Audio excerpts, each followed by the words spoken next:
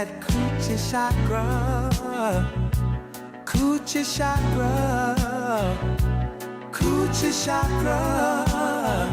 Oh, girl, let me hit that coochie chakra, coochie chakra, coochie chakra.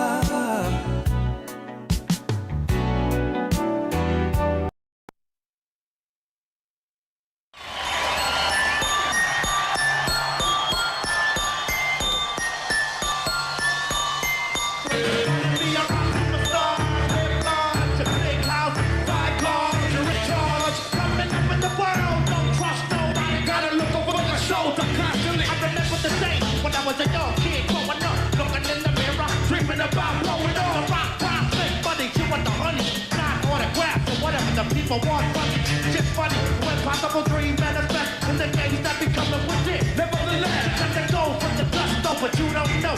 Got the blood, sweat, and tears. Losing some of your peers, losing some of yourself through the get past. Go by. You feel crazy?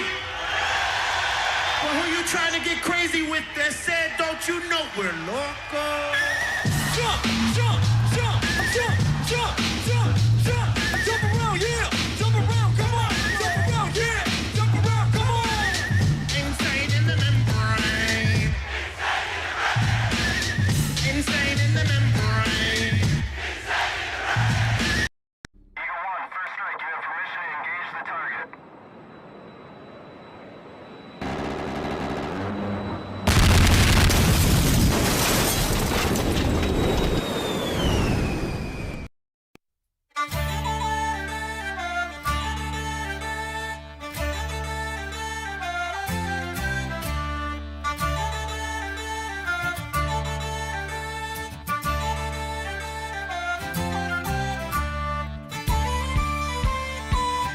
Hello, hello, hello. There's that Irish jig. Familiar Irish jig. Let's go, my niggas. My niggas, let's go. Let's break through. Come on, my niggas.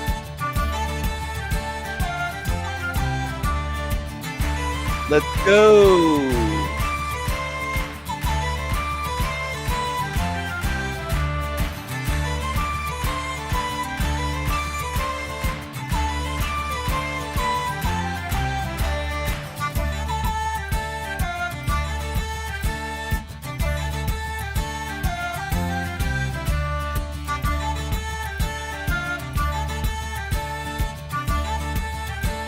Let's go.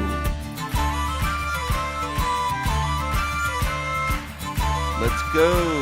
Hold on, we're having some technical difficulties.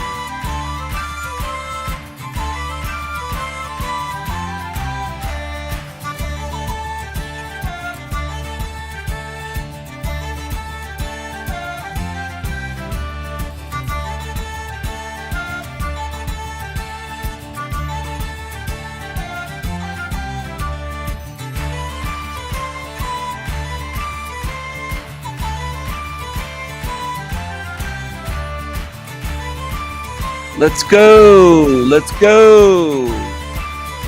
It's showtime.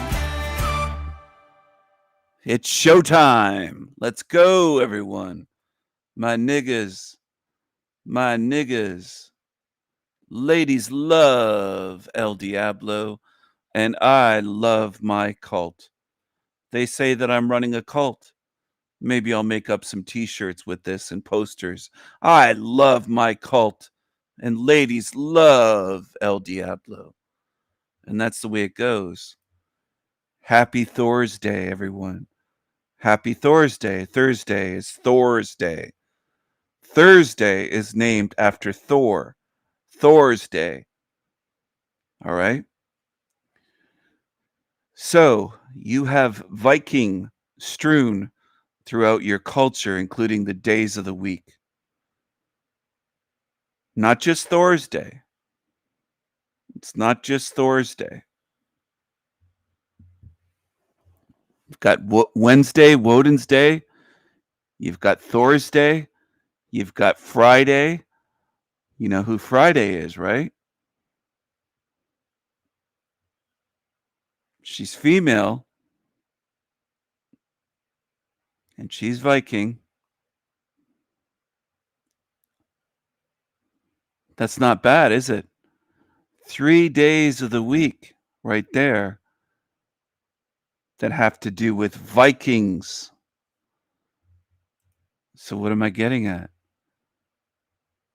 What's my message here? Here you go. Hashtag Viking Strong. Viking Strong. I want you to be empowered. Yes, frig. Some people will say, oh, frig. She had a team of cats, a chariot pulled by cats, which is kind of interesting.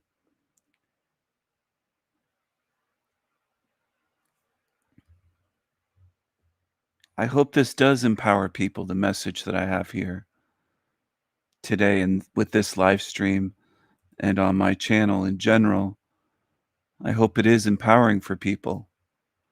Or as Ian from Awake TV says, people, people, people, people. He's always saying people, people. Remember Ian?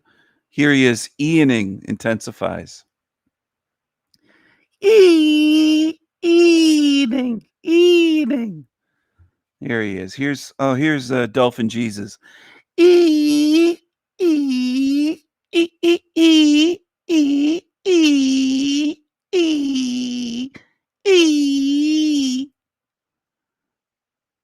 Welcome to Dolphin Jesus.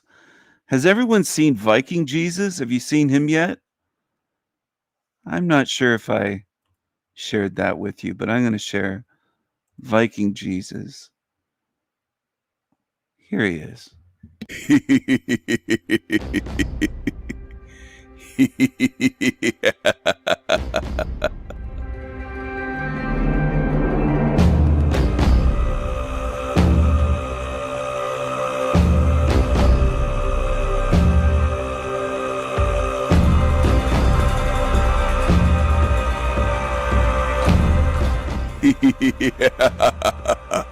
I am a mad Viking. Viking Jesus. I am a mad Viking.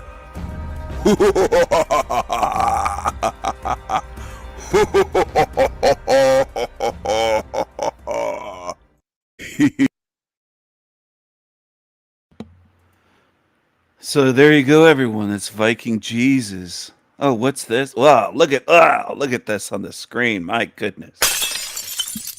Hey, looking for people to ask about Charlie Kirk. Or wait, no, I know what okay. I need to go to a place where there's going to be a lot of Republicans. Duh. I'm sure they're dying to talk about this. Duh. Where do the Republicans hang out? We got a guy running this way. Hold on. This might be our guy right here. Unless he's running because he's in a hurry. I don't know. Or he's just running to get some exercise. I really can't tell.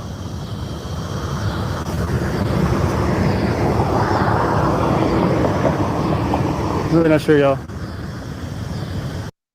Ooh, look at this thing trying to use what happened to Charlie Kirk for views. Look at this. Ooh. Ugh. How's it going, man? Look at this thing. Should not be in Texas. Deport this thing. Float it away on a door. Float this thing away on a door. He's definitely in a hurry. How do you feel if I did this every day until I got better at it? I feel like people just had their long day. I feel like, okay, I need to find a conservative. He loves saying, I feel like. He doesn't fit in Texas. Feel like. Did your father feel like driving away after he hit that 6-year-old little girl? His father is guilty of a hit and run. He killed a 6-year-old little girl in Dallas. This guy's father. This creep's father, his creepy father. Hit and run. He killed a girl. And Landry is a criminal as well. He has crimes on his record. This creep. Here's another creep, Matt McKinley. He's creepy as well.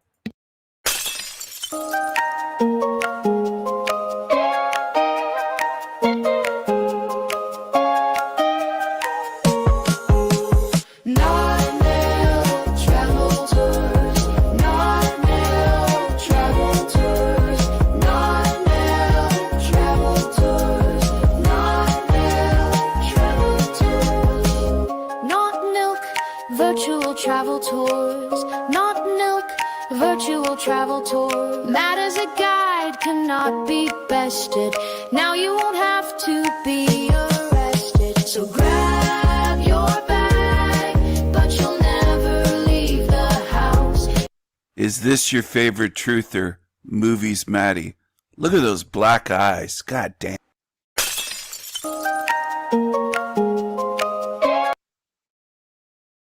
What is this? Matt McKinley fanboy. Look at the eyes. Look at the eyes on this thing. I didn't know you were supposed to have a theme or a niche to your channel. I thought just being me and being unique and special and off the wall and every direction, but the one you want was something people would want to see.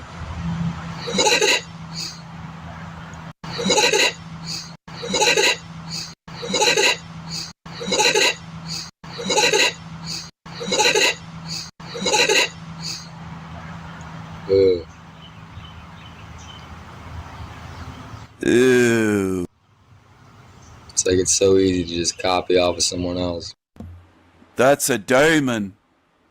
What is this? Matt McKinley fanboy.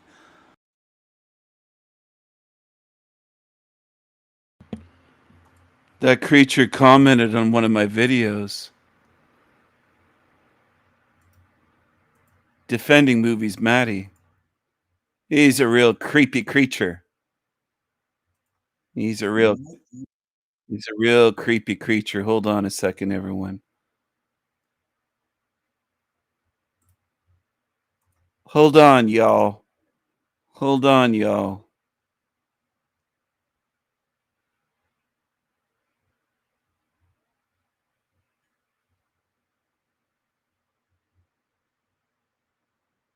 I have things to share. Just give me a second. What do we have here for you?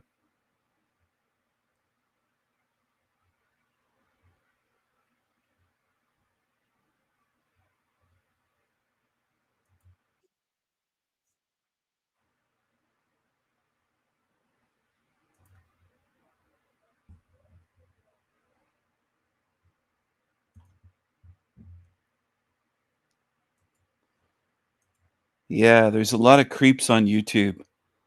A lot of creepy creatures. Here's the other video I made on Matt McKinley today. A little short video. Roll it, roll it. Here's Matt McKinley at Texas Shrugged talking about the Alex Jones show and the CIA running drugs. He's an Alex Jones fan.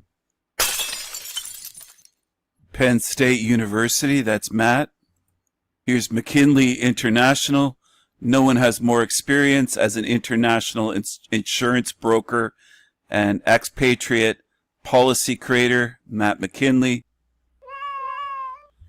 Here's Matt McKinley talking about stockpiling food, canned vegetables, any room in your house, stockpile ammo in it for the upcoming economic Armageddon. This was in 2011. Where else has Matt been? Where else is... Oh, here he is. Texas Shrugged, Matt McKinley. A book. Alex Jones show. The Alex Jones channel. There he is on Alex Jones's show. Infowars.com. That's Matt on Infowars. Hey guys, it's Matt. I'm on InfoWars. Hey guys, it's Matt McKinley on InfoWars. Hey guys. Hey guys. I'm a shill, guys. Hey guys.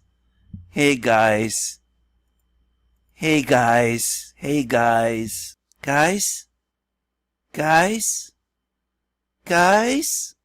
Roll it, roll it. Here's Matt McKinley at Texas Shrugged, talking about the Alex Jones show and the CIA running drugs.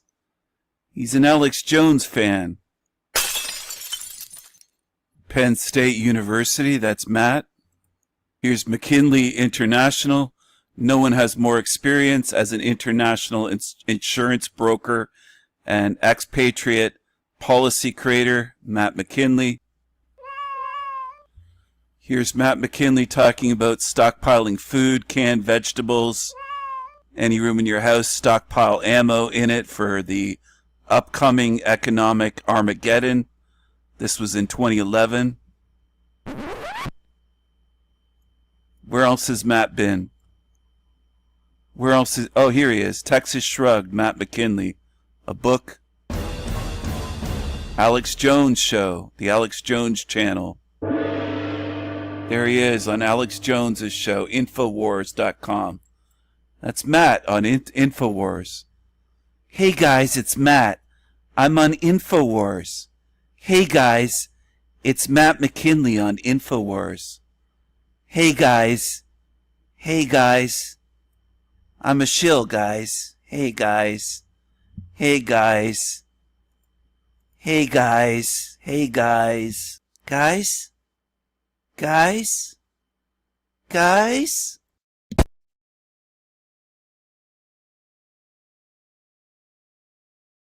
So there you go. That's Movies Maddie from Quantum of Con Man channel. Movies Maddie, I call him, or Humpty Dumpty is another thing that I've called him, nicknamed him Humpty Dumpty, because he looks like Humpty Dumpty, and he likes to reference Humpty Dumpty. Here's a post that I made an hour ago. Hey Matt, care to explain? And then I tagged him, his channel, at Quantum of Conscience. Why not hop on my live stream and chat with me? ? Why don't you ever do any live streams on your channel? For a decade. Maddie, we see you. Here's the meme. Hey guys, it's Matt. And there he is. Looking deceptive and creepy on InfoWars. Matt McKinley is a direct descendant of President William McKinley, a presidential bloodline, royal bloodline family, the McKinleys, because every U.S. president has royal blood. So does Matt McKinley. He's a fraud, and I've exposed him for years. But unfortunately, most people on YouTube can't learn when someone's exposed. When I expose this creature and Tony Sayers and Lolita and on and on and on, I expose them. Forever Con Man channel and Howdy McCoskey and Jason Braziers from Archaics the Grapist. I've exposed tons of these criminals and frauds. And one's part of the system, bloodline related. People don't want to pay attention. And you've convinced me, YouTube, most people in this realm don't want the truth. They want to follow lying demons. That's what they've shown me. That's what YouTube has shown me more than anything else. Matt McKinley on InfoWars, Alex Jones show. It's right there for all to see. And I tagged him right here. You see this? I'm not afraid of any of these creatures. I call them out and I tag them. I name names and I tag them and I make memes and I make videos showing you what they are. But people are too fucking slow and too dense overall, in general, in this realm to learn anything. Most people in this realm are too fucked up to learn anything. They're just too slow, too dense. They don't care about the truth, or they are demonic themselves. That's the way it is, unfortunately. I wish that wasn't the case, but it most definitely is the case. Otherwise, you'd be learning, saying, yeah, I see what you mean now. I see what he is. But most people don't learn. They don't learn anything. Year after year after year, most people in this realm don't learn anything. Even if you present overwhelming evidence, it doesn't matter, because most people don't want the truth. They don't care about what the truth is. They want to be entertained. They want to feel good. They want to fit in with demons. They don't care about the truth in this realm. Most don't care. Hello. We haven't seen him around for a while. People were starting to wonder what happened to him. Little D, aka the Green Wizard. I think I found him. He's training at a new gym. Here he is. Here's the little guy. And you don't see this very often in a gym, do you?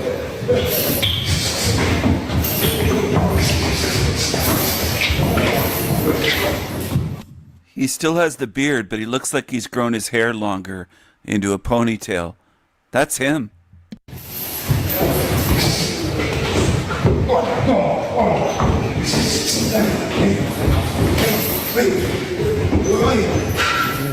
The little guy's full of piss and vinegar. Look at him go. Look at him. I'm going to put my money on these. And you don't see this very often in a gym, do you?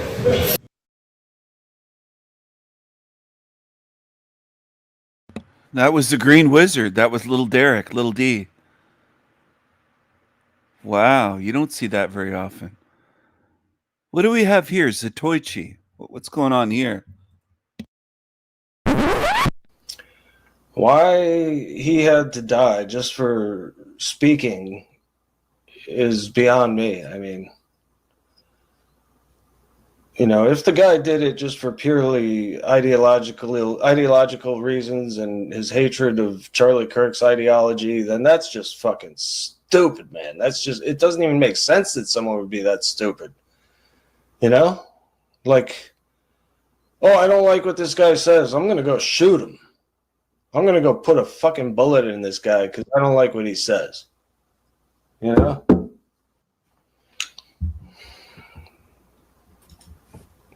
What's up, EFD? How you doing? I'm fine. What's up? Just talking about Charlie Kirk a little bit.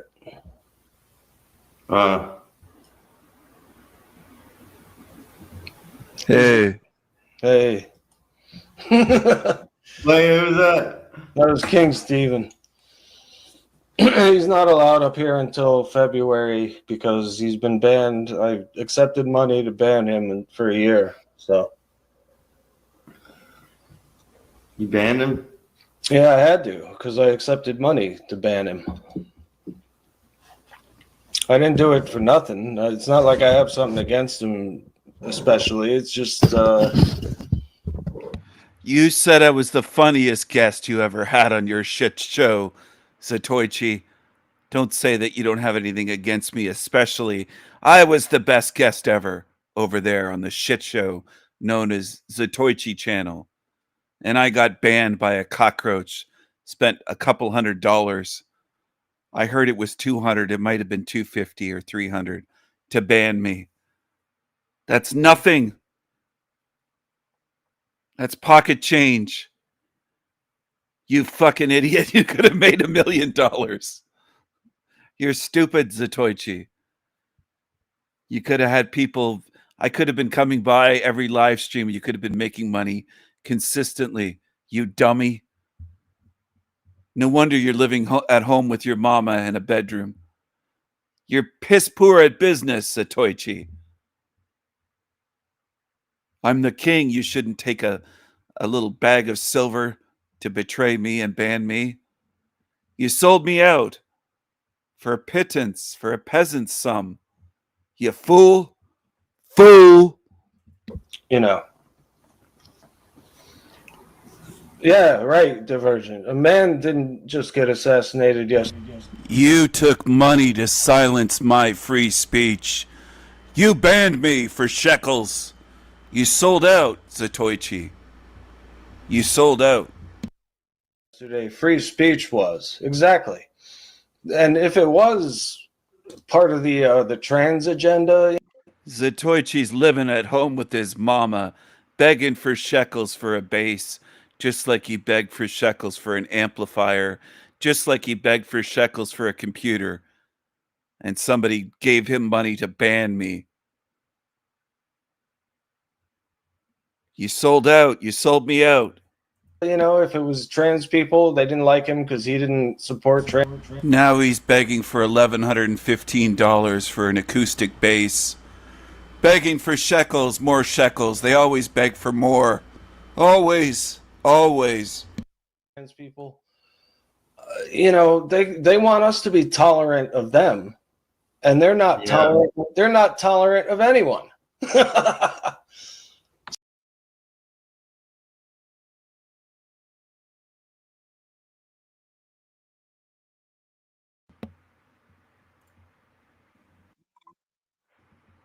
All right, who is this Gary guy that's typing up a storm in the chat room? Brand new, and they have a lot to say here. You've been watching Matt for 5 years. So what? You're an idiot. You know nothing. You're a fool. You're a fool.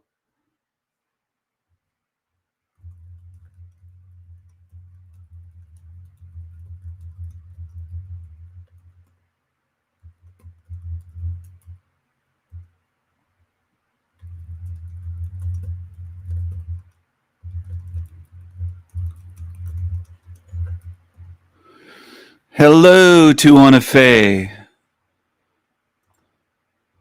Hello to Wanafe.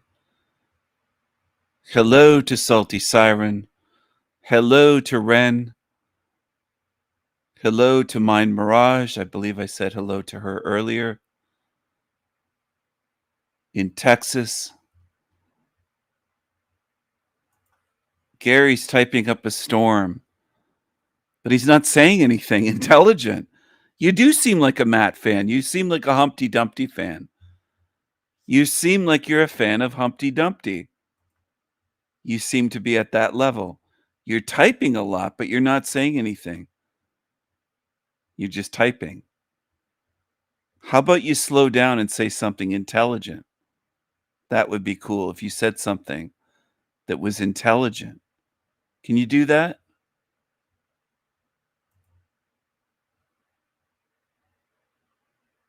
Try to say something intelligent.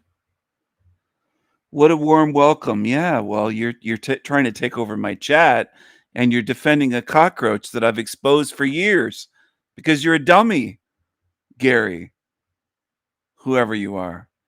Can someone check to see if Gary's account is brand new? I suspect they're probably brand new on YouTube. They have the cures for what. They have all that. They don't share it with us. They know how basically what this place is, how it replenishes itself. See, you can see how quickly and I know these people, what is the matter with people would say these Canadian wildfires are, you can see how quickly and I know these people, what is the matter with people, what is the matter with people, what is the matter with people would say these Canadian wildfires are people, what is the matter with and I know these people, what is the matter with people would say these.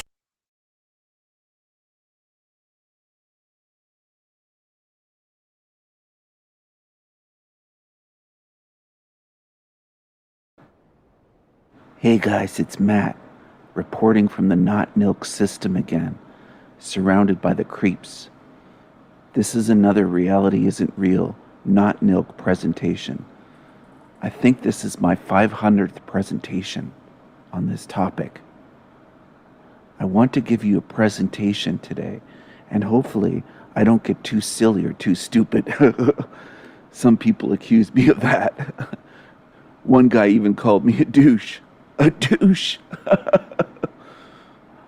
I know, you're saying, Matt, this channel has devolved into a clown show, Matt. We have to be funny and laugh sometimes when we're not surrounded, when we're surrounded by creeps, but they're not all in on it. I want to talk about, hey guys, today I want to talk about how bad Star Wars is. Again, on purpose, it's bad. I don't want to talk about how bad real life shit is, like Kensington and Philly, or any of the shit being done to humans here by evil. Guys, let's focus on fluff like Star Wars. Hey guys, do I ever tell you how sick and demonic and full of pedos Hollywood is? Nope. Nope. Oh, I want to talk about my hoagie from Wawa. There's a place here called Wawa all around Philadelphia, and it's better than 7-Eleven. It's just way better, guys. Did I ever mention Wawa to you 500 times? Or King of Prussia Mall? King of Prussia. That's the real name. I'm not kidding. King of Prussia. Guys, let's not get sinking down into the bog again. It smells really bad. Reality is just a script, guys. It's just a half page, guys. It's just a half page. Everything is a reality breakdown. We don't need to focus on it. We don't have to focus on the screen. We've already won. I can assure you, very smart people tell me this. This isn't an appeal to authority. And plus, I'm a recluse, and I never leave my cave. I watch so many movies that I understand reality better than you do. Trust me, guys, I can assure you. Very smart people. Very smart people see this too. Very smart. Did I mention they're making Star Wars bad on purpose a few hundred times? Every new Star Wars is horrible. Horrible. Horrible. That's my big thing. Star Wars made bad on purpose to ruin it for nostalgic, chubby little man children and guys who still love Star Wars at age 53. Guys, let's talk about spirituality too in this presentation. I love to give presentations. I do that. I used to do that when I sold insurance to VIPs. Look into that sometime. Look into what kind of insurance I used to sell, guys. Well, guys, I don't want to speak for anyone, but Tony would say, not my Tony, but Tony from email. He stopped emailing me for a year now. But for a while, Tony was like my guru. Tony would never say that I'm Humpty Dumpty. Tony would say there's no life review in death, and that we get whatever we expect and focus on. Tony would say nobody dies and sees Jesus in death if they don't already believe they'll see Jesus. But I don't want to speak for Tony, guys. Guys, Tony isn't my guru, even though I've talked about one guy who emails me for years now. He's just very, very smart. Very smart. Very smart. I can assure you. I assure you. I know, Matt. People are throwing rubber duckies from their bathtubs. Matt! But there are near-death experience testimonials that totally disagree with Tony. Why don't you have Tony on your show, Matt? Matt, why don't you do a live stream? Matt, and answer questions. Matt, and get lots of super chats. Matt, and make money to pay your bills. Matt, if you make a living this way on YouTube. Matt? Is that enough times, Matt? Says Matt. Matt, are you wearing your Matt shirt? Identical. Peter Stuyvesant. You people are out there like Pluto. Loons. Oh boy. Really? Really? Come on, sir. Come on, sir. I could speak for all of you and say, I probably said my name Matt, more than anyone has ever said their name in all of human history. Oh boy. Thanks for listening. Sorry if I sound fucking grumpy for the past 3 years straight. Thanks for listening, everyone. You guys are just great. You guys are very smart people, and yeah, we'll beat the knot, Nook. We'll just walk right out of here like it's nothing. If there's so many illusions and tricks in this world, there won't be in the afterlife. It'll just be like a cakewalk, a fucking cakewalk. Okay? I'll drop some fucking F-bombs in my videos too. Okay? Thanks for listening.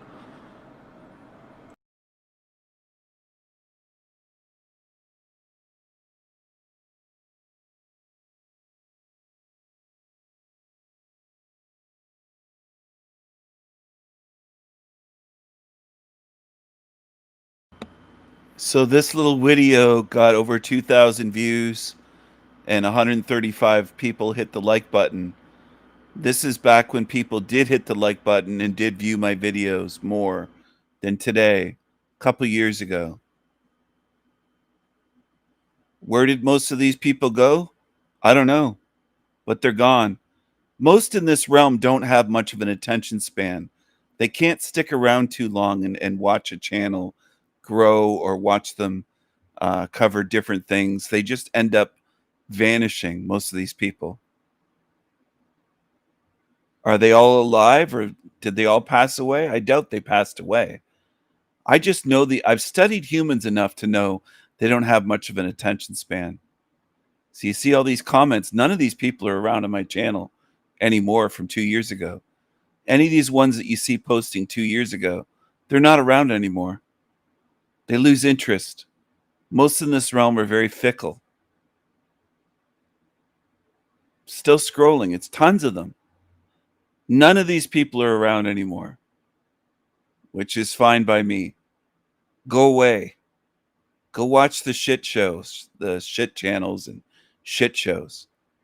I don't want fickle people around me. I don't want people around me that just want to be entertained for 30 seconds. And that's the extent of their focus and attention span. And that's most humans, by the way. So I'm telling you point blank, you're so sarcastic, you must be a fellow Gen Xer. None of these people are around. I don't recognize any of these names anymore 2 years later. Oh, there's one, though. Right now, there's one. Tammy. She drops by once in a while. That's the first one scrolling down out of all these comments that I recognized as someone that's still on my channel. All the rest are gone. They're not banned, or their comments wouldn't be showing up. They just lose interest. And that's people in this realm. They lose interest. Very few in this realm have any attention span whatsoever.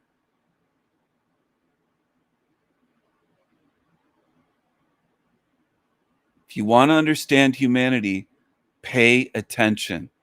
They will show you what I'm talking about. They will show you. Women living so bad, did they have to cover up her bottom? Looks like she was showing her vagina there.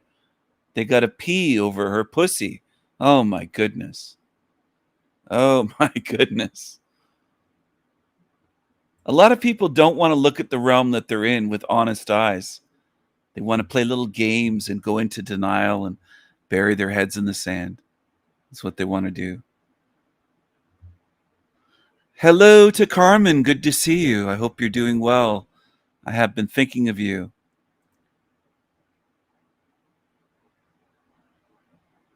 I'm going to share this meme that I made earlier today. Happy Thor's Day. Happy Thor's Day. Of course, I used AI or fake AI to create this very quickly. And then I added my own font. Well, I didn't create the font, but you know what I mean. I got a Viking font and put the text on Happy Thor's Day. I added that on, but I think it looks pretty chill. The snow's coming down. He's got the big hammer, the big war hammer of Thor, Thor's hammer. Happy Thor's Day, everyone. Happy Thor's Day.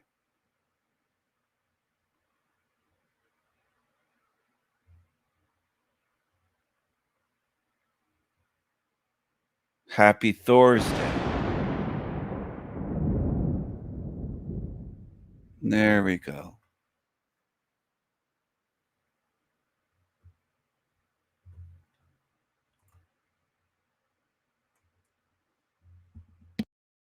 So you said something in your body did what? Nah, the material, put it like this, the material using my body to stab the lady.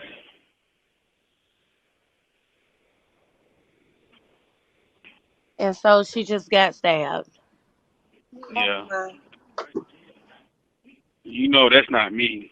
I'm talking about just for no reason. But since they did that, now they got to investigate the material my body exposed to. Since they want to do all that, now they got to investigate. It's funny because she's from the Ukraine. She's from Russia, and they got a war. They had a war going on against the United States.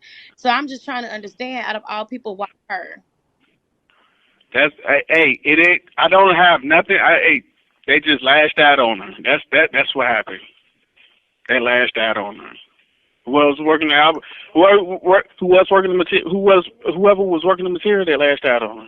Leaked audio from a jailhouse call has revealed shocking details about the murder of 23-year-old Ukrainian refugee Irina Zaruska on a Charlotte train, exposing a chilling mindset and a system that failed. So I'm Joseph Morris, and don't forget to like and subscribe. On August 22nd, 2025, 23-year-old Irina Zaruska, a talented artist who fled Ukraine's war in 2022, boarded the Lynx Blue Line after her shift at Zepetti's Pizzeria in South Charlotte, scrolling on her phone with earbuds in, completely unaware of 34-year-old DeCarlos Brown sitting behind her. Surveillance footage captures him pulling a pocket knife, lunging, and stabbing her 3 times in the neck from behind. In the horrific 10 to 15 seconds that followed, Irina, unaware of the severity, appeared to hold her nose as if it were bleeding, not realizing she'd been stabbed in the neck and was moments away from her death. She began crying, her body reacting to the fatal injury as she lost consciousness from blood loss and shock. Shockingly, no one helped. One passenger was even seen filming her as she bled out. Irina was pronounced dead at the scene. The released footage skips the graphic moment but shows DeCarlos walking away, knife dripping blood, as another passenger flees in terror. 6 days later, on August 28th, DeCarlos called a sister, 33-year-old Tracy Brown from Mecklenburg County Jail. In audio shared with the Daily Mail, he claimed government-planted materials in his brain controlled him. He said, "I hurt my hand stabbing her. I don't even know the lady. I never said one word to her at all. That's scary, ain't it?" Speaking in the third person, he added, quote, "They just lashed out on her," end quote, urging police to investigate these materials. When Tracy asked why he chose Irina, he said he thought she was, quote, "reading his mind," end quote. Last week, Tracy visited him in jail through a glass window where he repeated this delusion. This wasn't new. DeCarlos, diagnosed with schizophrenia, had called 911 multiple times, claiming a microchip controlled his brain. Now let's rewind to January 19th, 2025. DeCarlos was arrested for misusing 911 after telling police about, quote, "man-made materials," end quote, in his body controlling his movements. The arrest affidavit notes he demanded an investigation, but police dismissed it as a medical issue, charging him with a misdemeanor. Now here's a bizarre twist fueling debate. In the jail call, Tracy asked why DeCarlos chose Irina, noting her Ukrainian roots and the war. He replied, quote, "She's from the Ukraine. They had a war against the United States," end quote, tying her to his conspiracy about government control. Some online claim his post-attack words, quote, "I got that white girl," end quote, suggest a racial motive. But the call points more to paranoid delusions. The delayed release of the full footage fuels distrust, with many questioning what authorities are hiding. Yeah, it's never racial when it's an attack on a white person, a white woman, by a black man, right? Would it be immediately called racial the other way? Yes, it would be called a hate crime immediately if a white man did that to a black woman or a black man. Immediately, it would be called a hate crime by the white person. Immediately. But there's very few attacks that other way where the white person stabs or butchers a black person for no reason. It's almost unheard of. It almost never happens. But if one incident happens in 100 years, they'll never forget it. If one white person ever dares harm a black woman, it will be talked about like legendary, as though it's the legend, and they just talk about it nonstop. But this happens every day, where blacks are butchering white women and white men and white children all the time. There's a war on against white people. That's reality. And they call us racist as they butcher us. And everybody makes excuses like it's this, it's that, it's this, it's that. It can't be. It can't be racial though. Oh, how could race be involved? The victim was white. How could race be involved? The killer's black. How could race be involved? Do you ever get sick of it? Do you ever just want to speak the truth in your life about the way things are? Stop following along with the bullshit that's spread in this realm? It's a shame. I really do believe, look, I think black people are not irredeemable, but there just needs to be brutal honesty. It's like, look, these black people are really struggling and they're turning into these maniacs. It seems like they don't do anything right. These people don't need a reason. They have resentment in their heart. They hate white people because they're unsuccessful in life, but it's not because of them. They're unsuccessful in life because of white people, right? All right, guys, with everything going on in the media, in the world, and in our country right now, what happened to this Ukrainian woman is completely disgusting, and it calls for a bigger conversation. A conversation about the black community, and also a conversation about these white liberals, because let's be honest, white liberals coddle criminals. They tell them that everything they're doing is okay, that they just need another chance, that locking them up is the problem. Meanwhile, you've got deranged, barbaric, animalistic behavior playing out in the streets, and innocent people are the ones paying the price. And then when someone does get hurt like this Ukrainian woman, nobody wants to have the real conversation. The conversation about crime, the conversation about degeneracy, about the behavior that is happening in the black community around this country. Nick Fuentes brought this up about a month and a half ago. And of course, as always, they labeled him as racist. They dismissed him. So she has the bricks in the background. Now, does she say a lot of things that I agree with? Yes, she does. But I'm just pointing out things just in case later on or at some point they start adding up to something more. Possibly. Maybe they won't. But she does have reddish colored bricks, the masonry in the background. Could she be somebody hyped up by masonry on YouTube as controlled opposition? I don't know. She has 145,000 subscribers. I just feel like I have to point it out. I'm not accusing her.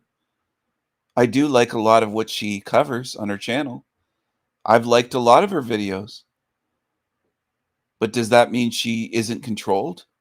It doesn't mean that. She could be. I don't know. Again, I'm not accusing. I'm just pointing out she does have red bricks and she does have 145,000 subscribers. Now, some people would say, well, that's not millions, Stephen. No, it isn't. It isn't millions, but she's getting thousands of views per hour.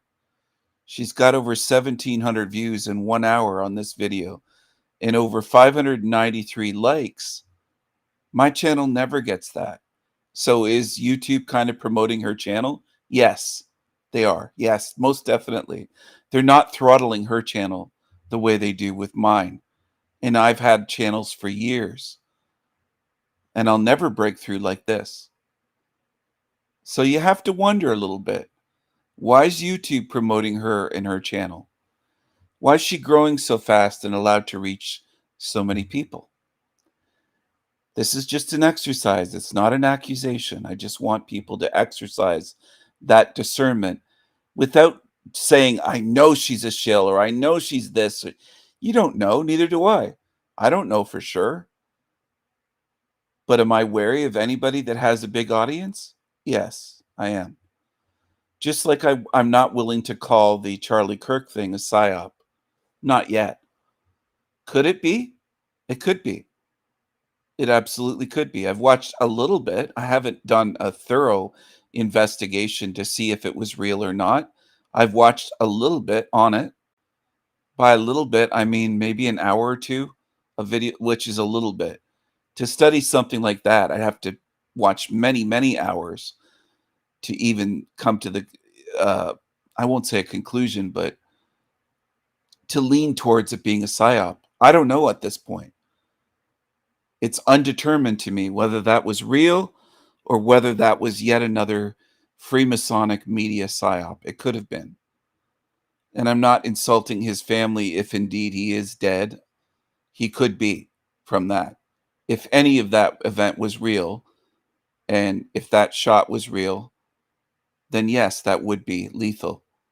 If that blood and the whole thing was real that we saw. But a lot can be fake these days, as you know. A lot in the media is fake. Most of it is. I can't say all of it. And no one can say that with a straight face, that every single thing is fake. But a lot can be done with AI, a lot can be done with video editing, a lot can be done in a lot of different ways to trick the masses. But the reactions of people to the Charlie Kirk event were very revealing, whether it was real or a psyop. Now, I said to someone on my channel, if I'm not mistaken, it was Felix, who is a good friend to the channel, earlier, that if it was a psyop, he'd have to hide. He's 31 years old for the rest of his life, which is kind of weird, because he was on the path to becoming someone that would probably, in the next 5-6 years, run for president. That's the path that it seems Charlie Kirk was on. And now he'll have to either go in hiding for life because he's supposed to be dead, or get such drastic plastic surgery. And I don't know how much they could change someone's face. They could probably make him look ugly, but could they change his face into someone else and make him look decent? Like a regular non-deformed human that looks attractive but looks different, and he'd have to hide with a different face the rest of his life. I guess that's a possibility. Or go into hiding for life. But how would you like to be 31, if that's his age, if they gave his age correctly, and hide till you're 70 or 80 or 90 years old, or however long he could potentially live? Would you really want to do that? And what would he do with his wife and children? Even if they were quote unquote in on it, he wouldn't be able to just visit them all the time, right? And how would he keep his children from ever saying, oh, daddy's alive, we see him all the time, he just changed his face, or never letting the cat out of the bag? Like, there's a lot of complexity. I'm not saying it's impossible. They could mind control the children potentially. There's probably all sorts of MK Ultra shit they could pull. I'm not claiming that it's impossible. I don't want anybody to go jump to that conclusion, because in this realm, fucking anything like that is possible. Anything nefarious is possible. They've fooled the masses many times on huge things, from nukes and World War II, and I mean they 9 double hockey sticks, the Rona, the list goes on and on and on and on and on and on. The whole JFK thing, the moon landings, you can go on forever with what they've lied about and fooled people on. So would I be surprised if it was yet another huge psyop? No, I wouldn't be. I wouldn't be. I just don't have the evidence at this point to come out and say conclusively, yes, this is what they did. Here's how they did it. I don't have that. Otherwise, I would put it out there. The other point I want to make about the Charlie Kirk event, whether it was an assassination or a psyop, I'll call it an event at this point.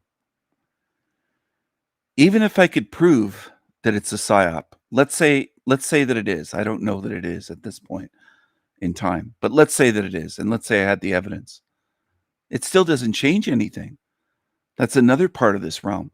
And I know some people would argue with me. I wouldn't be surprised if people said, Stephen, it does change things if it's the truth, that the truth, that he wasn't really assassinated, and how it almost would reach no one. I could work for the rest of my life trying to convince people on that one event for 20, 30 years if I lived that long, which is doubtful. All right. It's doubtful that I'm going to live 30 more years in this place, or even 20. I'd be shocked. But let's put it this way.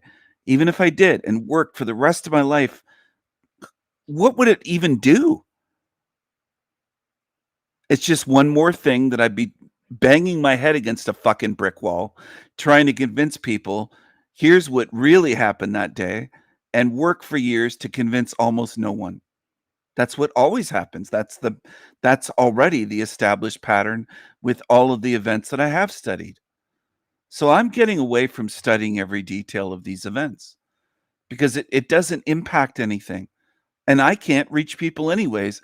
Even if I reached you in the chat room, if I was able to show Trader's World, for example, and Carmen and Ren and Salty Siren and Anna Faye that, hey, this was a psyop, what are you going to do about it?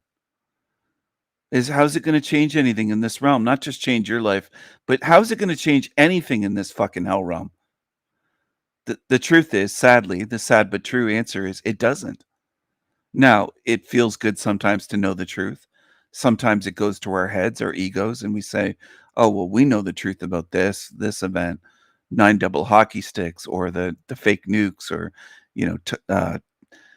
Hiroshima and Nagasaki were firebombed just like Tokyo was firebombed, and Dresden, Germany, the Dresden dolls, where those were made, was firebombed, a beautiful city, firebombed to kill civilians, which is war crimes committed by the British and Americans and Canadians. We all committed war crimes in World War II, and then we portrayed it as the other side only committing war crimes, the Japanese and the Germans and the Italians. Our countries committed real war crimes on innocent people. We firebombed people, burnt them alive. Men, women, children burnt alive in Germany and in Japan and various cities. Huge numbers of them burnt alive, firebombed. But what I'm getting at is, even if you know the truth, unfortunately, it doesn't change anything. I have a good grasp of the truth of World War II because I've done a lot of research for many years into it. Things that I can't even mention on YouTube, or this channel would go down as I'm speaking.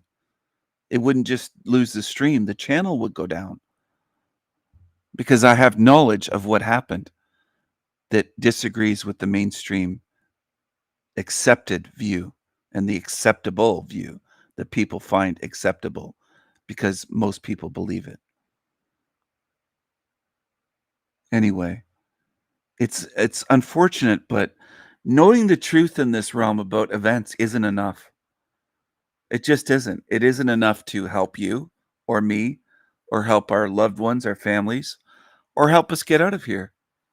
So what I'm getting at is I do value the truth, but I don't need to know and investigate and try to spread the truth of every event in this realm and every fine detail of every event, because that won't help me get out. It won't help you get out, and it won't end this hell realm system. And it almost never reaches anyone. If I spent 1,000 hours on studying an event, researching it, every fine detail, going over it with a fine-tooth comb, as they say, like a detective, it doesn't matter in the end. It doesn't change anything. And that's what you have to understand. If I had spewed out all of the knowledge that I have or can remember from studying 9 double hockey sticks event for years, it changes nothing. It doesn't even get the ones responsible in prison. It does nothing. There's no justice here. There's no accountability. Okay? And I'm not saying this to be a downer. I'm saying it to try to help people that are on their journey here to truth, not to waste your energy, not to get frustrated, not to bang your head against the wall until your forehead hurts and your blood on your forehead, and you basically have a concussion and headaches every day, and you're frustrated saying, I can't get through to my family. I'm trying to get through to my husband or my wife or my children, or my parents are still alive. I'm trying to, not me, but others, mine are deceased, but trying to get through to them, and I can't reach them, and it's just frustration for years. And I'm telling you, it never works. That's the pattern of this hell realm system, this sewer matrix. I'm actually trying to spare you that pain or lessen it as much as I can so you don't waste your energy and get frustrated and hurt for years and have a worse time in hell realm. I'm trying to help you in that respect, if I can. If I can, which is in most cases mission impossible. I think maybe I've helped a few, but not nearly as many as I wish I could. I set out a goal hoping I could help thousands. I've reached thousands of people, but I haven't broken through to them. By reached, I mean I've gotten subscribers from thousands, and I've had 1.7 or close to 1.7 million views on the Sanity Machine, plus views on my other channels like El Diablo and previous channels that were nuked, you could say, terminated by YouTube. And nukes are not what they say. They're a psyop, of course, but you get what I'm saying. I just want people to spend their energy on what will benefit them, what will help them, and not waste it. If I can make that kind of difference in your life. The previous me decades ago, let's say 20 years ago, 25 years ago, we'll say, would have looked at dreams and tried to analyze my dreams and other people's dreams and tried to spend a lot of time analyzing that to figure it out. And I would analyze events in the world, in the realm. And I realized at a certain point, it's essentially useless to do that. Now, if you want to do that, I'm not going to discourage you. You can do what you want. I'm not telling anybody not to look into that stuff. But if you can do whatever you want, but from experience, and I've spoken with thousands and thousands of people over the years on social media, not just on YouTube, but on YouTube, Facebook, Odyssey, MySpace, chat rooms before there was even a MySpace. I remember when MySpace was brand new. I remember when internet chat rooms and internet forums were brand new in the 90s. So I go back decades. We're talking well over 25 years on the internet, more like 30 years. I've been doing this, looking into conspiracies, not just on the internet. It's not just I was on the internet. I was looking into conspiracies before there was a World Wide Web. So if you want to call me a grizzled old veteran or whatever, I'd wear that with pride. I've been doing this for a long time, and almost nobody gets reached. I had a website in the 90s with a former friend of mine that was not just a friend at the time, friend for many years, but we worked together on a website. This is back in the days where you needed to know HTML code and JavaScript and learn that stuff just to customize a website on your own, to change the colors, to add links, hyperlinks that worked, to change the background, to add images, to do this, to do that, to add files that people could view and download. You had to basically program in the 90s to be able to run a decent looking 1990s style website. And I learned all of that back then. So did my friend. We both did.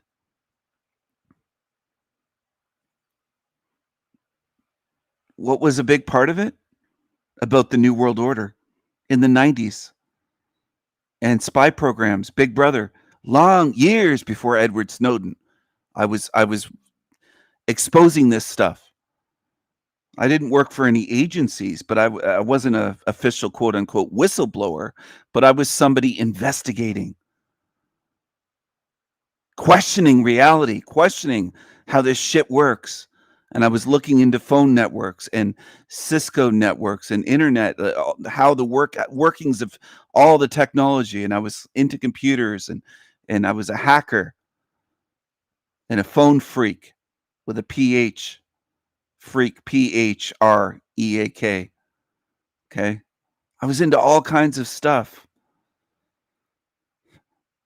You might be surprised. I was into programming. I was into doing things that you don't see me doing today. I learned many things in my life and then moved on and learned something else and moved on and learned something else. I'm a very curious-minded being. I know that almost makes no sense to beings in this fucking realm because most are so lazy and they're incurious. They're not curious at all. They're just lazy and they just accept whatever reality and narrative is presented to them in the mainstream. That's what most do in this realm. Whether you want to admit it or not, it's right in front of your eyes. And you'll see it time and time again. They prove it to you if you pay attention. That they don't question most things and they don't care. And they don't care if you have knowledge about certain things. If you have truth and information, they don't care. How do I know? I've spent decades doing this. I was looking into it before I had that website. And I think I started the website in 1997, or it was either 97 or 95. I mean, I've been doing this for decades and decades. I had a bulletin board system in the 80s, a computer, a desktop computer, and then a tower computer in my bedroom, a 286. Then I upgraded it to a 386 system with a big monitor in those days, not a flat screen, a CRT monitor, and a hard drive and floppy disks. And back then I spent, I think, over $1,000 one time to upgrade to a 1 gigabyte hard drive, which was huge in those days. Huge. And it was like over $1,000 or $1,200 or something. I spent a lot of money in those days on computers. And I did a lot of learning and exploring and investigating. I'm bringing this up for a reason. I'm not new at this stuff. And that's what some of you have been unable to get through your heads. And it would benefit you if you could just learn that and say, you know what? This guy knows what he's talking about. He didn't start looking into this stuff yesterday or last year. I've been doing this for a long time. And a lot of these channels on YouTube just popped up either during 2020, the scamdemic, or post 2020. And that's what you're following. To me, you're following newbies, where it took an immense worldwide thing to open their eyes even slightly. And they got locked down, so they had time to look into things, and they were bored. So they set up YouTube channels. And that's what some of you are following, bored people. You're not following dedicated, devoted researchers. And you can't even see that. Even with my help, when I point them out and expose them, there's a select few on my channel that can see that much. It might be a couple dozen. That's it on all of my channels. For the years that I've been doing this, a couple dozen people might be able to see that I've exposed these channels as absolute fucking frauds. And I knew there were frauds before I set up my channels. And it's taken me years to try to prove to a few people. Hardly any of you can see humanity. So yeah, you're not going to be able to convince your family, Trader's World, or Anthony, or anyone here. Neither can I, by the way. Before you ever knew me, I tried to convince my family of lesser things than what I talk about here. What do I mean by lesser? I mean things that are more obvious, that wouldn't open one's eyes to this being a hell realm and help you get out spiritually, but they'd be stepping stones if my family members were able to see it. But they weren't. No matter what evidence was presented, it was a futile effort. It was mission impossible. I might as well have been chained up like fucking Houdini trying to reach them, and duct tape put over my mouth and thrown into the ocean, for all they could care about what I was saying. For years, I tried. For years, not just a month or a year or two. For years and years, I tried with my own family on many events. It never worked, and it never would. It never would. So I know it doesn't feel good to say, but I got over that. I used to worry about family members going into the recycling bin and getting tricked, and oh, I hope I can help them or save them from that fate. Now I don't worry about them anymore. And I know to some of you that are not far along the path might think to yourselves, oh, that kind of sounds cold and cruel of Stephen. He just doesn't care anymore. No, I came to face the reality that I can't teach them or help them or show them anything that matters. And I mean that, anything. With jabba dabba doos, with 9 double hockey sticks. Pick an event, pick an agenda, pick a psyop, pick a lie in this realm. Pick a phenomenon like the Mandela effect. I couldn't help them see anything. And I'm not exaggerating. I emphasized it that way on purpose because I want you to understand. So if I couldn't do it with any family member, my age, older, whatever, younger, older, didn't matter. What makes you think you're going to be able to do it?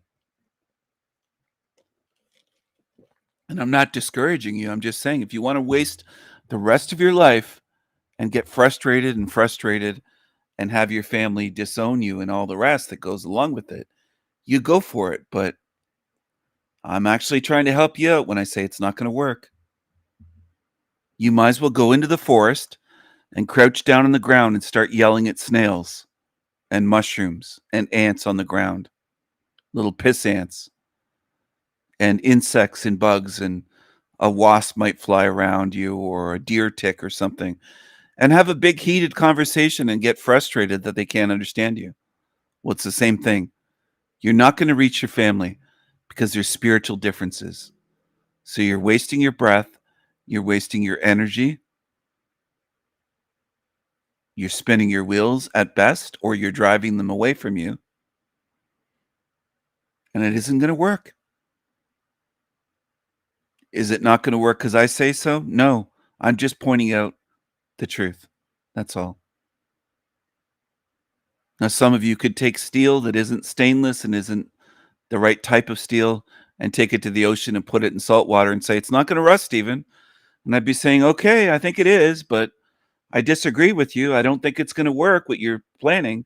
And you could argue saying it's not going to rust. And I'd say it's not steel that's meant for salt water. It's going to rust. I know it will. I already know the outcome. And it's the same kind of thing.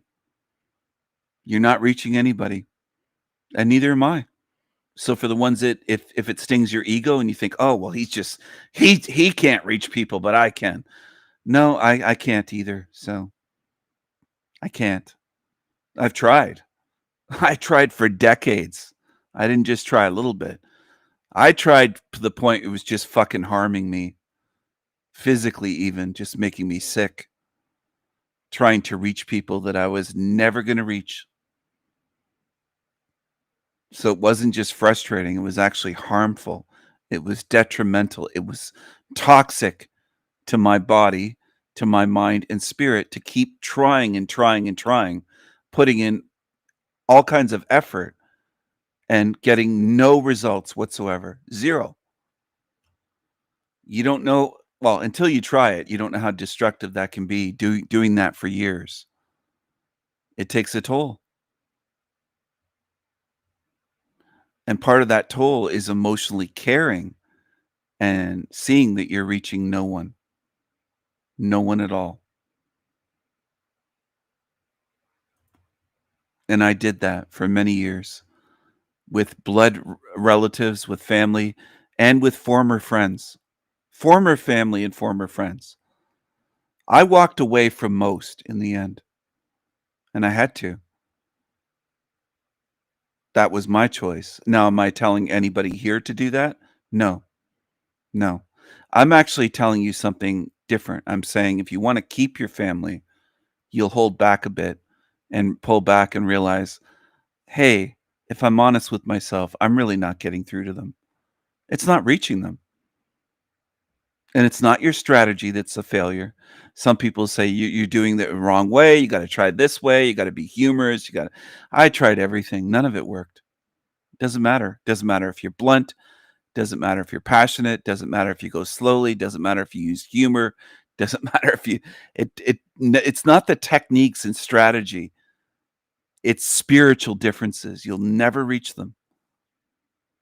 So does that mean that they're doomed to be here? No. What you should work on is saying, I got to get myself out and end this matrix to set them free because they can't free themselves. We have to do it for them. That's the reality. That's the conclusion that I came to years ago. They can't set themselves free. They can't even understand what we're talking about, much less set themselves free. They can't do it. It's up to us. Now, I'm not saying that to put pressure on you. I'm just saying it because it's true.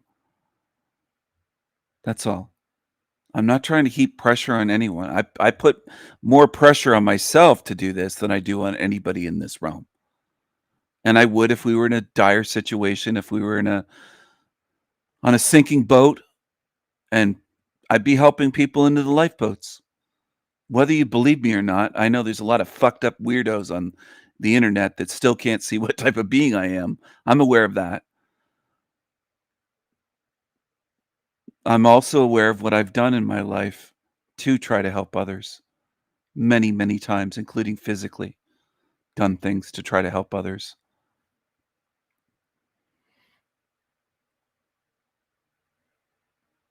I don't want to be a leader, but in certain situations, I know that that's necessary. And introverted beings like me don't like to just jump out and say, I'm the leader, follow me. That's not my personality. That's not the way I am. But if no one else is leading, and I have knowledge and leadership skills and ideas, and I know what I'm doing, if I feel or know that I'm competent, then yes, I will lead. I will take the lead. Does that mean that I'm doing that for praise or accolades or no, it doesn't. A lot of people on YouTube don't even understand the Raven King and the symbolism right on the screen. They don't even know what a king is. It represents a sovereign being. But it's not just kings that should be sovereign. I'm trying to teach beings to be sovereign, not to be slaves, to be sovereign instead of being slaves. Now, who are slaves? Well, by definition, anyone that has a ruler, a master above them, an authority, a god, all of these different things, lords, rulers, masters, authorities, gods, all of that. If you have that, by definition, you're a slave. By definition, it's not about hurting your feelings.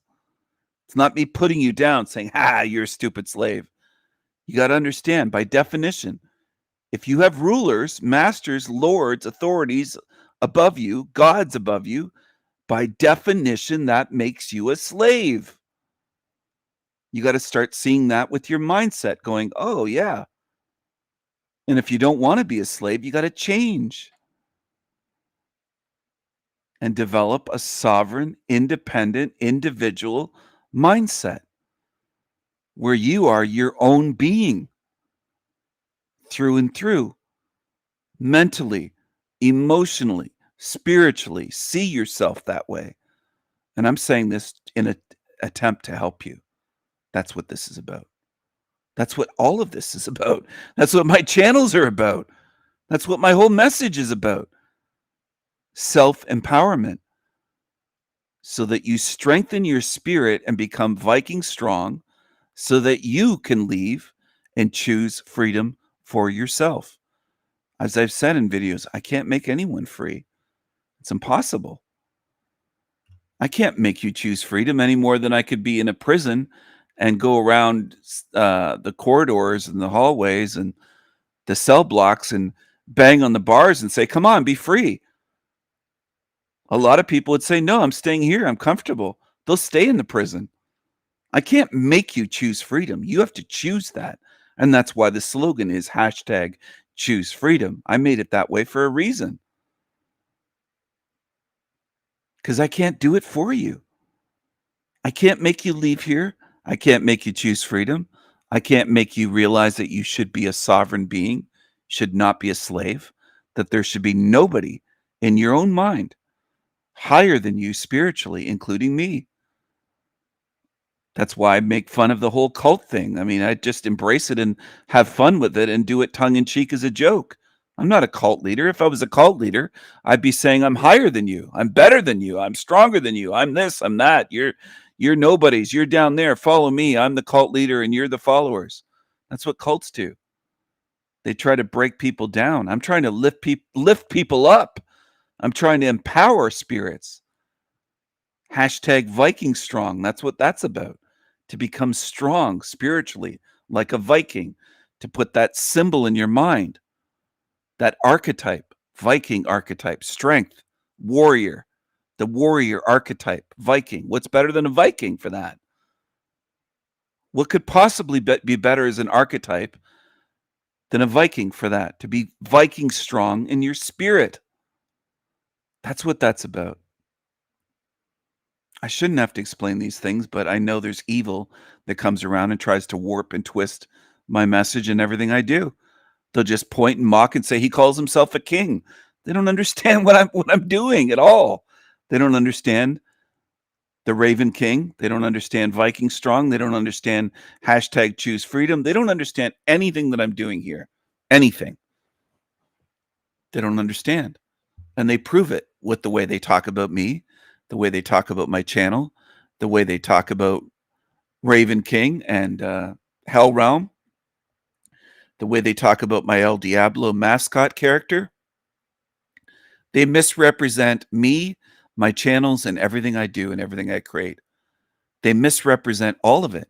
That right away should be the biggest clue to you that they're evil, because they warp and misrepresent me and all that I've done here for years.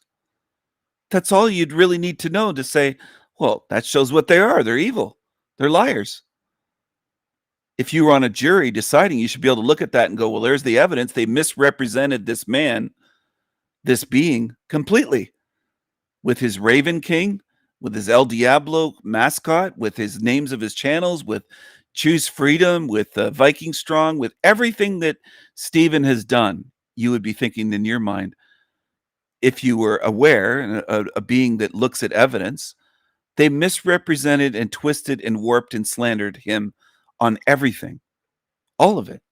They say I promote a hell realm. I don't promote this as a hell realm. I don't promote a hell realm.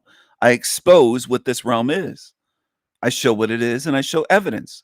Real world, visible, observable truth and evidence. That's what I do to expose reality. And this place shows that it is a hell realm.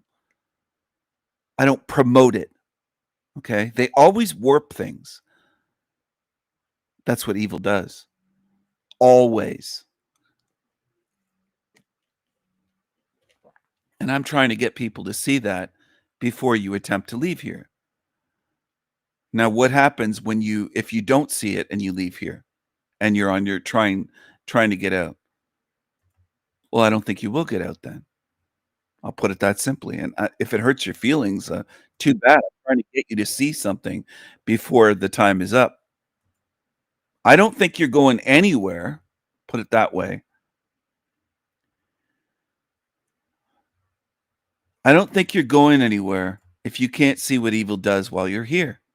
I think it's important to see evil as it is while you're here. That's why I say see now or pay later. Something happened with Restream, so for the past little while I haven't been able to see the chat. So I had to go to YouTube now. Hello to Louise. Good to see you. I noticed Louise has joined. And Trader's World said that I helped him. And Anthony said that I definitely helped him greatly. Yes, they won't wake up. And at first it is sad. I'm not telling people never to feel sadness, or it's a grieving process. And I understand that. And I try to, how can I put it? It's hard to remember all of the pain that I went through in a way, because it was many years ago. And some of you are going through that today, but I went through it so long ago, many years ago. A lot of my family I've had no contact with for 6 years or 10 years, or in some cases longer. Some of them I wrote off when I was 20 years old. So it's been many, many decades, and they passed away, and I chose not to have contact with them. Some of them were abusive, narcissistic demons, and I had to go no contact.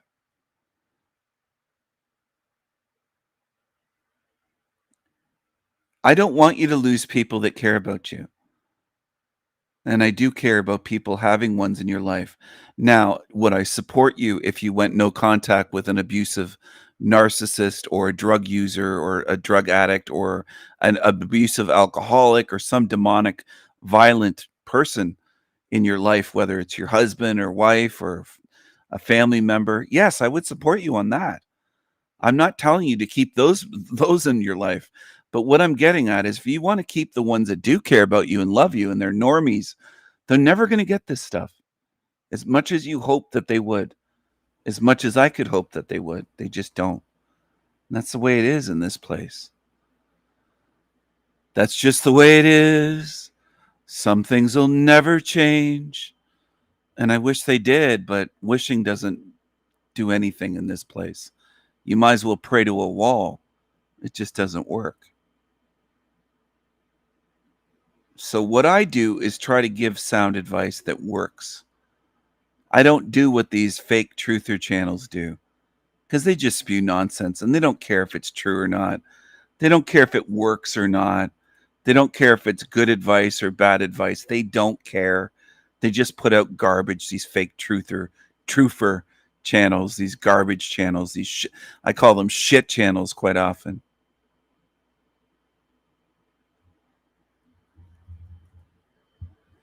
Cheap ass demons. I just read something in private. Somebody was telling me about a demon at an expensive resort, just a cheap ass demon. There's a lot, I do appreciate the ones that are friends with me that can make me laugh. And we got to laugh at these fucking demons in this place. It feels a lot better and it's a lot healthier to laugh at them than to let them get us down. Just to laugh at them. To laugh at these fucking creatures, these cheap ass demons and these, even the abusive ones. The laughter is like spears in their side. It's like it wounds them. They can't take it. Narcissists hate to be laughed at because they're very insecure beings deep down. The rest is a facade. It's fake confidence. These narcissists are deeply insecure, and laughter wounds them. To laugh at them. And they deserve it. They deserve it. Anyway, I don't want you to lose the good beings that just don't understand where they are. Not understanding where they are is not a crime. And we shouldn't treat them. We shouldn't be too harsh with them. This is the way I'll put it. They can't help it. That's the way I look at it. I don't think they can help it.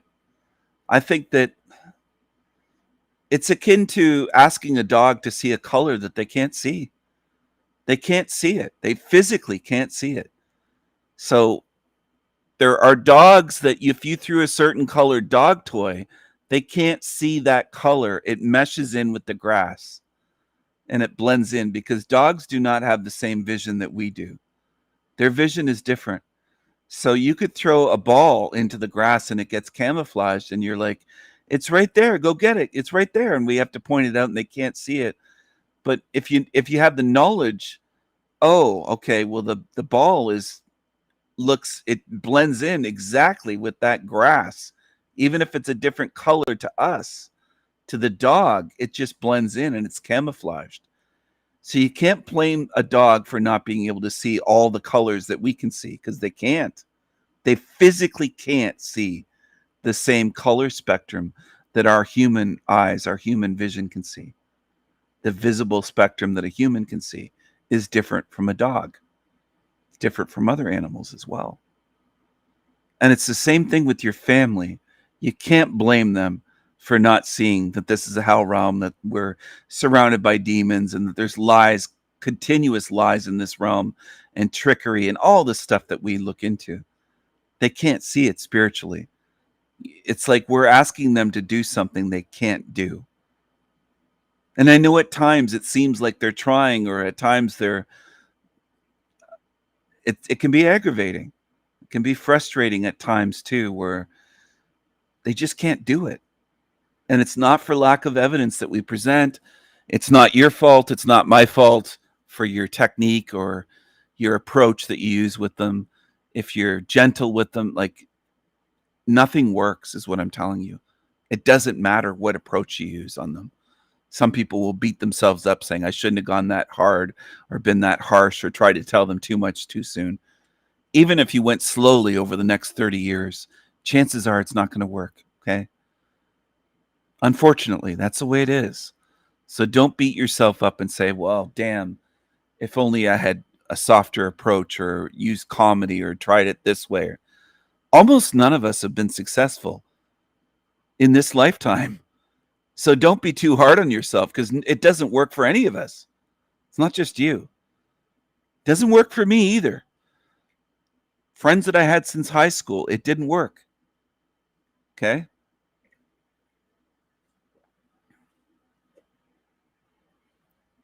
And family I had since toddlers or since I was born before them. So I knew them since birth.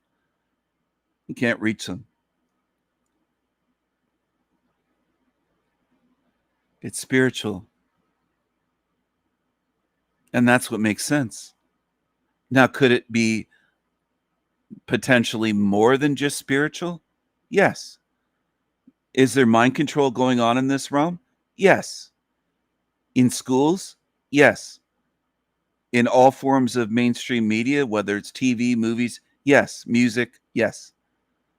In frequencies with cell towers and all of that type of mind control frequency, voice to skull, all of that frequency technology. Is that part of it as well? Yes. Is it 100 more things? Yes. Is it more than just one factor to control all of humanity this way and to make it so that they can't see or hear or get the truth or seek the truth or care about it? Yes. Are there other factors like pharmakia involved in the agenda? Yes. Is it an octopus hell realm, evil new world order, demonic system with an octopus with thousands of tentacles reaching out and doing all they can to suppress us? Yes, it is. Yes. Yes. At the same time as all that's happening, am I a different kind of spirit than the average being out there? Yes, I would say yes. If that bothers you or hurts your ego or stings you or makes you uncomfortable or makes you want to cry or makes you want to run to a safe space, have at it. But I've noticed my whole life that I am different. And that's not boasting. It's noticing something. It's saying, okay, I'm different than them.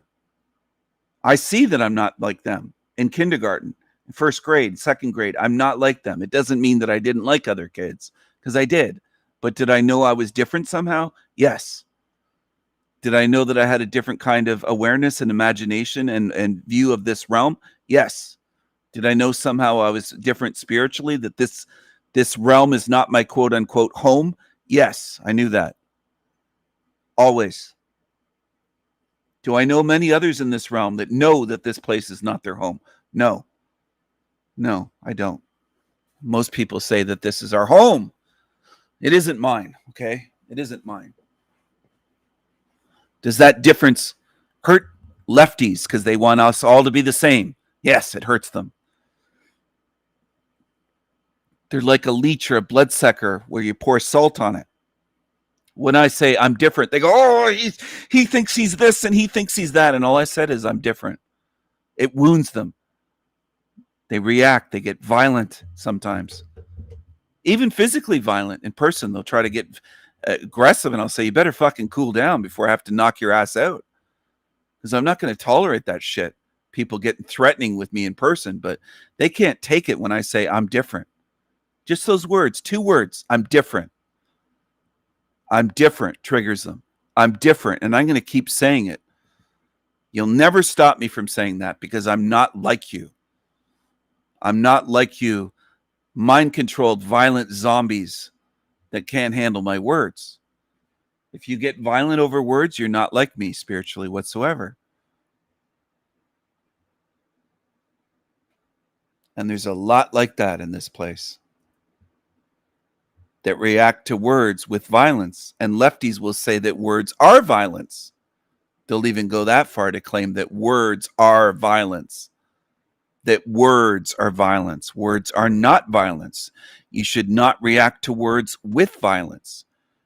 You should show restraint and impulse control and emotional control and maturity.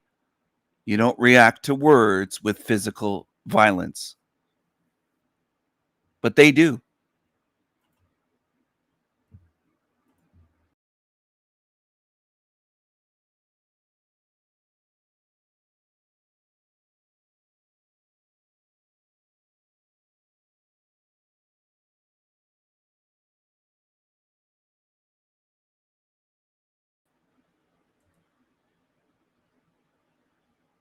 They do. So what is the date today? Thor's Day, September. Oh, today is the 11th.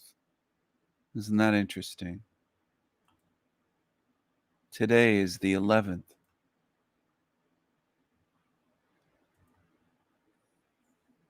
It looks like I'm not getting all of the chat comments coming through for some reason. I'm not sure if it's a YouTube issue or a restream issue, but there is an issue where I'm missing, unfortunately, some comments. And that sucks. So it's going to make this whole stream more difficult, unfortunately. None of Louise's comments showed up in restream for me in the version where I am with running the stream. So anyway, I'm running this stream kind of handicapped in a sense with the way that this is running, fortunately.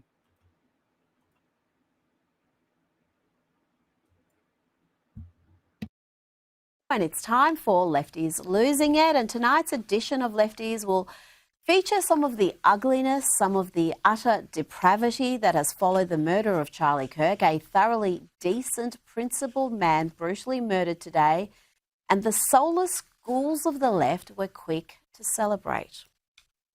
There are a lot of people that are like, no matter what side of politics you're on, you should never celebrate something bad happening to someone. I, on the other hand, do cheer when bad things happen to bad people.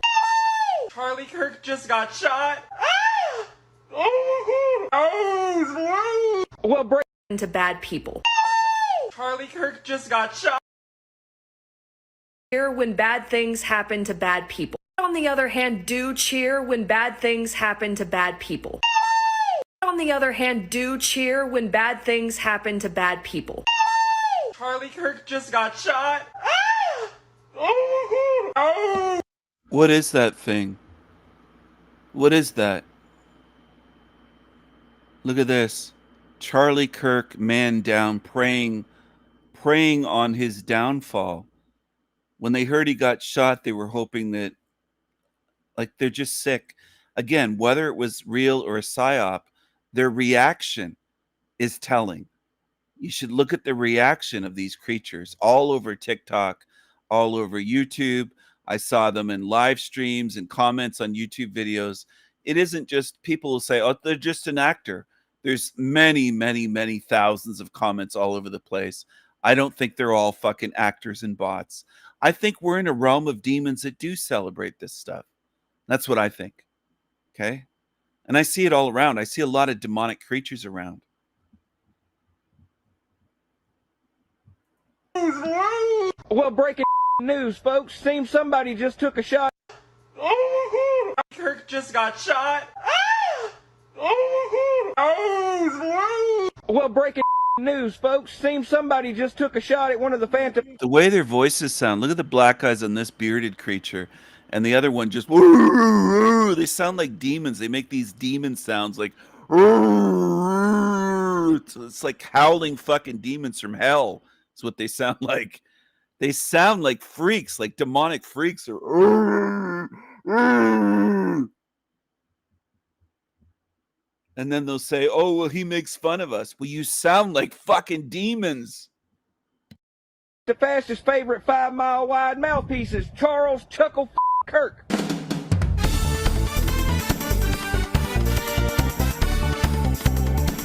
And sadly, the vile left has not been shy about showcasing their ugliness, their utter callous depravity. This is what leftism does to your mind and soul. Charlie Kirk got shot and killed. How do you feel? Happy. Goodbye. Wow. Did you see that Charlie Kirk just got shot and killed? That's good.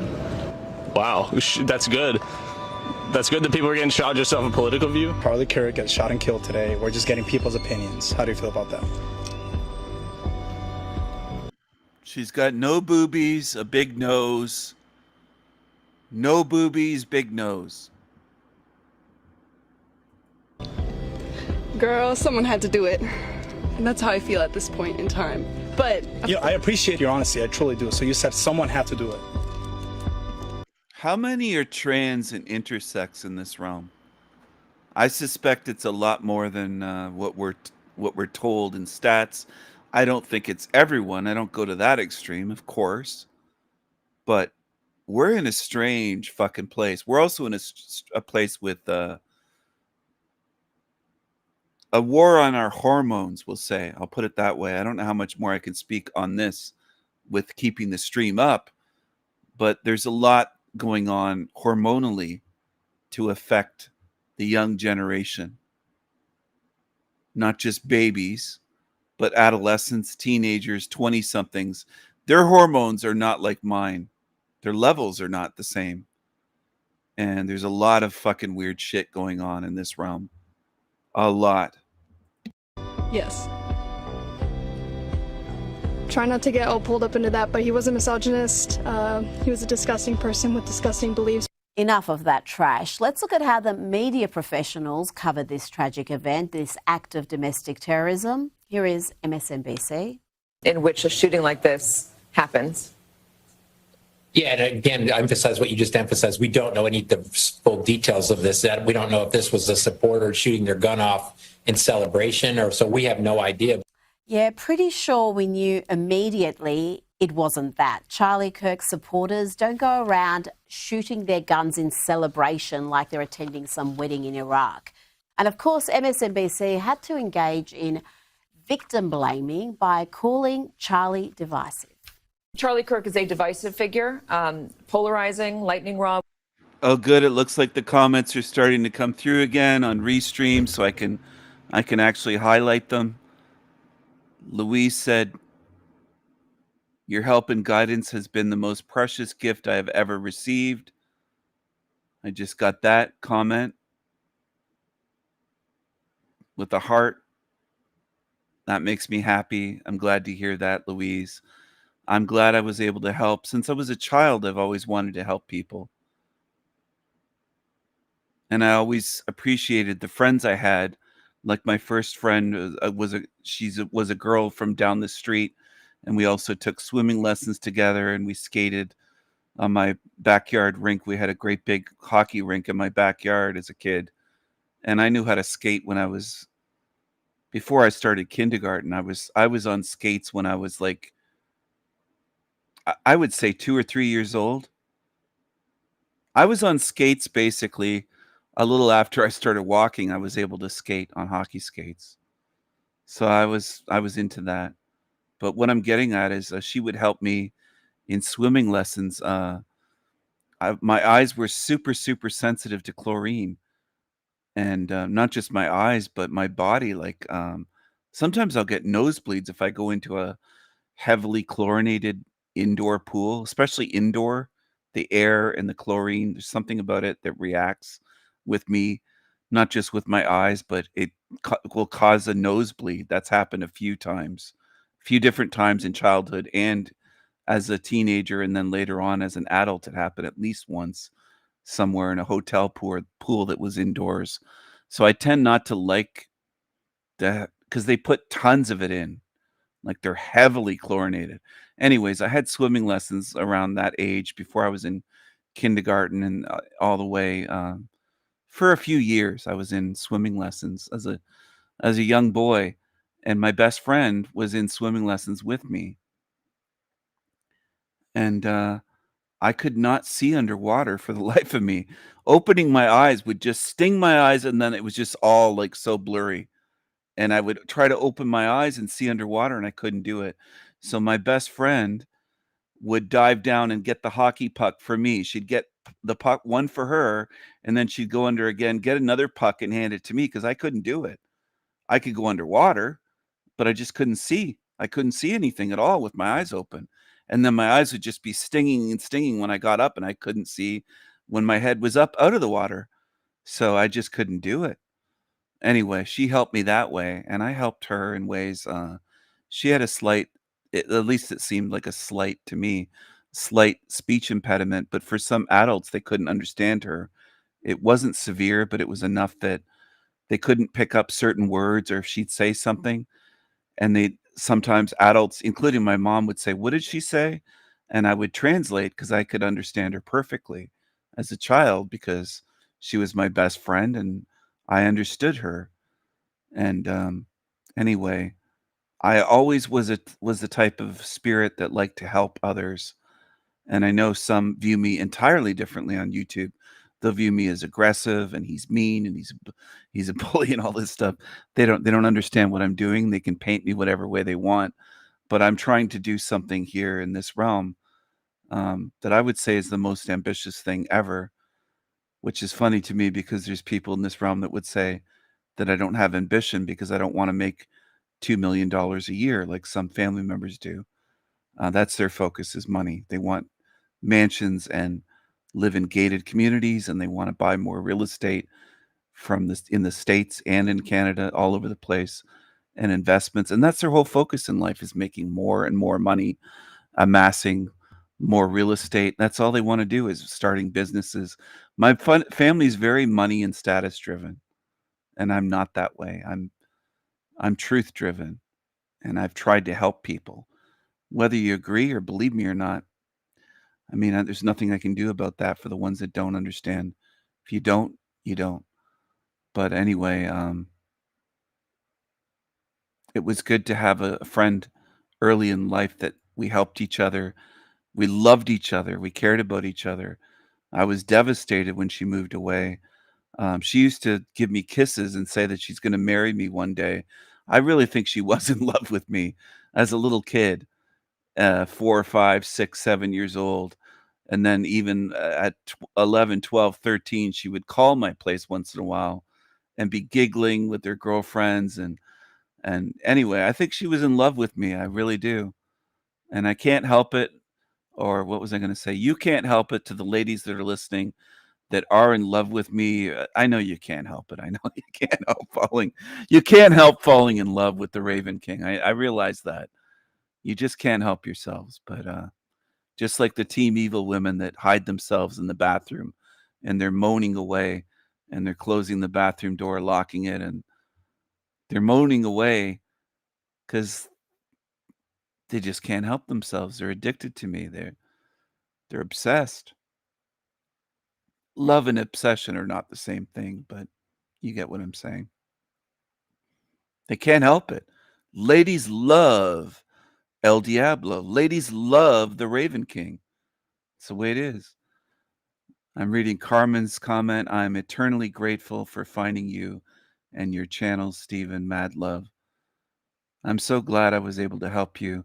I wish I could help you more, Carmen.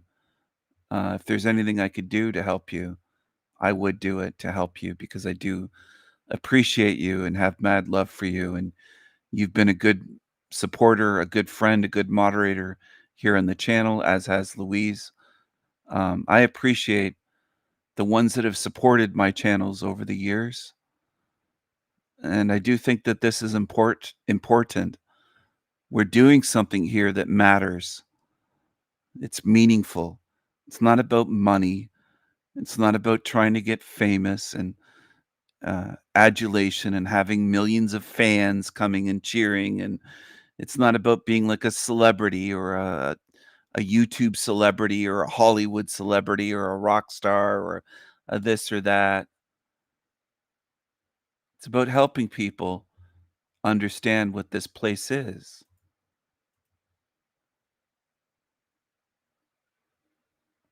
We're in a very dark place. It's a very tricky place. Reality, or what they call reality. I call it a sewer matrix and a hell realm. Everything gets recycled in this place. And it's layers and layers of deceptions, lies, illusions, agendas, psyops. There's a lot of greedy, lying demons around us. There's a lot of beings around us that walk on two legs, and their spirit is so different, the way they behave, that they might as well be from another realm. So how different are they? They're as different from a fish as a worm that you put on a hook. Everybody doing that goes fishing would be able to say the worm is not the same thing as the fish. As the fish gobbles up the worm and takes it hook, line, and sinker, as they say, swallows it and gets hooked in the mouth. Not the same thing. They're different. A shark versus a small fish. A shark versus a fish the size of a minnow. They're different. A shark versus a sea turtle. A whale versus a dolphin. An eagle versus a whale. A dolphin versus a tiger. Versus a bear versus a wolf. They're different. They're different. So people can notice differences. So if you can notice differences that way physically with biology, with animals and fish and birds, you should be able to spiritually. You should be able to say, yeah, it makes sense. We're not all the same spiritually. Our behavior shows that we're not all the same spiritually. It's obvious. It's not difficult to see. So it's not difficulty that's preventing people from seeing it. I think it's their spiritual eyes are completely closed, or they're a spirit or they just can't see it. And there's no way to get them to see it. That's why I don't waste my time on them or energy at all anymore. I don't. I've tried to reach as many as I can to help them see what this place is. Because once you see what it is, it opens you up spiritually to see and understand much more. Once you see what this is, there's no going back. Once you realize, oh, okay, this place is not what they tell us at all. At all. I don't care if it's church telling you, school, elementary, high school, college, university, grad school, whatever. You could be going for your third PhD, which doesn't impress me no matter what it's in. Just doesn't. Degrees don't impress me, but no matter where you've gotten your sense of reality, whether it's from movies, TV, school, government, religion, doesn't matter. This place is not what they tell you at all. Now, once you see that, you are opened up completely to what this place is. And you're like, oh, yeah, now I see why things are this way. Now I see why there's so many diseases here. Now I see why nature's so brutal and why our skin, we can just get a little scratch that draws blood brushing up against a rough tree bark out in the woods somewhere. You can die from that out in the wilderness because you can get infected. You don't know what's on that tree bark. There doesn't necessarily have to be bird shit on it. It could be microscopic bacteria and you get an infection. This is how vulnerable the human body is. This is just one example. Now, why would we be designed, these bodies, these meat suits, to be so vulnerable? Why can our skin be pierced so easily by a paper cut, for example? A paper cut. The edge of a piece of paper can cut you. Tree bark, anything, a scratch can draw blood, and you could be in trouble if you don't clean that properly, that little wound. Now, what about a bigger wound? Well, you're bigger trouble. Gangrene. I'm just speaking about facts here. Our bodies are not designed to be very resilient or very strong or very protected. It's not like we're walking around wearing fucking body armor, all right? Have you ever pricked yourself with a needle? Do you know how easily your body bleeds? Doesn't take much to draw blood, all right? These are just examples. These are simple examples that anybody should be able to hear and go, yeah, I get what you're saying. But it's deeper than that. We're vulnerable in many, many ways, and we're designed to be that way. That in itself is a clue as to where you are. Because if your body was designed by a good, caring, benevolent creator or God, it wouldn't have made you this way. It wouldn't have made you so that you have to go to the washroom or bathroom, restroom, whatever way you want to call it, and sit down on the toilet and use toilet paper. I'm trying not to be gross here or too graphic, but you wouldn't have to have waste product. You wouldn't have to trim your toenails and fingernails and bathe your body and do all this maintenance and wear deodorant because your body will stink and wash and do all this stuff and feed your stomach and get the right nutrients and vitamins and not just protein, but all sorts of vitamins. There's deficiencies with all kinds of things. There's all kinds of ways to be suffering in this realm, all kinds of different ways, including parasites in the intestines, in the blood and in your lungs. You could have parasites in your blood right now, and in your nostrils and your lungs and your sinuses and in your intestines. You're large or small. Do you realize that? Most of you probably do. Most humans do. It's not just third worlders. They lie to you about that as well. Now, the reason I'm getting into this is not to make you depressed or black-pilled or feel hopeless. The best thing is to understand these things so that you can say, oh, okay, now I understand what this place is. I'm not choosing to come back here again. That's empowerment. To say, you know what? I'm not doing this again.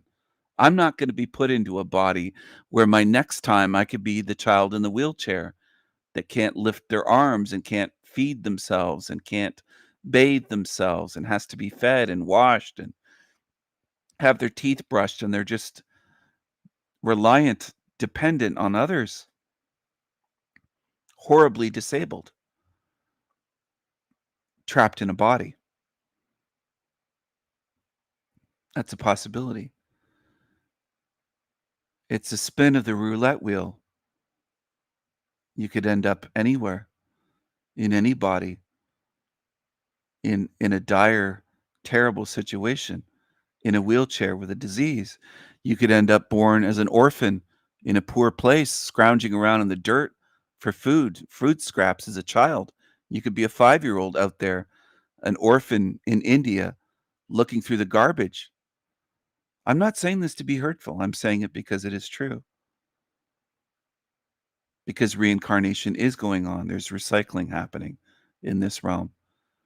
The number one thing of this place is to keep you trapped here, or keep you thinking you're trapped here, or keep you, in a sense, not knowing what's going on, so that you keep coming back over and over and over and over and over again, constantly, with your past life memories quarantined from you. I won't say wiped, I'll say quarantined, because I do have reason to believe that we will get our memories back from any past lives or any experiences before being in this matrix system. That they're there, we just can't access them. Similar to something hidden on a hard drive. It's stored there, but it's hidden and encrypted, and you can't get access to it, but it's not wiped out. It's there. It's still there. All right.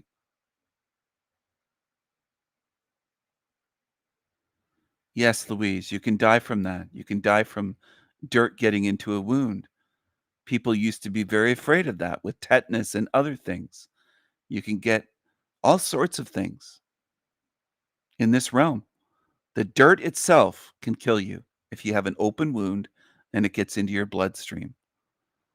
I'm not saying any of this to scare people. I'm saying it because it's true, and it exposes the design of this realm, which most never study in this realm. Most people never study nature, the design from the earth to the water to the air to the animals to life eating life to the way our bodies operate to the 10,000 diseases. They never look into it. They don't know where they are. And I don't expect them to ever look into it. I don't have that expectation for most people.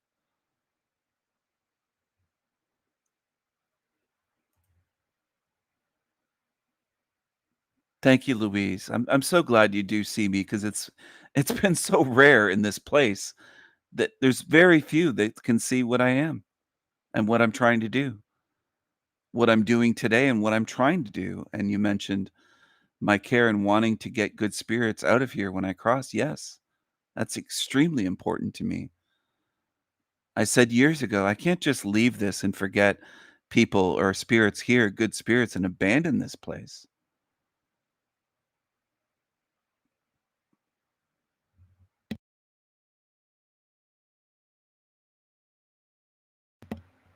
I can't just leave them here. I can't leave this hell realm system and go have fun in paradise knowing what's happening here and what's left here. This has to be stopped. It doesn't deserve to exist. It should never have existed. And I've said this many times before. I said it. I was saying it before I had started the Sanity Machine channel, which we are live on right now. I'm live streaming to multiple channels. This is El Diablo Radio International, the greatest show in hell. Nobody does it better. Nobody. We've been live now for over 2 hours. Sorry to hear that, Compost Suit. I do see what you're saying. I do see your comments, but well, there's a few red flags with you. Hopefully you are not somebody playing games here, but there's endless demons trying to get on my channel and play games. There's a lot. There's a lot of them. There's been thousands of them that have come by on my channels. Thousands. So forgive me if I'm a little bit wary of somebody saying quite a bit in the chat room when I don't know who you are.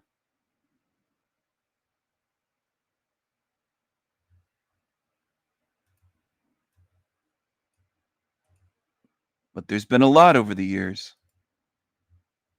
There's been a hell of a lot that have tried to infiltrate.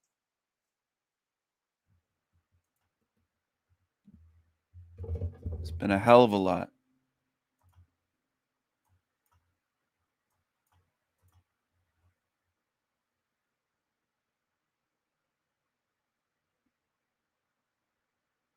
You don't have to be sorry for liking my videos. It's just that I really don't recognize you. What do I think our true spirit looks like? Well, from what I've seen, I've seen my mom's spirit, or what appeared to be her spirit, what I think was her spirit leaving. I think our spirit most likely looks a certain way out of body within this matrix, and then probably changes to its truest form out of the matrix entirely. But within the matrix, my mom's spirit looked like energy, like an energy, almost like a plasma light and energy moving. Like it was very, there was a lot of motion. It was glowing, but it was also moving around. Like, I don't know how to describe it, but it looked like stars look like when you zoom in on them with a high powered telescope or camera, what they actually look like, not the fake NASA photos and bullshit, but what they actually look like if you get a camera and zoom in. It looked a lot like that, except it was shaped like a more of a vaguely human shaped body, but like a star. So I think out of body, we kind of look like that, like an energy body being. And it's beautiful and very powerful and extremely calming and soothing energy.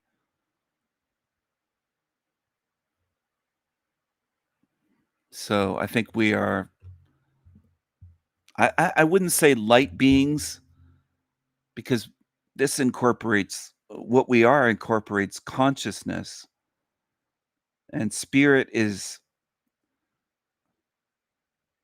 it encompasses a lot more than just light. So I think when they say we're just light bodies, I don't buy that. Or we're just energy, I don't buy that either. I think we're much more than that. Much more.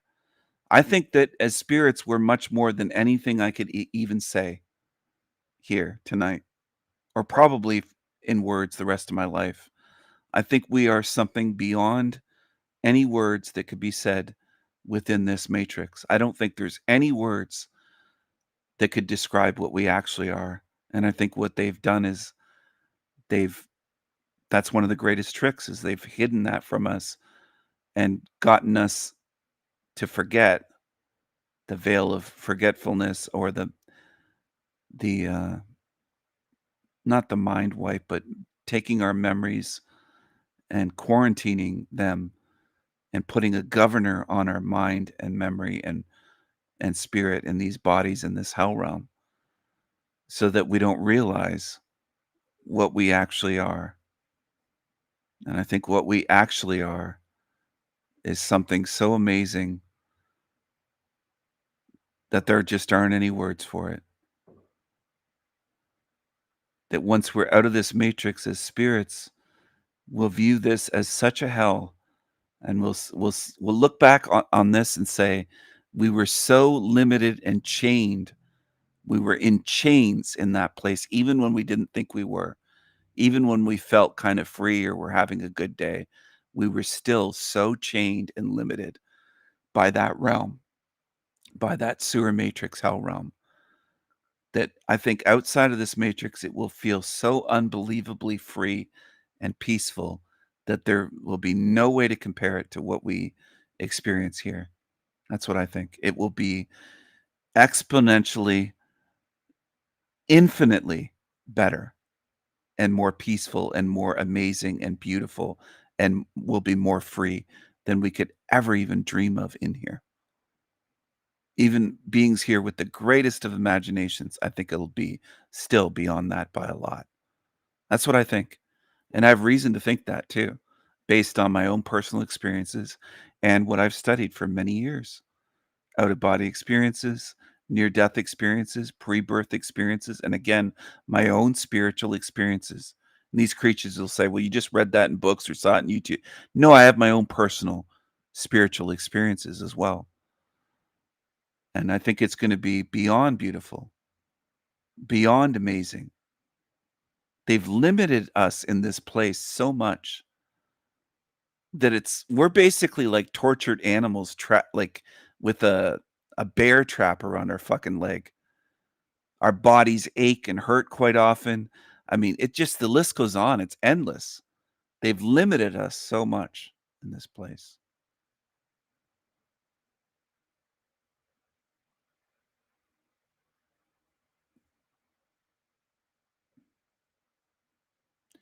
Yes, it's best to focus on your true spirit, because we can't fix this place. It's not broken. It's designed this way. You might as well be out in the woods saying, I'm going to fix that bear trap into being something whatever. And you don't even have any tools. You have no way to do it. And the bear trap keeps trapping animals and breaking their legs and their bones. And it's extremely cruel if you've ever seen a bear trap or a wolf trap. Google it. Use Google Images. It's extremely cruel. And that's essentially what most people are doing in this realm, saying, let's fix it. Well, you can't. It is designed this way. Most of this place can't be fixed or even improved upon, including politically. You'll never change the politics. You'll never change the religions. You'll never fix the weather, earthquakes included, hurricanes, tornadoes, tsunamis, on and on and on. Never will. But you got to get beyond that. That's the point of my channel, to help people take that step beyond that and say, you know what? That makes sense. We can't fix what isn't broken. It's designed this way. So where am I going to put my energy and focus? Not on doing what can't be done. I'm going to focus on what can be done. That's what I'm going to do. And that's wisdom to do that rather than do what's going to be a failure.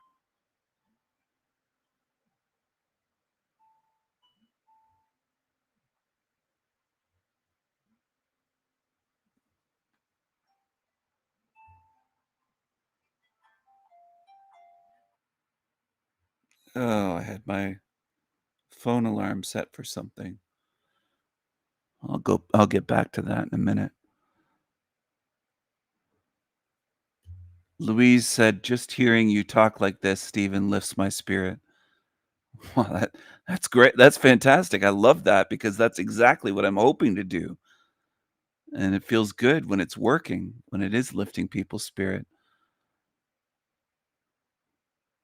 I think that this place will look like a rotten, stinky sewer from outside of the matrix looking in. From the outside looking in, you'll say, why didn't we see how much of a sewer that was? A sewer, a dungeon, a place of hellacious tortures, an evil, wicked, dark place full of demons. People will see it, or spirits will see it as it truly is.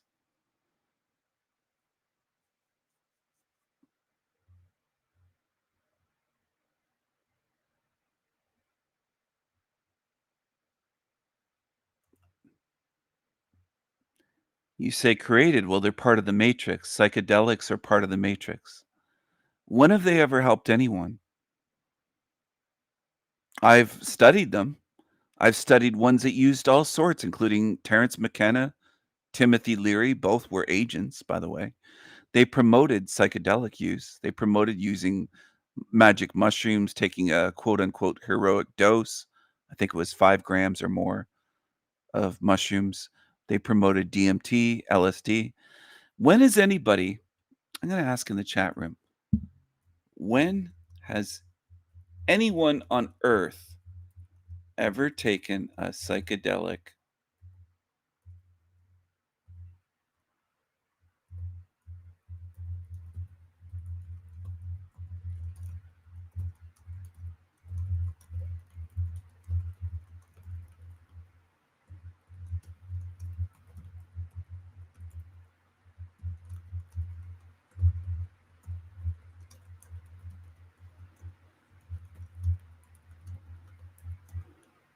I'll answer it that way for you. Name the person that has come back from any psychedelic trip in all of human history at any time, modern or ancient, any type of psychedelic. I don't care if it's LSD, DMT, psilocybin, magic mushrooms, ayahuasca in Peru. When have they come back with something that could be applied to help humanity or to end this matrix? Information from the machine elves or whatever.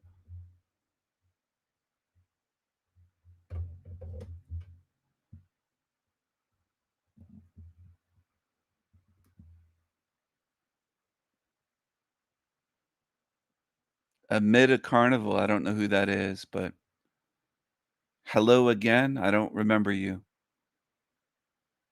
Hopefully that doesn't sting your ego or make you cry, but I don't remember you. So hello again. I don't know who you are. I'm so glad you are here, Louise.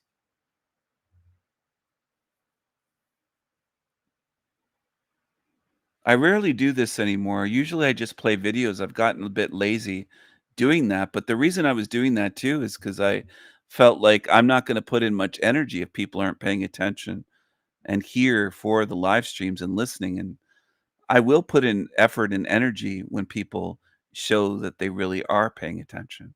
That's when I feel inspired in a sense to give of myself and to give spiritual wisdom and put in the effort.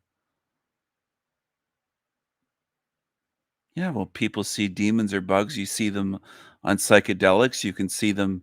Some people see them when they're drunk. Some people see them in dreams. You see them. But you're not addressing the question, though, or what I said. People see demons. When have you seen anything? When has somebody came back? When has somebody come out after a trip and come back with something useful? Where is the useful information taken back from psychedelic trips? Where is it? Terence McKenna in one of his talks said that he yelled out when he had an experience, a psychedelic experience when he was tripping on, I think it was on DMT, and he had a friend there, and he said he forced himself somehow to yell out the profound thing, the realization that he had. And then when he came out of it, he asked his friend, "What was it that I shouted out during my trip when I had that profound realization?" And his friend said it was something like, "A tree is a tree."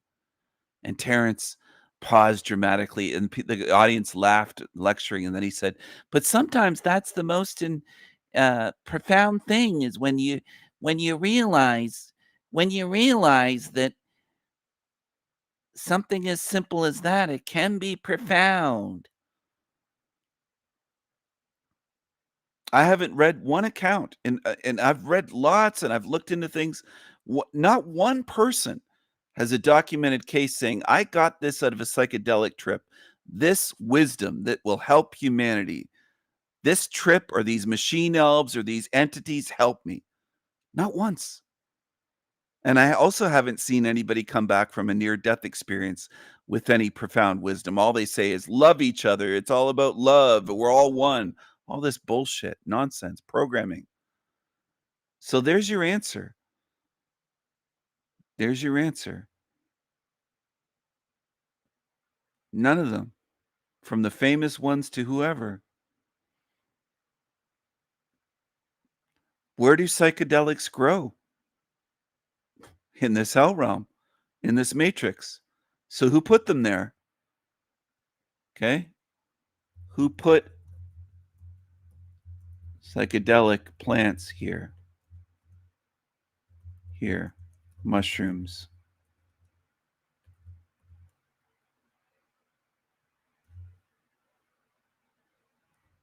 Do you think there were good spirits wandering around going, I'm going to put this here for them. I'm going to put that here for them. It's a good rabbit hole to trick people and keep them in forever thinking they felt this profound experience, but it's all feeling. Yeah, I know they mentioned machine elves, but where's the help?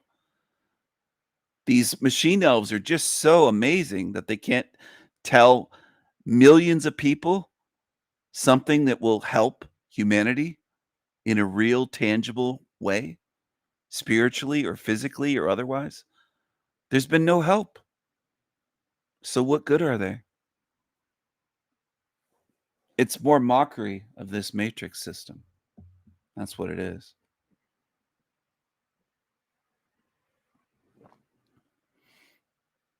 Anyone can take psychedelics and have a trip that feels freaky or good or feels profound or damn, I saw this stuff and I felt a certain way. But they never step back and go, how did it help me or anyone? How did it help?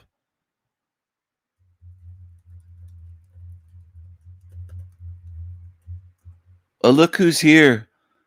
He's obsessed with me. Look at it. Look who's here. He has me banned on his channel, but he's coming over here like an obsessed little troll. Look at him. Look at the little guy coming over here, tuning into my channel. And he says he never watches my channel. He's a liar. Jake, you're a liar. Why don't you do live streams with guests on? Why don't you ever have people on to talk to you? Jake, why are you so afraid to talk to people? Why are you so afraid to talk to people? Jake the Awake sounds so cheesy. Why are you so afraid to talk to people? He claims that I put them here. You're a liar, Jake. And you run a channel for shekels. You won't dare fight me. I don't even live in the same country as you. Are you that obsessed with me? What a loser. You lie to your audience claiming you don't watch my channel, yet here you are.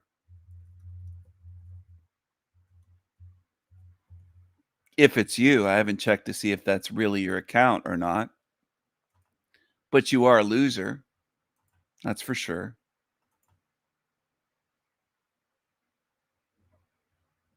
Does everyone see Jake in the chat? He's on the Sanity Machine, I guess, live stream. I'm live on multiple channels. Oh, Ren blocked you. I didn't block Jake, but Ren got rid of Jake the Awake. Why don't you join the live stream though? Have a conversation live. You never put up a link on your shit channel because you're afraid to talk to anybody. It's always just you going live, talking to your shitty audience, getting your shekels, super chats, and making your videos members only. And it's all about money. That's what you're about, Jakey boy. Jakey boy. Living in an office. All you can do is lie about me. He said he's only 2 feet tall, but you won't dare fight me. Why would I travel to fight you? Douchebag. I wouldn't waste my time spitting in your direction, you cockroach. You're not worth a squirt of piss.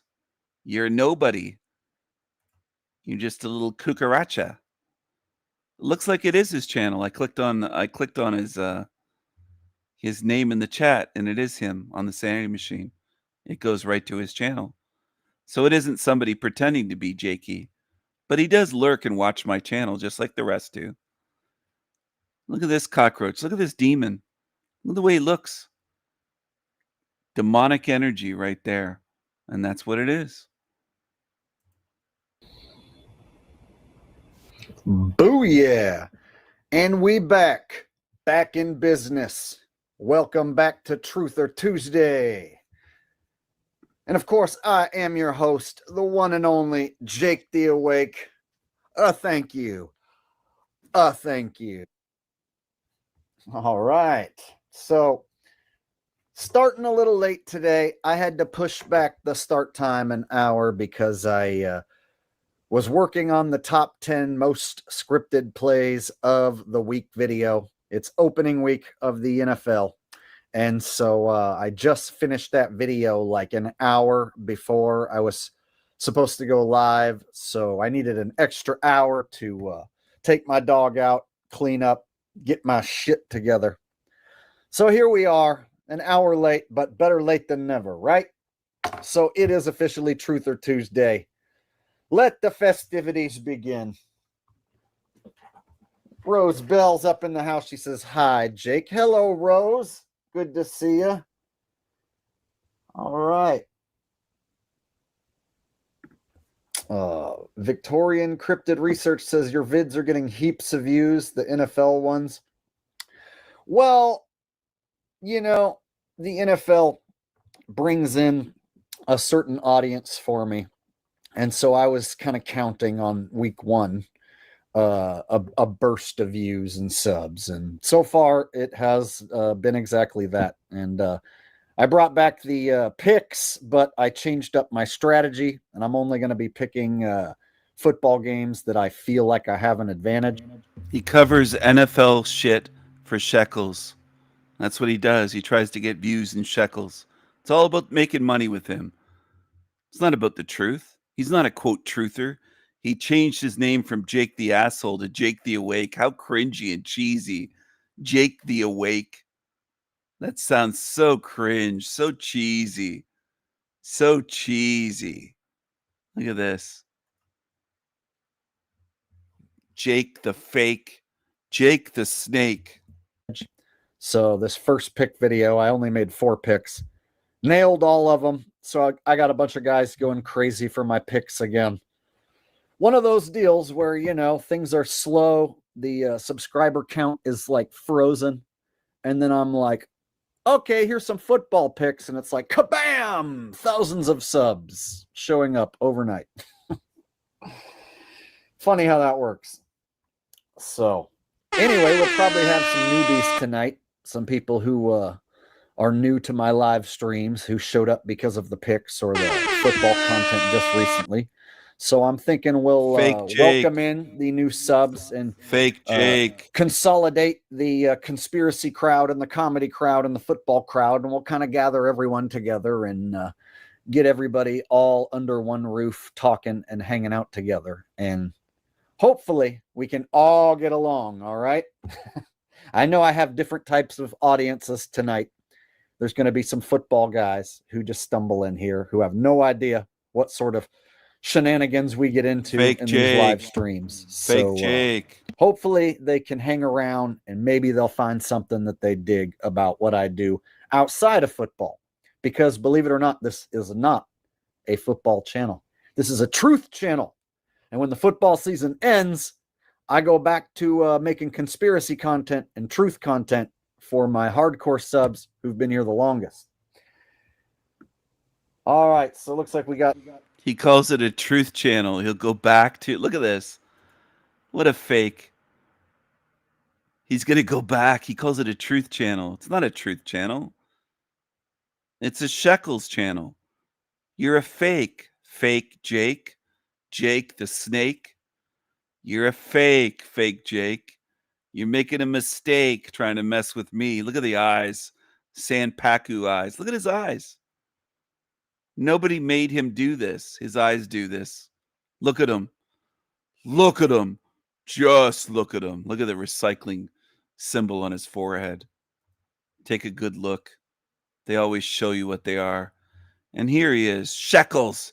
Shekels. More shekels. You must pay the toll to cross the bridge.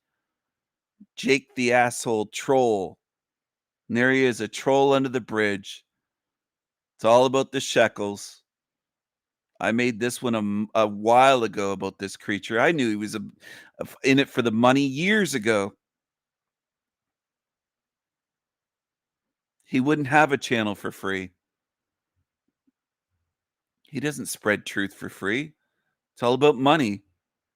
That's what it's about. Get a regular job, lazy bum, lazy grifter. Why don't you get a job? Yeah, he probably did. Probably did. He's too cowardly to come on here. That's what I want you to realize. He's too cowardly to even come on live. What a coward.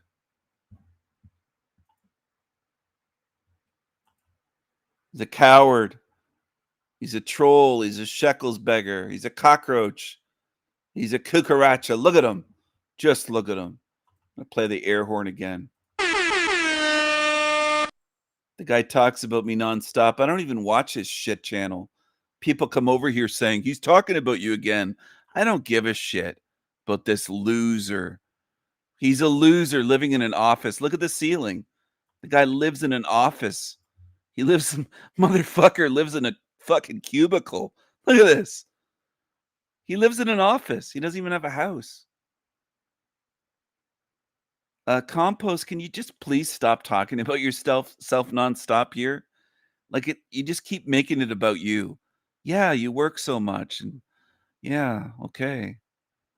All right. Like you're new here and it just seems like you're trying to make it all about you. It just gets annoying. You want to be the topic? Click the link and come on and talk to me then. Just don't fill up the chat room. Come and talk to me. Come on, Jakey. Jake the fake. Got somebody giving away some gifted memberships. Hyper Spiky 71 with 5 gifted memberships. Wow, awesome. Good to see. All right.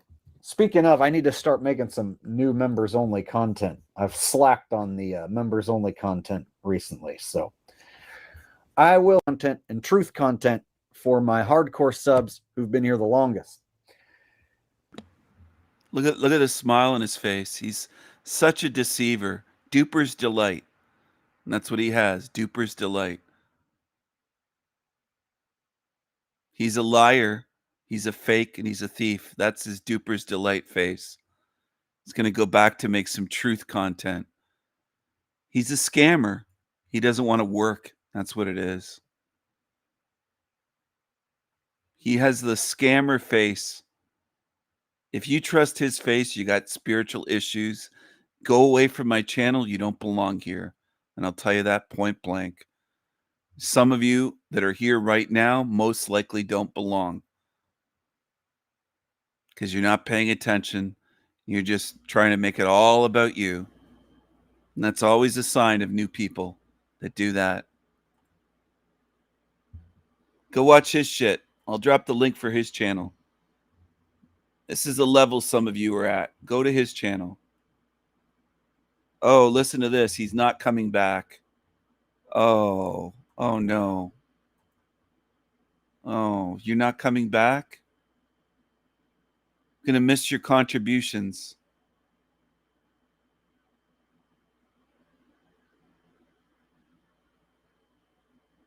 Bye, peeps, not coming back.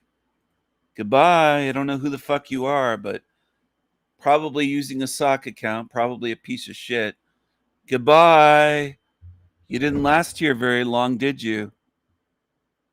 Got offended. Goodbye. Goodbye.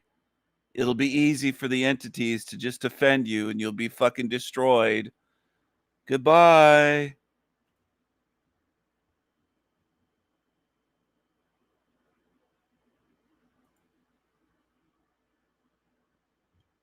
Here's his members only content. You got to pay him to play this shit. Members only. Members only.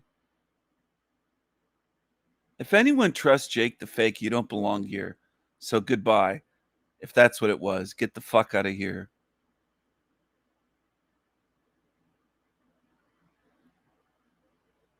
I get tired of people saying the same thing. I work so much. I work so much. Yeah, we heard you the first 3 times. Do you have to keep saying it? You here just to bitch and complain and use the chat room to just keep typing and typing and typing? I knew right away you wouldn't last by using instead of typing the word you, using the letter U and by peeps. You sound like you're young and dumb and fucking stupid. You don't belong here. Goodbye. And goodbye to Jake. He didn't join. He couldn't join. Goodbye, Jakey. Goodbye, Jakey. Terrorist organization. The Democratic Party should be viewed as a terrorist organization. The left has no one left. As a registered Democrat, all I have to say is the Charlie Kirk shooting just proves that we are the worst, man. My party is the fucking worst. I got people celebrating, hoping that he dies. Are we fucking for real right now? Where's the empathy? Where's the respect, man? It's disgusting. It's disgusting, truly. And the fact of the matter is this: he was a father, and whether or not I agree with his political opinions, all he truly wanted to do at the core was see this country be the best, and I can fucking respect that. And to see people just be blatantly disgusting, we're the worst, man. We're horrible. I mean, he is completely right. How can anybody stay in the Democrat Party knowing that they attack and murder people for being good people and caring about the youth of our country? Well, let me just say it now. In 3 years, I am not voting for Democrats. Fuck off. Who would? This is a problem that the Democrats have had for a long time, and it's just getting worse because people are realizing how insane they are. Now, in the EU, they were supposed to give a minute of silence for Charlie, and this is what happened. That incites violence. Please stand with me in reflection and prayer in his honor, and I yield the rest of my time for a moment of silence. Herr Kollege Reimers, wir haben abgesprochen, Sie wissen, dass die Präsidentin hat eine Schweigeminute abgelegt. Wir fahren da sofort. Wir kommen zum Bericht von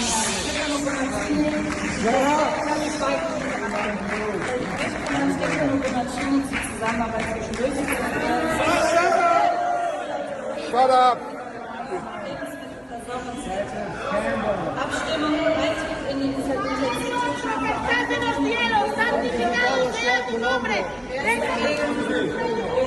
So you might see this and think, well, you know, it's because Charlie wasn't European. And to that, I say this was a man who was murdered publicly because he was exercising his free speech and because he was a good person and a good role model. He stood for the things that the people of Europe take to the streets today and protest for. He stood for European values as well. He really respected Europe and he loved their culture. At the very least, they could have shown a little bit of respect. This insanity is the reason why all of the left has left the left, and people even like Dean Withers understands how bad his party has gotten. This was his response to Charlie's passing.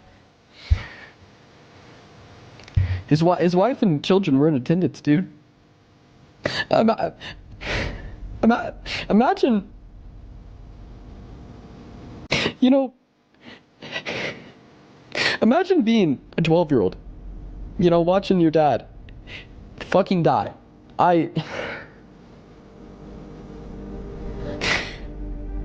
Nobody deserves that.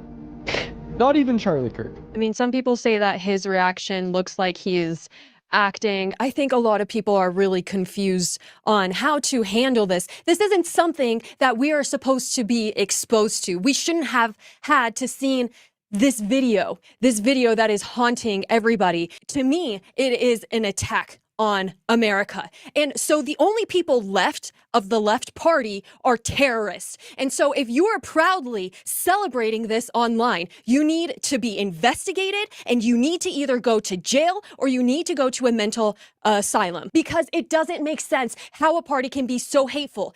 That would be the worst thing for your life, to be in a party like this. Why would anybody stay? This whole Charlie Kirk thing. You know, I'm a left-leaning moderate, but the left has done a really great job of pushing us all over to the right the past year. And I'm so sad, because what Charlie Kirk brought to the table was conversation and debate, and that's why I liked him. I didn't always agree with him, but damn, we need more conversation and we need more debate. And all I can hope is that all of these kids that showed up on these college campuses to debate him or to agree with him or whatever, I hope we end up with thousands more of Charlie Kirk out there debating. Yes. Yeah, I've been seeing posts saying that all this did was create many more Charlie Kirks.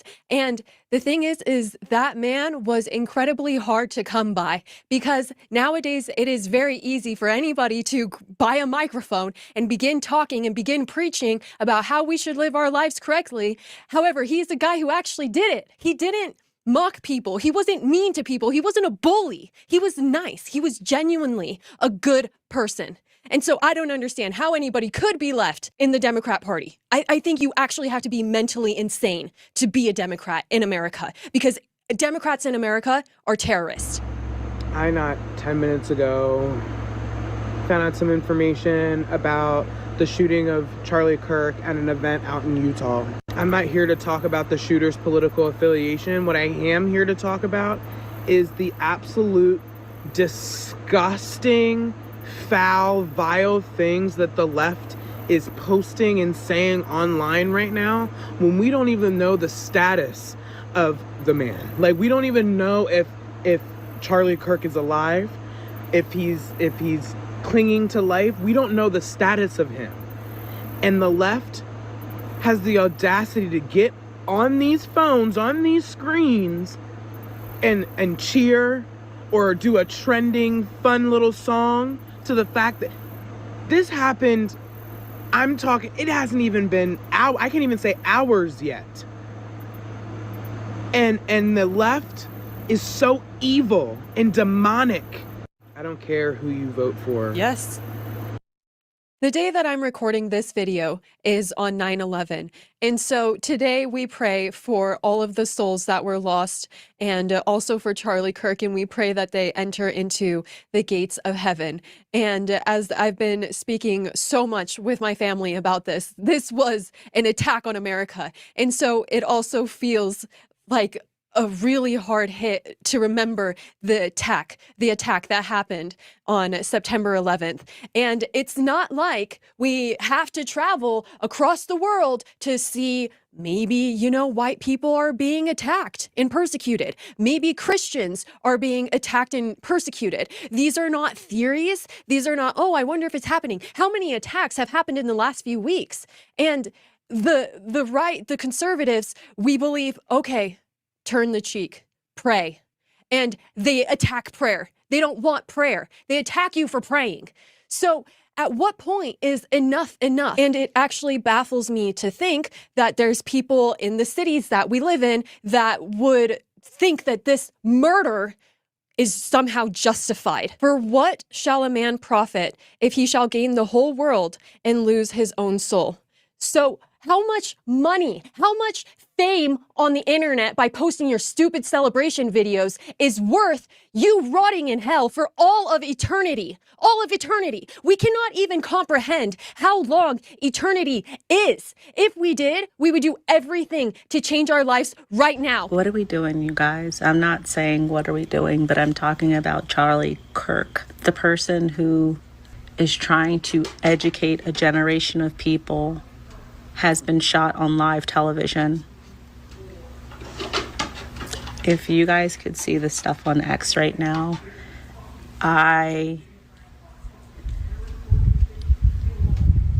this point, the Democratic Party should be viewed as a terrorist organization. The stuff that we're seeing in this country is not normal.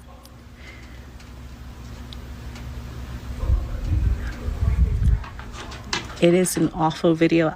There's no way he survived that. Let me know if you guys agree. I do, that the Democrats and these people celebrating should be labeled as a terrorist organization. I was in the El Salvador airport when I saw a post that said Charlie Kirk had been shot. And I thought that there was a shooting that had happened. And I was like, oh, it's a good thing that there was a shot that was fired and nobody was injured, you know? But of course, it did not surprise me because, again, day after day, we see these deranged lunatics screaming about how they wish death on other people. And even now, they're saying that they're fine with it. And I'm going back to my trip in El Salvador, which used to be one of the most dangerous countries. And now it has become incredibly safe because of the regime of Nayib Bukele and how they had military surround cities and enter into every single household and look at the tattoos on the people and look at their identification, look at if they own the house that they are living in. And at this point, I'm wondering, should we do the same? Because it feels like we have been infiltrated, we have been contaminated, and it's these people who are posting these videos. Why are they allowed to roam the streets? Why are these insane people who wish death on other innocent Americans are allowed to run free? And people who have committed crimes allowed on the subway?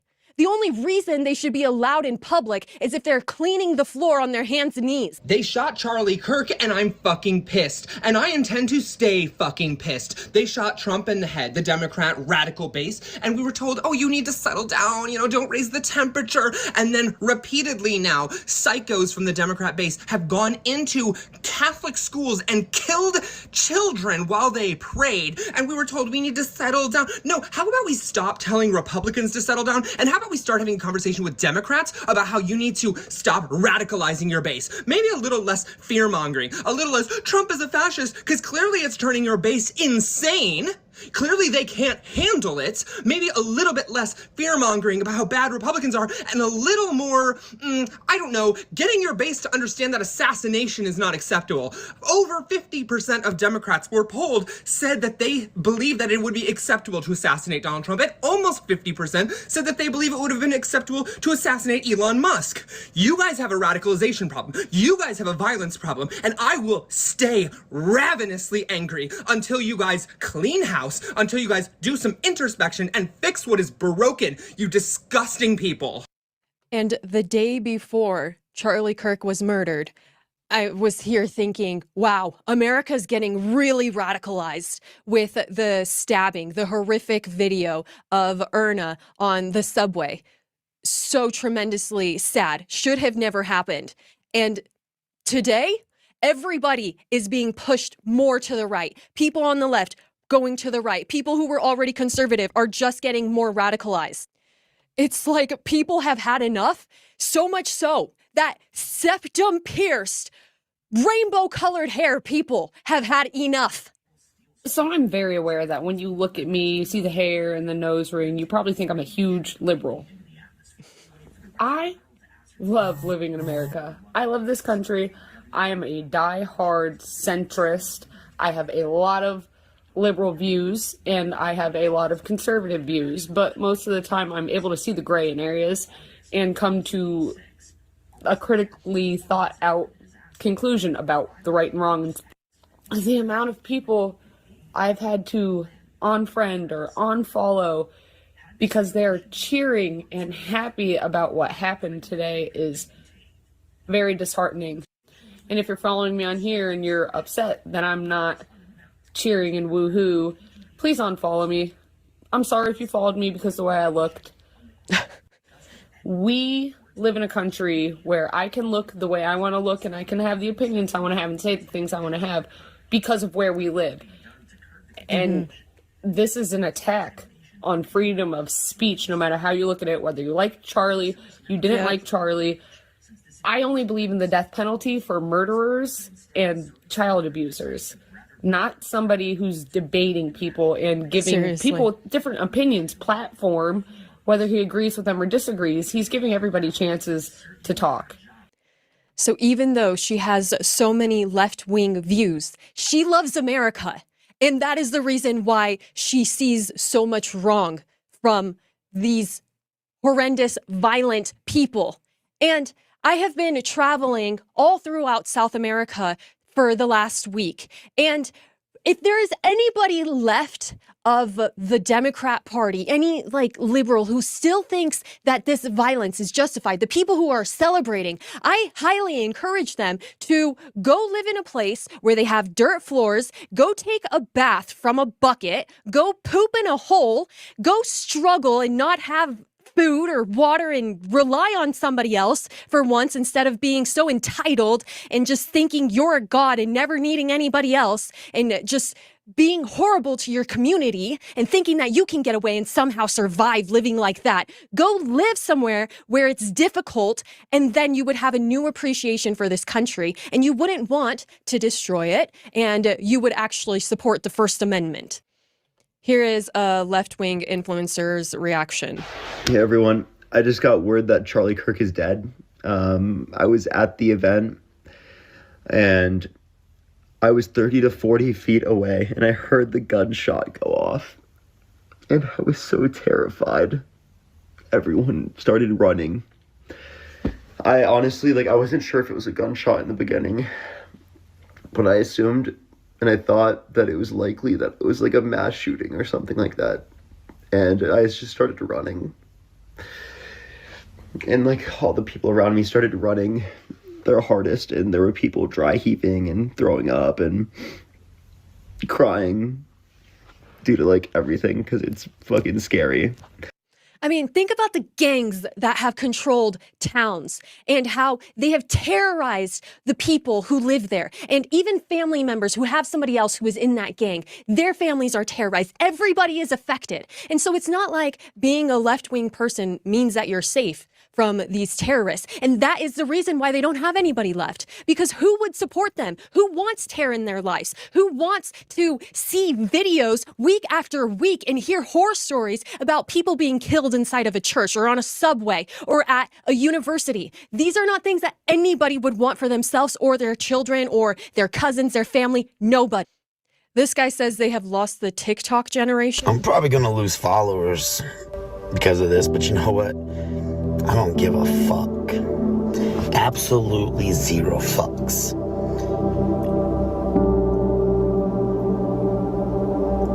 The fact that you can scroll your FYP right now and see all of these hateful, laughing, disgusting fucking videos about a human life getting taken in front of thousands of people. That was a father, a husband, a good man. What did he do to you? How can you be so cruel and evil to laugh about that? What if it was your father? Would you be laughing? All over because he had different fucking beliefs? Different fucking beliefs. What if all of us fucking just started to take out you fucking weird fucks because we think different? You guys are fucking disgusting. Pure fucking disgusting evil. And I don't care if you unfollow me because you don't agree with what I say. I don't give a fuck. I mean, the amount of positivity that he got on probably the most liberal, I think, just from what I've seen of all these crazy people. Usually they post their videos on TikTok. And yet on this app, all of the positive responses, people praying for Charlie. I'm so mad right now. I was just sitting down to do my makeup and I get the news about Charlie Kirk. What the actual fuck? Liberals, this is your part. This is your party. This is your party. This is what you do. This is what you do. Jasmine Crockett, AOC, what are you doing? Chuck Schumer, like, what are you doing about this right now? Yous are the party. Yous are the Democrat Party. Mandami, what are you doing? Are you doing anything about this right now? No, of course. They encourage it, and I would not be surprised if somehow they are profiting financially from this. This is what I'm talking about. The fucking left is full of people who are violent, incompetent, no morals, no value, fucks. Little fucks. Oh, but they are so proud of it, and they will scream to the rooftop about it.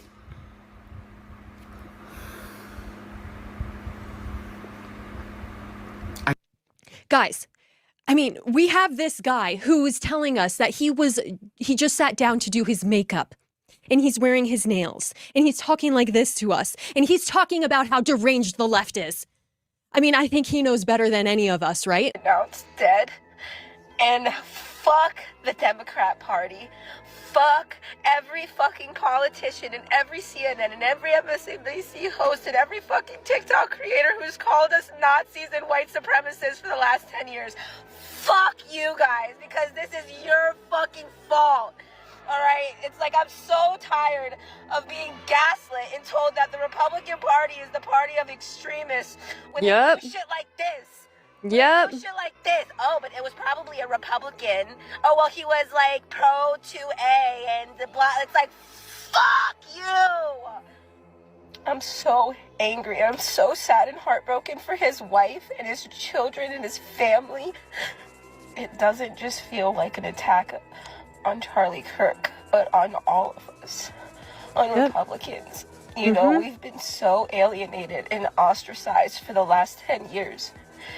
Anybody, you guys, you share stuff about politics, and I'm sure that you've had family, somebody random, some random stranger say something mean, incite violence, threaten you. This is not something that is an isolated case. This is a problem within our country. It is an attack. Our family values have been under attack. Christians are under attack. And the other point she brought up is that they have been calling conservatives Nazis and white supremacists, yet they're the ones who have been killing. And they're trying to claim themselves to be the victims. It's like they're pushing and pushing and pushing and hoping, just praying, not praying because they don't do that, but just wishing for some type of reaction. So then they could say, oh, poor us, poor LGBTQ people. We're under attack. We lost our rights. We're so afraid. Afraid of what? The only thing you guys should be afraid of is yourselves, not you. You're nice. I cannot in good faith align myself with you guys anymore. I once had a headache. You'll be all right. Because you don't agree with him politically? Whoever did that shit, I hope they throw the whole fucking book at you. The whole fucking book at you. Why I did not agree with his views, when you put violence in the fucking middle of the equation, all this shit goes out the window. Everything that you stand for goes out the fucking window. Who's next? Candace Owens? Take that shit as a warning. Stop doing the fucking public panels, bro. Stop doing all that. No, I mean, okay, so first of all, we have people here saying, so many people, hundreds, thousands of people saying, I didn't agree with Charlie Kirk, but this should have never happened. Okay, so slowly you're getting people to stop agreeing with this terrorist organization. But now this guy is saying, don't go out in public. Don't do these public debates anymore. And then Ben Shapiro just recently said that there was a rumor that people were saying that he's not going to be going to do to universities anymore to do debates or whatever he was going to do. And he said, that's a lie. I'm still going to do that. That is what those terrorists want. They want us to be afraid. They want to push us into our houses so that we never feel safe to even leave. We see that. They want crime in DC. They're protesting in favor of crime in DC. They scream, free DC. What does that mean? Trump already freed DC. DC is safe because of Trump. So if they're protesting against anything, it's because they want crime. They want deranged homeless people out on the streets. And so for people to say, okay, no, let's just hide in our houses now. Let's not talk about this anymore. They win. That is what they want. For the left or whoever did this, trans, whatever, who murdered Charlie Kirk and thinks that that is going to be the end, you have to be stupid, because Charlie Kirk always directed everybody to Jesus. He directed everyone to God. He is the leader. He is the way, the truth, and the light. Charlie Kirk was an incredible voice, but he pointed people to God. And that is something that these terrorists will never be able to get rid of. For some reason, it even feels ridiculous to ask, but if you're new, subscribe. Bye.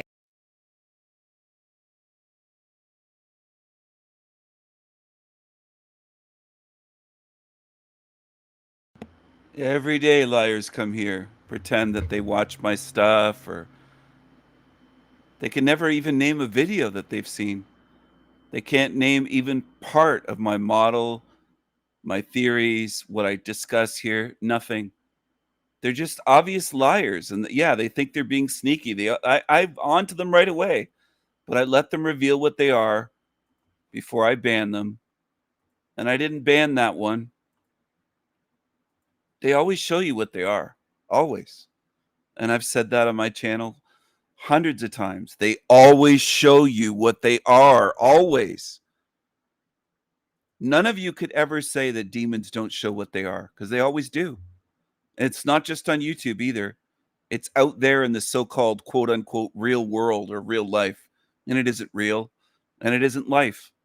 But they call it real life, in real life. Look at this one. Look at this one on the screen. He's afraid to come here and talk to me.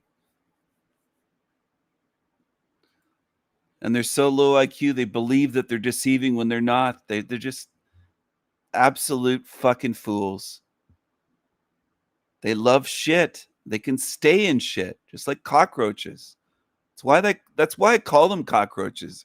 It's not just an empty insult to put people down. They behave like cockroaches. They love filth. They love shit channels. They'll hang out on shit channels endless hours. And then they'll say they have no time for real truth. Suit yourself. Stay away from me, though. Stay on the shit channels. I don't want you around me. A few years ago, after the passing of one of the best rappers that South Africa has ever produced,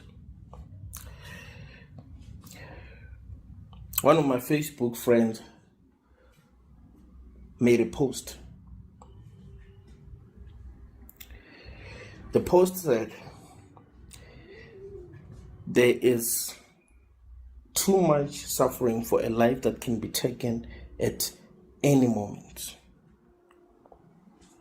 You are born,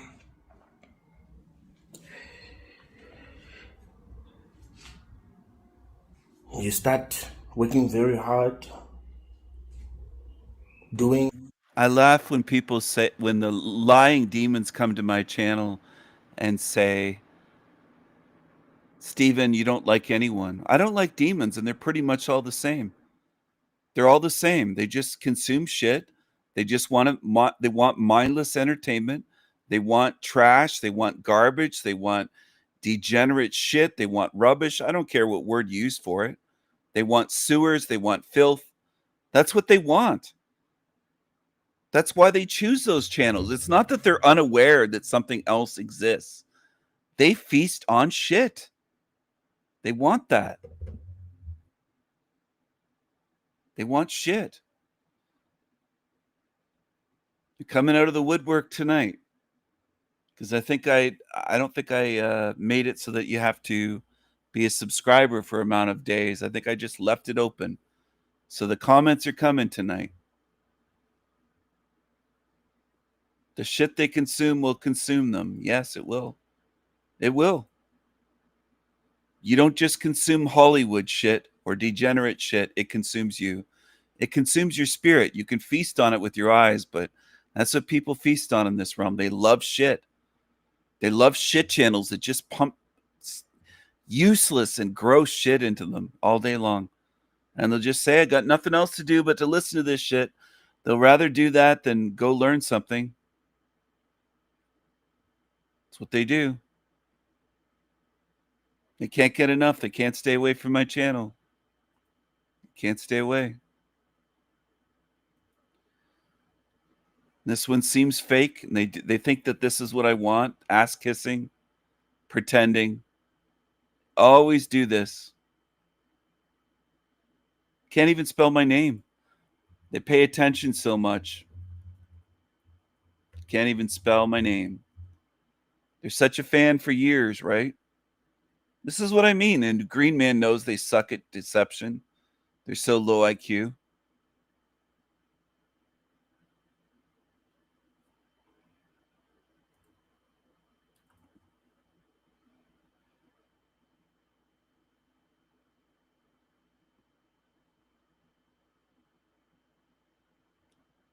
They're a fan of Jake the Snake. Here we are on his shit channel, Shill TV. A whole 17 subscribers. Had a channel for years. Managed to get 17 people. And he's a fan of Jake the Asshole for years. Jake Gibson, Flat Earth Asshole, is the best person ever, is his video 3 years ago. It's a Jake fan that was sent here. It's a Jake fan. What a loser. Imagine being a Jake fan and coming over here and just pretending. Jake Gibson fan. That's who he is.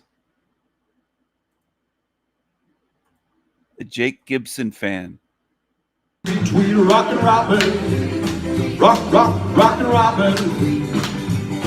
So go rock and robin, 'cause we're really gonna rock tonight.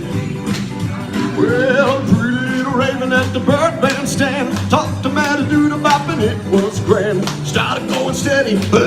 So Jake got paid to sing to old folks in nursing homes, and he thought he was a rock star. He should go back to that instead of begging for shekels from an office that he lives in.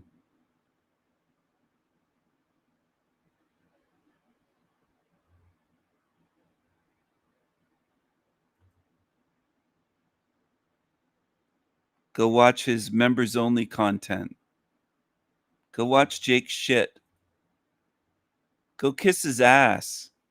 What a loser. What an absolute loser. You worship a little man-child troll. Things that you might not really want to do so that you become something in life.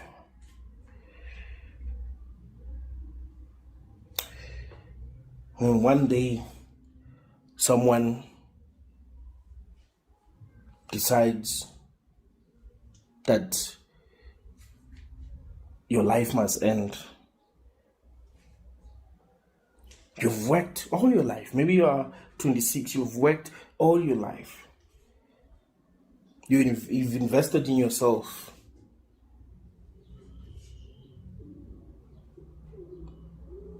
You didn't just decide to just have fun. You're like, you know what, man, let me just have fun. No, you invested in yourself, worked very hard. But one day someone decides that, nah, man, you need to go. The universe isn't going to do anything to prevent that. The universe is not even going to punish a person for taking your life. There is no such thing as cosmic justice. People have gotten away with some of the worst things that you can imagine. There are people who have gotten away with these things. Remember, I heard Jordan Peterson saying that he's never seen anyone get away with anything. I was like, damn, man. Like, yeah, I've never seen anyone get away. You might think that you've gotten away with something, but it'll catch up to you later. Like, no, some people have gotten away with a lot. There are still crimes that we haven't been able to solve.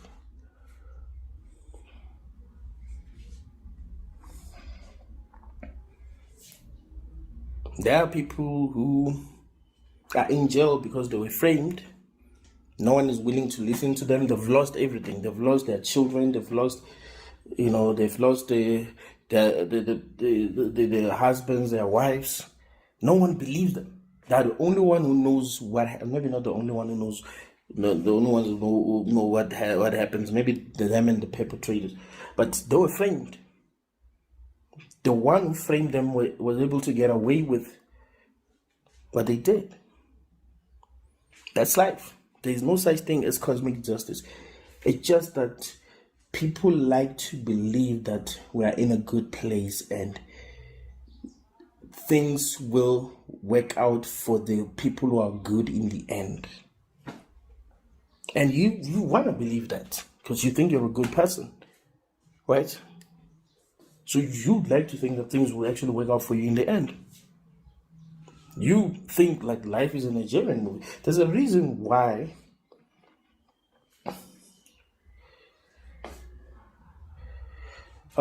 the movies that are being made, and now I'm starting to hate this kind of movies really. The one who is a victim, like let's just say something bad happens to someone in the beginning, that person is gonna get their revenge in the end, or something good is gonna happen to them in the end. You see that a lot in Nigerian movies. Maybe a child is being raised by the aunt. The aunt doesn't love the child. Sometimes the aunt doesn't give the child food. Sometimes the child is not even allowed into the yard, so the child has to sleep outside. And you already can tell how the movie is gonna end. That child is gonna end up being rich, and the aunt is gonna suffer. The aunt is gonna end up homeless, end up crazy, and the aunt is gonna end up asking for forgiveness and all. So people believe that in the end, things will actually make sense and it will all be worth it, right?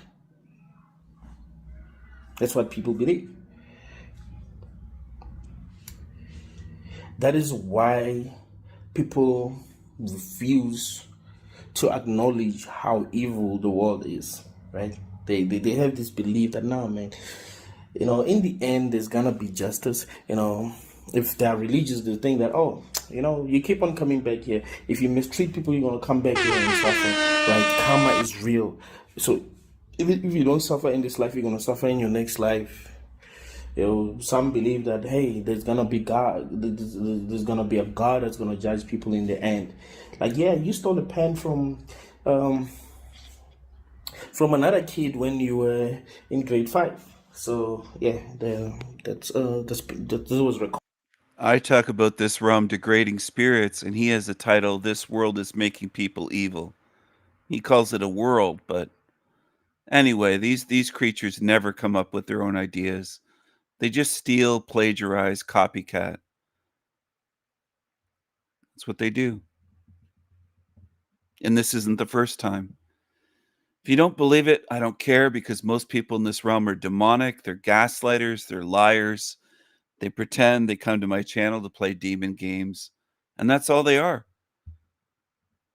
You're stuck here, demons. You're not going anywhere. Recorded here. Why did you steal that pen? But I don't even remember. Still. You know what I'm saying?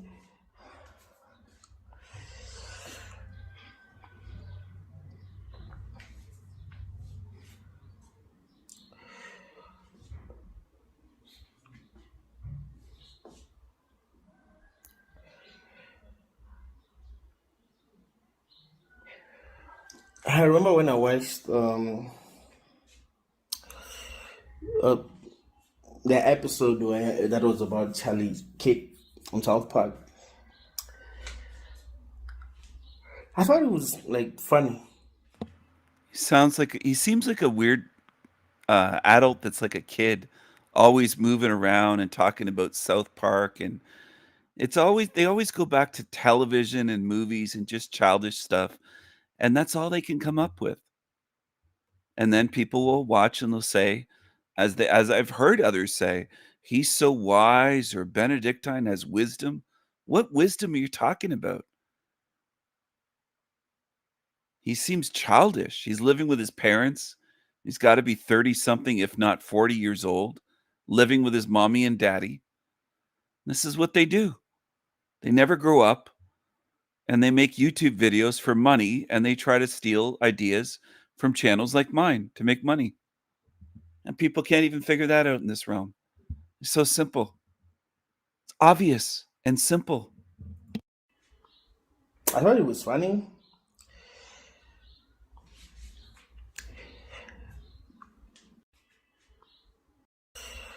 uh, uh, the episode where that was about Charlie Kirk on South Park. I thought it was like funny. I thought it was funny.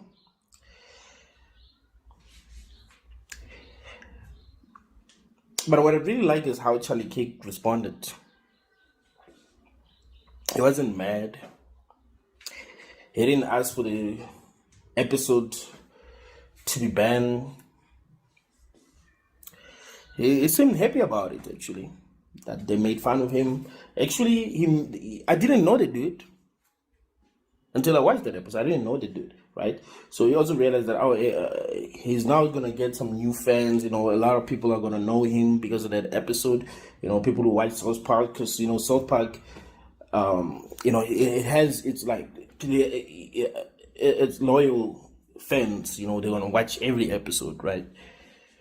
So I thought, even though I don't agree with like 90% of the things that he said, he seemed to be a cool dude. You know, he doesn't seem to be a hateful dude.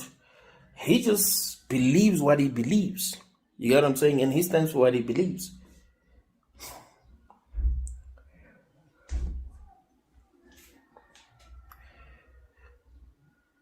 He woke up yesterday,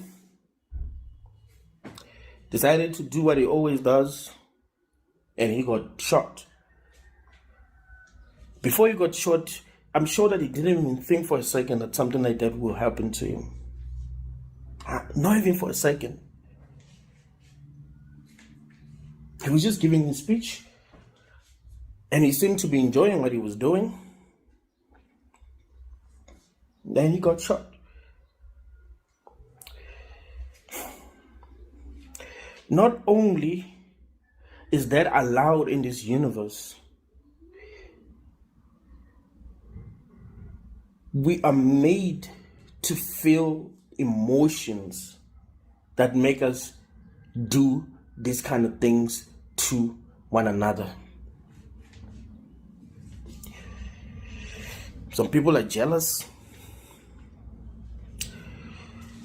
You can't just wake up one day if you're jealous and be like, I'm not jealous, and you're not jealous. That is why I don't do things that make the people who hate me feel. It's a shame. I really do believe, look, I think black people are not irredeemable, but there just needs to be brutal honesty. It's like, look, these black people are really struggling and they're turning into these maniacs. It seems like they don't do anything right. These people don't need a reason. They have resentment in their heart. They hate white people because they're unsuccessful in life, but it's not because of them. They're unsuccessful in life because of white people, right? All right, guys, with everything going on in the media, in the world, and in our country right now, what happened to this Ukrainian woman is completely disgusting, and it calls for a bigger conversation. A conversation about the black community, and also a conversation about these white liberals, because let's be honest, white liberals coddle criminals. They tell them that everything they're doing is okay, that they just need another chance, that locking them up is the problem. Meanwhile, you've got deranged, barbaric, animalistic behavior playing out in the streets, and innocent people are the ones paying the price. And then when someone does get hurt like this Ukrainian woman, nobody wants to have the real conversation. The conversation about crime, the conversation about degeneracy, about the behavior that is happening in the black community around this country. Nick Fuentes brought this up about a month and a half ago. And of course, as always, they labeled him as racist. They dismissed him and they act like he was crazy. But here's the thing. He made some very valid points. And to be clear, this is not about left or right or black and white. This is about right or wrong, right? To be of God and to be a child of God is to go with right and wrong. To care about race is not of God in any type of way because God did not create race. So we're going to talk about that today. Welcome back to the channel, guys. I am Carmen JC. If you're new here, make sure you hit the like or the subscribe button. And if you want to support the channel, hit the super thanks or the buy me a coffee link below. Let's go ahead and get into it. All right. So obviously we know that white people have been talking about crime in this country for a very long time. And specifically Nick Fuentes, he's blunt. He doesn't sugarcoat. He's flat out says he doesn't want to be around black people. And spoiler alert, it is not because of race. It is because of behavior. Let's go ahead and take a listen. It's a shame. I really do believe, look, I think black people are not irredeemable, But there just needs to be brutal honesty. It's like, look, these black people are really struggling and they're turning into these maniacs. It seems like they don't do anything right. They're obnoxious, they're rude, they're inconsiderate, aggressive, cruel. And, you know, look, nobody hates black people for being black. If there are people like that, I think that's exceedingly rare. And I don't consider myself one of them. The reason that people have negative attitudes about black people is because most people's interactions with black people are negative. Now, it just goes to show people are not racist. It goes to show people don't like people that are rude. That people don't, it's unpleasant. People want to be treated with consideration and respect. And it is true that black people are, in this day and age, unfortunately, seem to have very low moral character. It's not even just the violence, although the violence is pretty striking. If you live your life and you know that you're going to be mugged by black people, it kind of colors your opinion or perception of black people, wouldn't you say? If 99% of the carjackings and stabbings and shootings that you see in Chicago are by black people, when you're walking down the street late at night, guess what you're looking for? Black people. And you equate that with danger. And it doesn't take a lot of them to spoil the whole bunch like that. And we just want black people to take accountability and say, look, I'm not a bad person. I'm not a bad person. It just seems that every time I encounter you people, for the most part, it's negative. And sometimes extremely negative, like I could get a gun in my face. You know, that's a problem. And people go, well, you are just loaded up with hatred and racism. It's like, I'm really not. I'm a really friendly person. I'm a really polite, friendly person. I give everybody a chance. But if I'm someplace and I see some black person walking in with their pants sagging and they can't articulate what their problem is or what they need, and they're rude and they're aggressive and I'm in fear for my life, like, yeah, I have a problem with all of that. And people go, and these black people go, well, you're racist, you're racist. It's like, no, I just hate inconsiderate behavior. If black people were super well behaved, we would be racist in the other direction. We'd say, black people, oh yes, dude, yes. My day is about to turn around for the better. What can I help you with, sir? Please come right on in. Man, what a relief to see you here. You're a sight for sore eyes. If black people were known for being the best, then we would be racist in the other direction. Oh, finally. So yeah, that really bothers me. It just bothers me in this damn ass city, because that's all it is in Chicago, is just these black people who can never take accountability. It's always somebody else's fault. So if you're an honest person, you can't really disagree with what he said, even if you disagree with parts of it. It's a fair analysis for him to speak up on his experience and what he sees, especially being from a place like Chicago. I'm from Chicago, so I know. I actually respect his honesty, because I'm tired of people trying to be politically correct. No, just say what it is. You do not have to be politically correct with me.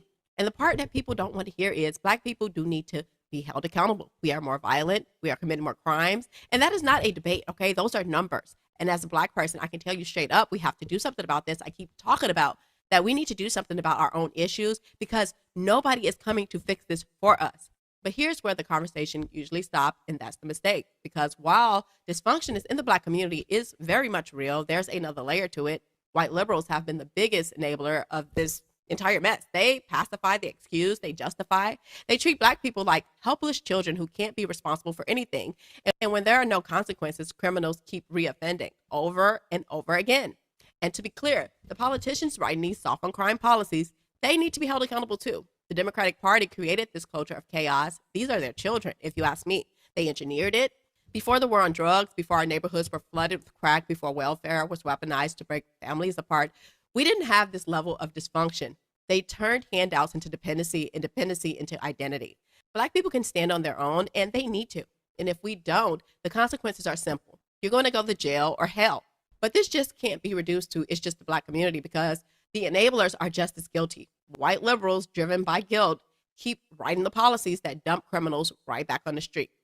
And let's not play games. If you really look at the history, this is nothing new. This is no different from slave owners protecting their slaves back in the day.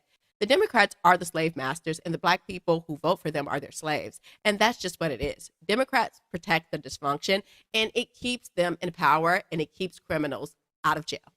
Now, Lily Gaddis, the same girl who went viral for dropping the N-word, actually had another take on this whole situation. And honestly, I am not mad at her because white people are justifiably upset.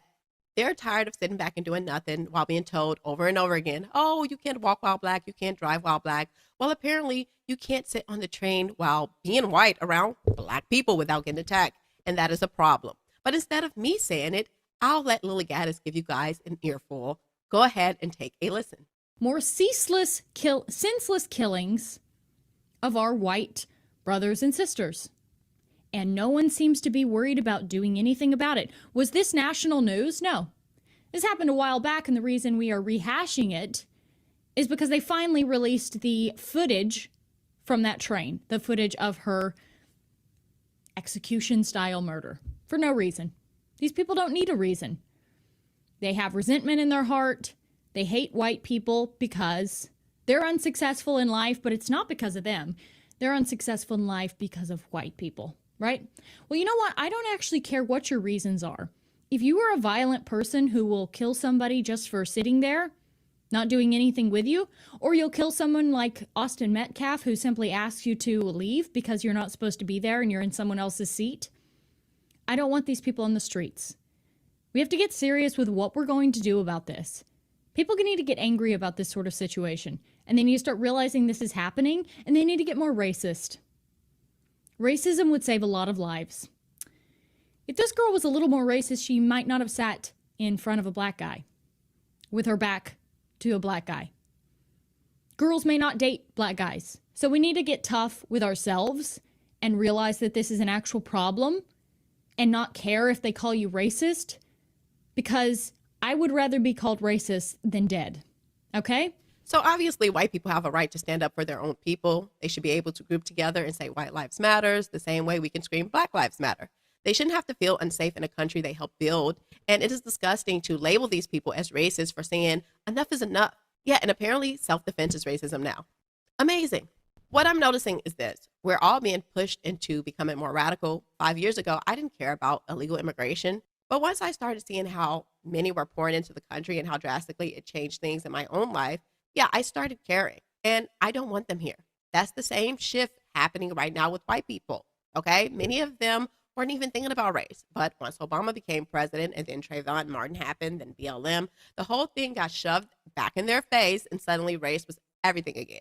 Now here we are going backwards, like we're right back in Jim Crow. People are talking about segregating themselves again, and if we don't get a handle on these situations, we're going to ruin this country. And let's be honest, this isn't even a real issue. These are distraction. They glorify race, they push race, and they keep us arguing about race so we don't pay attention to what they're doing, right? Because they don't want us to focus on AI and how dangerous it's becoming. They don't want us talking about mass surveillance or the chemicals and the garbage that they're putting in our food or the way our health is collapsing. So instead, they dangle race in front of us like it is a chew toy. We have to wake up to this. We have to wake up to these tactics and how we're being all used against each other for a divide and conquer tactic, okay? And when I say that we have to get on top of this race narrative and actually deal with these issues in America, I am not kidding. Because if we don't, it's not going to get pretty, okay? White people need to deal with their white liberals, okay? And black people need to deal with the ignorance and the degenerates inside of our own community. That's the way we fix this. It's the only way it works. We cannot keep going at each other when we clearly see that there is a problem. Somebody was hurt. Somebody was killed for doing absolutely nothing. And everybody should be disgusted by this. So here's what I need people to understand. This isn't just about one crime, one victim, and one viral video. This is a sign of where the country is headed if we don't wake up, okay? It is ugly. We are living in a culture where criminals feel bold enough to brag about targeting people because of their skin color, while the media shrugs it off and politicians stay silent. That should terrify every single one of us, because when the truth is ignored, when justice becomes selective, when accountability is off the table, it does not stop at one group. It spreads until nobody is safe. And to be clear, the people that is fueling this mess know exactly what they're doing. They want division. They want hostility. They want us so busy fighting each other over race that we don't notice the destruction happening in plain sight. Broken families, broken schools, broken communities. They want chaos because chaos keeps them in power. But the truth is, we do not have to play into it. White people are not the enemy. Black people are not the enemy. The real enemy is the system that feeds off the dysfunction, pacifies criminals, and profit off of the destruction of families and values. That's why accountability matters more than ever. Black people, we cannot keep pretending dysfunction is culture. The excuses are done. The behavior has to change, and it starts at home, especially with how we raise our children. White people, you cannot keep letting white liberals dictate policies that protect criminals and punish the innocent, okay? You need to deal with your own, just like we need to deal with ours. If both sides... Oh, wow. The behavior has to change. It's, we got to stop vilifying. It's just the politicians that want to divide us. But if you go back over the decades and look at crime stats, there's a huge difference between the amount of violent crime committed by blacks and violent crime, let's say, committed by Hispanics, and then far less by whites and Asians. There are differences. She doesn't want to acknowledge this. Most black people don't. They don't want to acknowledge it. It isn't just politics and culture and single mother homes. It's beyond that. There's racial differences. And this is a big stumbling block for most people because most people don't want the truth. And they show me that every day in this realm. Most people don't want to face any real truth. As soon as they come up against somebody speaking real truth, they start mocking, they start attacking, they start slandering. That's what they do. That's what most humans do. They don't want to hear real truth that you can look into. They also don't want to do research. They won't look into FBI crime stats. They won't do the work I've already done. They won't even do a 10th or 1/100th of the research or 1/1000th. And that's most people in this realm. They're good at mocking and being demons, but they won't do actual research to say, hey, is Stephen telling us the truth here? Is this true that there's a huge difference between the amount of black crime and that's violent and white crime? Is there really a racial component no matter where they live, what state, what economics, what single mother, 2-parent home? Is there really a huge difference? Yes, but you haven't done the work. And she hasn't, and most people listening haven't, and they never will. Most people will never do the work and say, you know what? Here's the proof. It's observable and the stats back it up. How are you going to convince me otherwise? We see it. The prisons back it up, the arrests back it up, the crime stats back it up by demographics, all the proof in the world, but most of you don't want to look at it because you're really not interested in truth. Most humans, that's who I mean by you, most humans. Now, I'm not talking to the exceptions, which are rare in this realm, people that want any truth. They'd rather say it's culture, it's this, it's that, it's just rap music. Well, why is it so violent in Liberia as it is in America with a certain group, black people? Why is it worldwide? See, a lot of you don't have explanations. You don't want to face the truth. You want to make excuses. And that's what people do in this realm. They make excuse after excuse after excuse. It's the culture. It's American culture. It's black American culture. Why is it the same in Liberia then, in Zimbabwe, and with black people in Canada, and with black people in the UK, and Barbados, and Jamaica, and Haiti, and here and there and everywhere? Are they oppressed everywhere and forced to be violent everywhere on earth? See, some of you have issues. You don't want to face the truth. You put the brakes on, and that's reality. And I know what you do. You're truth dodgers. That's what most humans do. They dodge the truth, they deflect, and they make excuses and justifications for evil. Most of you in your whole life, you've hardly called anything evil. Some of you only started calling things evil once you got here on one of my channels. Some have admitted to this on my channels, that you never called anything evil in your whole life. And there's some that never will. There's some that have been on my channels and they'll go back to the shit channels. They won't call anything evil. They'll just laugh and say, oh, they'll lie about me saying King Stephen calls everybody a demon. They're all demons but him, which is a lie. That's what they do. Most people on this earth will never come close to researching, looking into, examining, thinking about, and facing the amount of truth that I already have in this lifetime. Most of you humans could spend thousands of lifetimes and still not come close to it because you're very lazy. Most never look into anything. And some of you have difficulty. You're thinking, well, I do, Stephen. You can't get beyond, well, you're an exception. You're not the rule. Look at the rest of the people in this realm and how they behave. They don't look into jack shit. ever and ponder things. And a lot of you will pat them on the back and congratulate them if they watch television and think about one little thing, one mainstream thing. They'll never confront the main issues of this realm. That they're not even close. They'll never say it's race. They'll just say it's culture, it's social economics. I've heard all the excuses for decades, and none of them add up.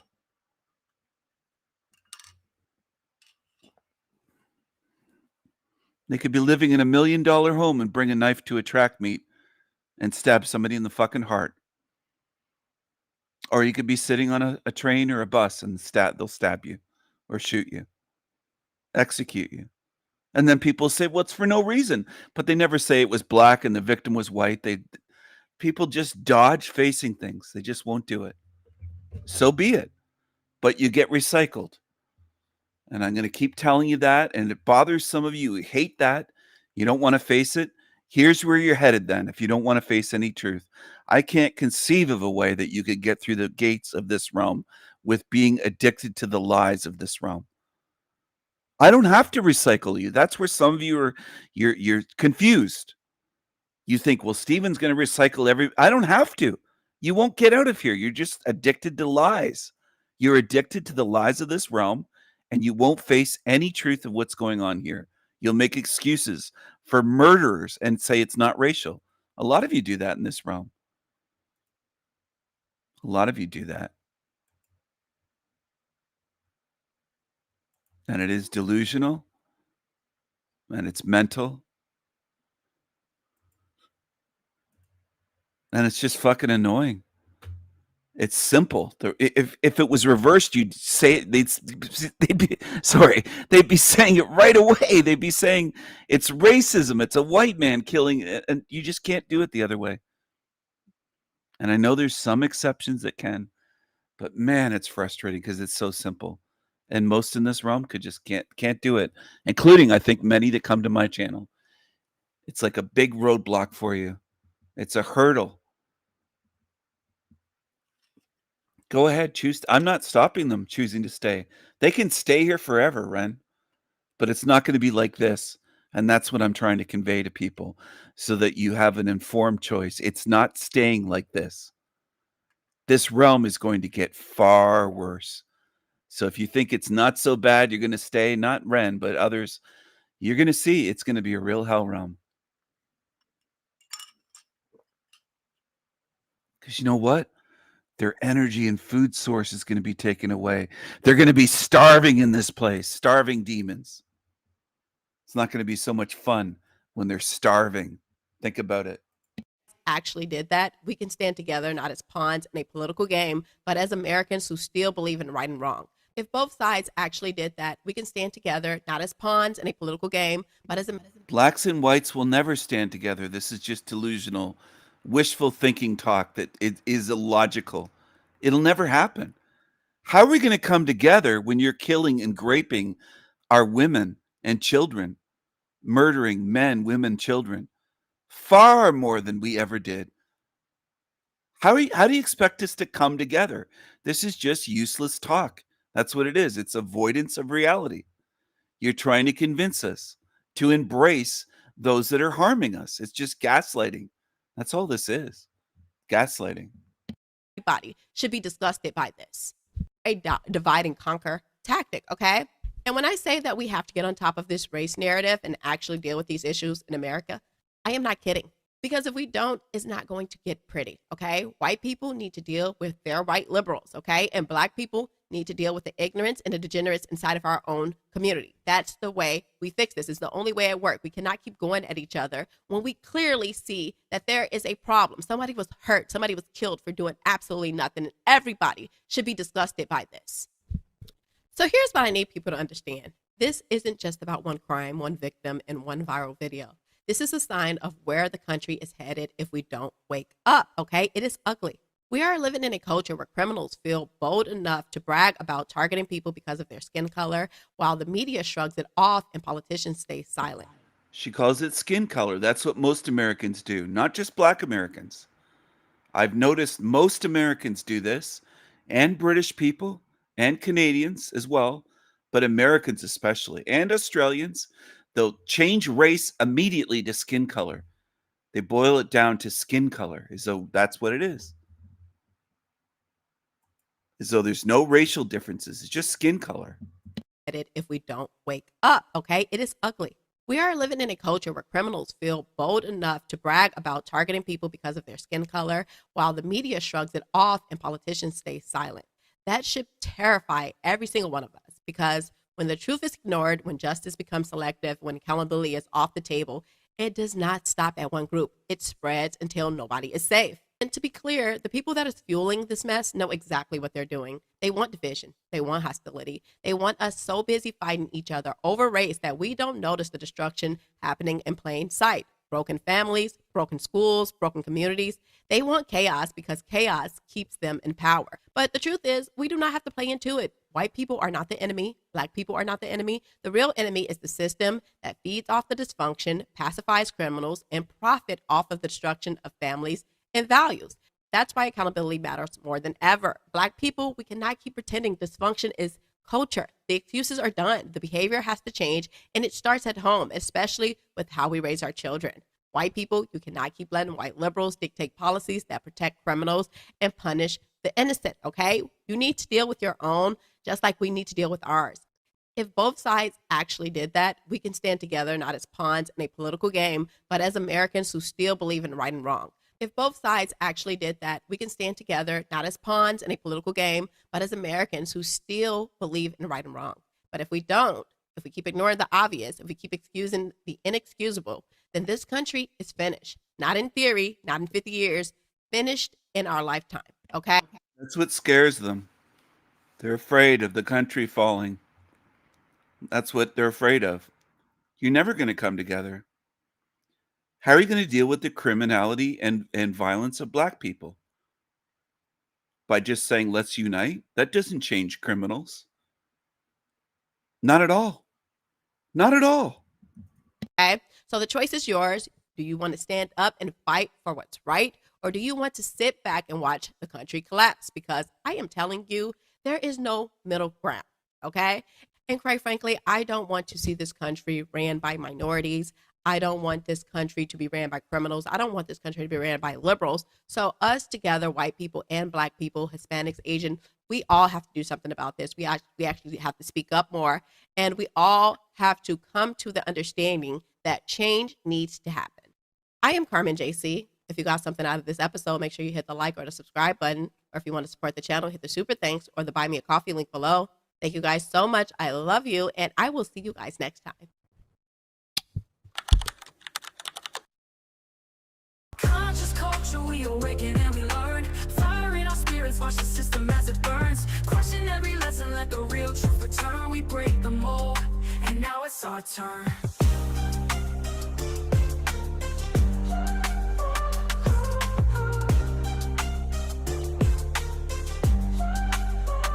No more following blindly, we take.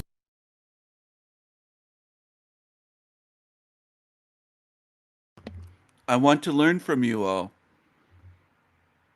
People talk about where's the solutions? Tell me the solutions.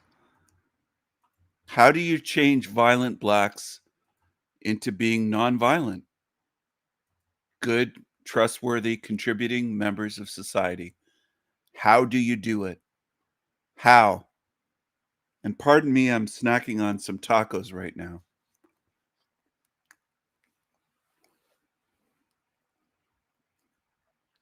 I want to know, though. I want people to answer.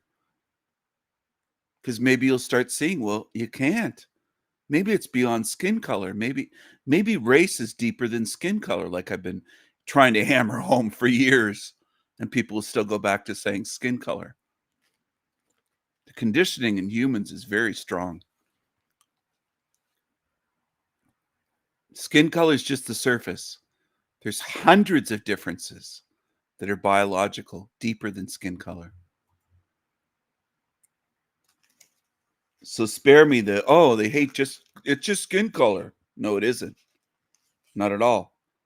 That's a tactic that they've used on you, and it works on most of you.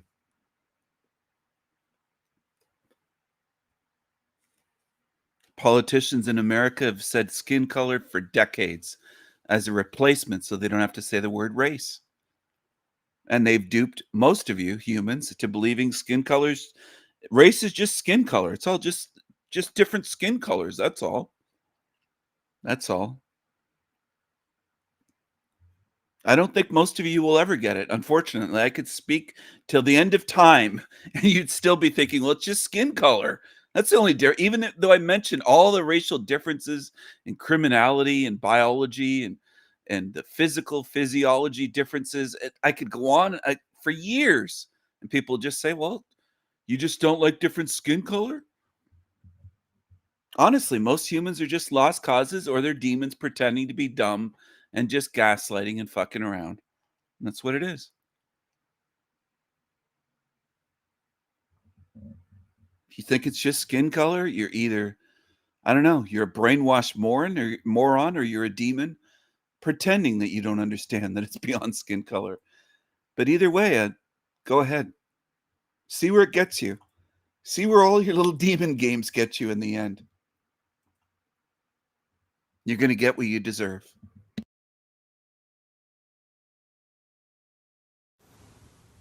Most jokers don't know that the devil is not a he, but a she.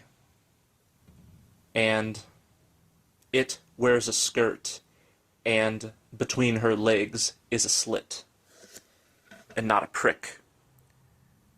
I believe that mankind is evil, but I believe that womankind is far more evil. Even if it is under the guise of a essential femininity behind a biological man, they're the most subtle, and those are the types I want to talk about today. I want to talk about how evil and neurosis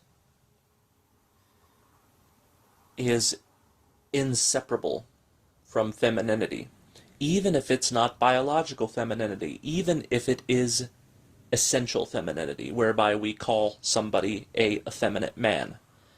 It matters not to me.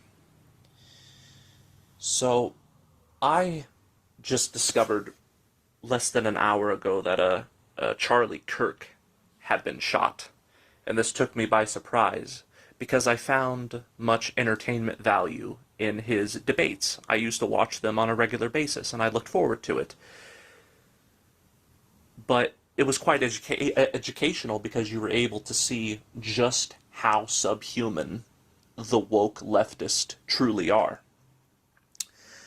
But he was shot, and I was sorely disappointed to hear that. So I immediately went on YouTube and I found this live stream where somebody was giving commentary on it, and it had a live feed. And I was looking at the live feed, and it was being bombarded with messages that were coming in so fast that you could barely read them. But whenever I would get a chance to read one of them, most of them were negative, and they would say that Charlie Kirk is burning in hell right now, or they would say, like, I'm glad he's dead, things like that. And when I would see that it was a feminist woman with pink hair and a nose ring, that didn't surprise me. That goes without saying. But when I would see the men, so-called, I would click on their profile picture for YouTube, and I would find that they had an appearance, without exception, that was rather girlish. For example, their skin was soft, and their bone structure was very unmanly. And if they looked so-called attractive, it would only be in kind of a gay way. What a top might find a twink to be his bottom would be attractive. Okay, it's that kind of attraction that's really effeminate and gay. And I was able to see that in their face, the soft skin, the long hair. You were able to feel their energetic signature within the morphology of their face, and I saw that it was effeminate. And I conclude that as there's just a bombardment of people who are celebrating the murder of somebody they dislike, that all of the men, without exception, quote-unquote men, were effeminate. And I've come to a conclusion. Never trust effeminate men. Because before, my snap judgment was to feel uncomfortable around them and to judge them and say things like no genius or morality can come from them because they are essentially a female, even if they call themselves a heterosexual male. I could feel into their girliness, and I don't like it. And I find that even though I try to go against that snap judgment, 100% of the time, I have not been incorrect. 100% of the time, whenever I come across an effeminate male, they always show themselves, almost without exception, to be a leftist. One of these woke sickos that are ultimately terroristic and radical in nature. And you could go educate yourself as far as this is concerned by watching Charlie Kirk's old videos or any other similar conservative commentator who goes to these universities and confronts the leftist student body, and you will find that every time there is a male who's challenging them, almost without exception, it is a neurotic, effeminate man. And whenever I'm in California and I come across somebody and I see that it's a man and they have effeminate characteristics, even if they are heterosexual, even if they have a wife and kids, if they have even the faintest essential quality of a woman, I do not trust them. And of course I will be cordial to them. I will not mistreat them. But I do not trust them because I find time and time again that pretty much without exception, or really without exception from my own experience, and I live in California, so I should know, it's a very blue state, that whenever I come across these effeminate males, they are always radical, woke liberals. And I've always tried to prove myself wrong. That's why I would withhold making a video like this for several years, because I came to this conclusion, but I said, no, we got to give it more time. There must be an exception. Maybe one day I will come across a man who has an effeminate character, but this man, regardless of his femininity, will still be a man of intelligence, who's able to see past the left-right paradigm and be able to see the matrix for what it is. And I found that no matter how hard I try, given them the benefit of the doubt for years and years, I found that without exception, they were liberals. And the ones who I come across by way of this YouTube channel, who shall remain nameless, they were the most radical anti-natalist that I ever came across. The kind that wants to punish procreation by killing the breeders and saying all of that type of really neurotic, terroristic type of shit, saying that they believe that the government should make it so people aren't allowed to breed, and those who do breed, you know, the child should be taken from them and, you know, forced to live in a communistic commune, and the parent should have to go to jail, and all that type of insane, irrational stuff that disgusts me most about this community. And of course, I'm not saying that all anti-natalists are like that. There are some anti-natalists who really should refer to themselves as child-free, because there's a big difference between the two ideologies, and they say that I believe bringing life or bringing bodies into the world is going to guarantee that that particular body is going to suffer, and it's going to endure hardship. Therefore, for me, the morally right thing to do is just not bring the sentience that comes with that body in the first place. It's like, okay, fine. That it's your decision not to have a child if you don't want to for whatever reason. But when it comes to the extremist of what disgusted me most about this community, I find that a good portion of them, I would say over 51% of them, are this type of effeminate man, and they have leftist leanings in the same way that these radical woke people who are celebrating the murder of somebody they disagree with, they have that type of same woke, sick, demonic ideology that they just put antinatalism on top of it. You know, they'll say things like, well, I want people to stop breeding because we're killing the planet because of climate change. Or I want people to stop breeding because of insert whatever leftist agenda you can think of, and that's the reason. Oh, I want to stop white supremacy. White people need to stop breeding. Shit like that, right? And when I would see that type of behavior, it was usually coming from an effeminate man. And I said, is there one antinatalist that I could find of this radical type who was masculine in character? And the answer is no. And I've given this thought experiment years.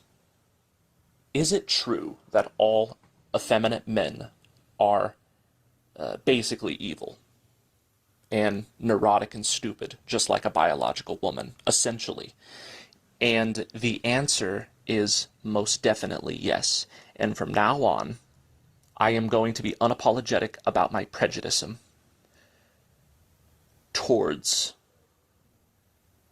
any man that I come across, by way of this YouTube channel or otherwise, who comes across effeminate to me. I'm going to say that I don't trust you. I think you are essentially evil.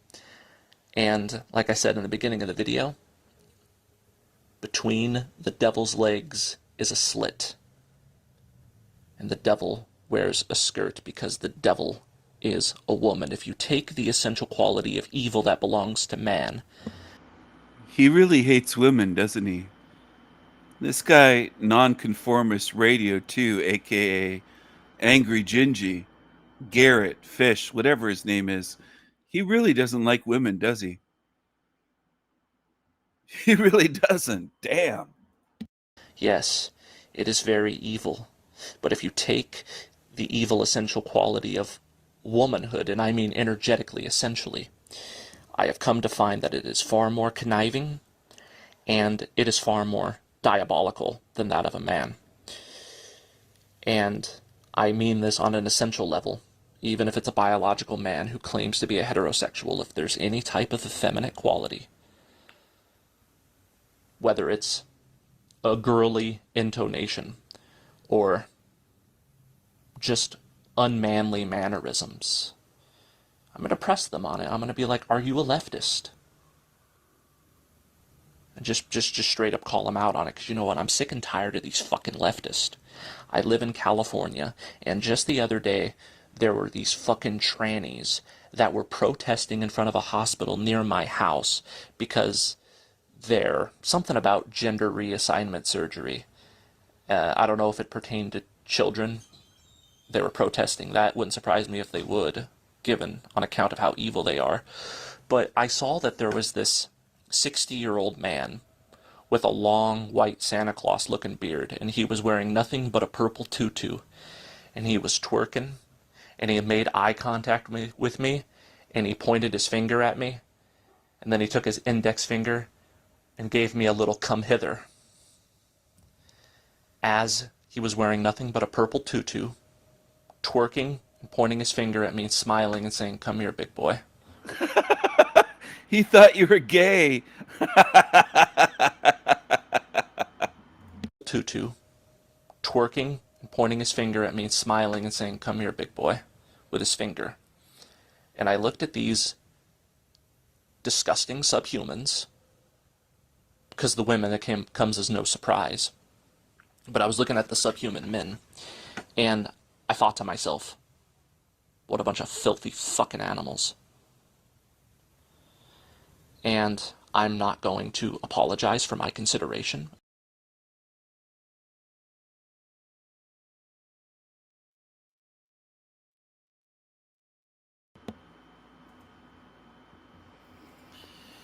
All right, I'm gonna shift gears here. Let's see what we have in the shit verse, the demon verse. What's going on this shit show channel? Modern men lost again. Landry's channel. Landry. Well, it looks like his effeminate buddy Moose is there. They look a lot alike. Number one. So let's just get that out of the way. Okay. Thank you. Thank you. He's not even in the song. That's how number one he is. This tool called it's a Google thing. It's like a builder to where you can build websites and stuff based off of prompts. It's very cool because I was building one where it takes these because this chart's kind of ugly. It's just a rectangle, and you can make it cooler looking, make it prettier for the aesthetically minded. But I'm going to pull this down for a second so I can pull something up and go over this, and then we're going to get into my rankings. I'm going to rank these panel people because they're all here because of their ego, and I keep saying I'm going to do it, and I never do it, but I'm actually going to do it today. That's I made right. a song about it. I've been egging them on. And Moose is number one, so let's just get that out of the way. Okay. Thank you. Thank you. He's not even in the song. That's how number one he is. I've been egging them on because I want to know the top 10 panelists that are undervalued. Yeah, so and this would exclude a lot of the heavy hitters, whatever that means. So don't be offended. This is for most of them have been appeared on camera at some point. Do you like this mumbling douchebag? This dirty rat, Landry? People view this shit. They have a real taste for shit in this realm. They have a real taste for shit. But I think one hasn't. As one of my old friends would say, it's like being the biggest loser. So, I might as well take it. Hey, look, we've discovered one of our approved users. There's only 8 or 9 of y'all, so congratulations for making the cut. I think he's also moderator. I think he's like one of 2 moderators. No, 3 moderators. No, it doesn't matter. But That's our one chatter down there. Thank you, Powder Dusty. Even I don't have access to chat in this channel, so much appreciation. Well, no, you have it on the channel. It's just we're in approved user mode because everyone saw how everything went earlier. So look at that toothbrush mustache. Oh, that's right. That was my goal. Was $2, so now we got to do it. All right, now we made it. Great stuff. And where were we at? We're getting something. So I can do that in a second, but I do want to get over to the list here. So obviously it's a great sort of moment to recognize that Flow State would be too important and too powerful and too strong to be in this list because he would never be undervalued, right? So that's right. We would never undervalue the Powder Dusty. Yeah, and if anybody's out there, he always has his Cash App available, so just send him some money. Thank you, and you can send us money too, though. Yeah, send everyone money or watch the ads that you're facing through. I'm so happy that y'all are having to deal with that, and I won't do this regularly. This is for the Cupcake Show. It's specifically for this event because it's a nice way to focus on what's happening. You know what I mean? What have we had? Like, this is my point here. He's an approved user because how has he come into the space positively? He's not just here to fucking. For all of our haters out there, host himself one of them auctions, right? His beautiful artwork. Everybody was loving it, digging it. Jack Talcott's a heavy hitter. Goo Goo Dolls better than OTW Rock. It's just the top 10. And yes, we came out of it alive. We love each other. Old Joe's great. Yeah, I mean, can you see why for me it was a good pick though? Stream. Yeah. The freak. Look at this stupid shit. This is so fucking stupid. Low level. Demon tards. The freak. To him that I didn't realize. Give her a second chance because I don't know. Chuck, Uncle Chuck. This is for you. Fine with me because it's like the numbers are down. What I mean, does that one mean? thing if it was like thousands of people watching. But come on. Yeah, it's like, I mean, they're going to be not here, and that's fine. You know, that's what people got to realize. Like, I found this video from a month and a half ago where I was freaking out because I had 6 people in the chat because I was at 0. You know what I mean? So this is, it's obviously we made some money here today. It's I'm laughing. I'm having a good time. It's okay. Progress. A couple months ago, it was just me and a couple other people in the chat. Exactly, dude. Gabe was the one who really I started going to his panel. He was my favorite panel I flocked to initially. So I don't take it so seriously unless it gets down to like. And here's the thing: what did we see yesterday? We saw Paul with Snafu with one viewer. Never viewer was me. So it happens to the best of us. It's okay. We'll survive. And I mean, Testing. I'm not swearing allegiance to either side, but why do you want? You're over on Talcots, whatever, with for our guests out there.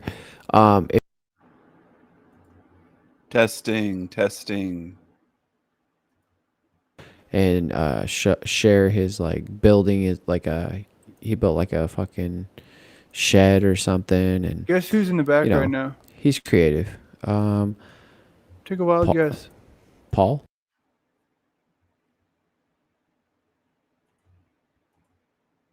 If this is the 7th or 8th or 9th commercial you've had to sit through on this one, I really apologize, but I don't. This is for all the haters out there.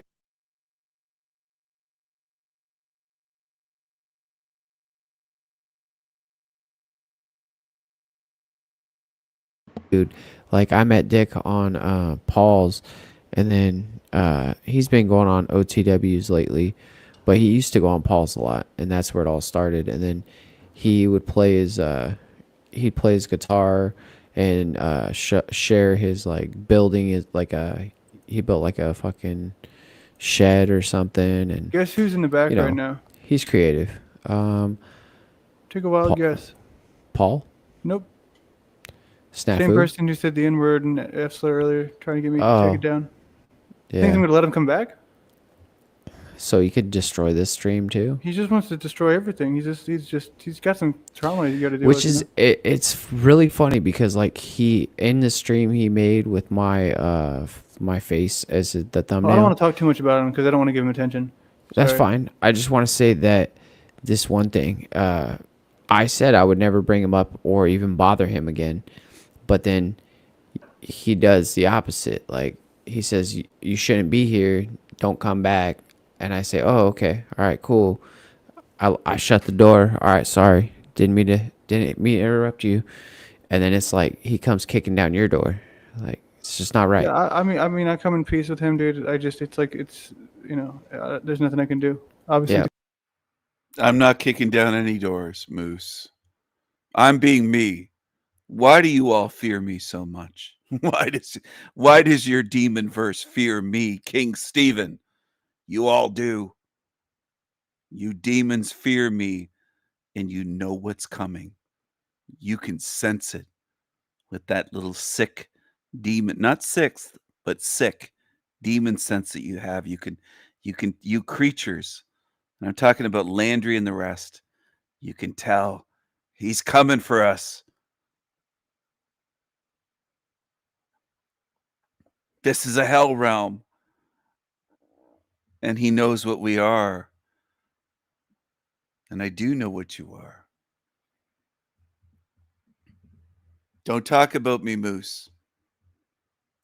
the kind of person who's trying to take your channel down. You just don't want to really.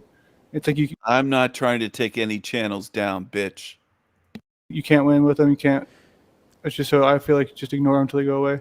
Yep. So we got Freedom Grower. Freedom Grower definitely. So the list so far, much JC, appreciated. We got El Perro, Old Joe, Hank. Good guy. I'm not part of your demon verse, panel verse, but I'm number one. I'm the king, you little pissant peasants. You little fucking insignificant losers. They're losers. They're losers. I'll step on you. I'll step on you, you cockroaches. Yes. Shift. Yes, love the her. Freak. Oh, you talking about the guy ship? Yeah, guy Shit, he's talking about Guy. Yeah, I don't know. We got Gorilla Gems. I know he's kind of a Gorilla, but he a writes Paul good shit. chatter, but he's got good shit. We talked on the phone a couple times. He's a good guy. Then we got next one would be. This is going to be the weirdest one I feel like for people because me and him, I don't think. Even his mumbling voice makes me disgusted with him. Landry, your mumbling voice is terrible. I don't know what's worse, your mumbling voice, your hair, your mustache, the way that you're a leech, and just everything about you I can't stand. I can't stand you. I can't stand you. Everything about you is gross to me. Your teeth, your clothing, it just goes on, everything. The way you treat your daughter, you let your newborn just lay on the floor all day long as you stream for fucking 12 hours. You disgusting creature. You should be reported. Child services. Your father killed a child. Your everything about you is disgusting. All of it. Just everything about you. Everything is disgusting. Ugh, you're just gross. Gross. We've ever actually even talked to each other, but it's Voy. I don't know. No. I like him, dude, because I like that he's pushing up against the people when there's like the group think. He just goes against. Oh, I bet you like that Voy creature. No personality with the monotone voice. No sense of humor. He's just fucking... Voy is a loser. No wonder. You like all of the losers in the demon verse. Makes sense. Against it. He does, but he's such a douche about like the Hollywood thing with me. We got Mitch Levin like, is here. Is that actually you, Mitch? I can't really see. Mitch made it into the club. Mitch is do we bring it, Mitch, in? I would say Mitch is one of the guys with great insight, but I don't know what you guys are looking for. But I don't. Don't show us your balls, dude. I like Mitch. I like Mitch. We've had some kind of like, arguments in the past, but like that was because he was called Skeletal moose. You're going to talk about me. I'm going to talk about you. You look like a corpse. You look like a damn corpse, moose. Calling me on my bullshit or He whatever. argues with everybody, bro. Don't just Nah. you're not special. He's never argued with me. This Mitch guy. Anyway, stay tuned, lurking demons. You may be mentioned live on the greatest show in hell, the hottest show in hell. This is El Diablo Radio International. The hottest show in hell. Nobody does it better. Nobody. Nobody. And they never will. They never will. This is the hottest show in hell. Excuse me. This is the hottest show in hell. Here we go, right here. Welcome to the hottest show in hell. And that figure walking through there represents me with a hood on, walking through the flames, the destruction. They can't take the heat. They can't take the heat. I'm bringing the heat. I'm bringing the heat against all of them. Me versus all of them. That's what I want.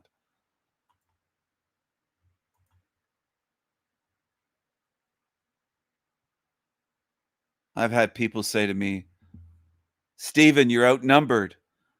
There's so many demons. There's so many demons versus you. It's not fair.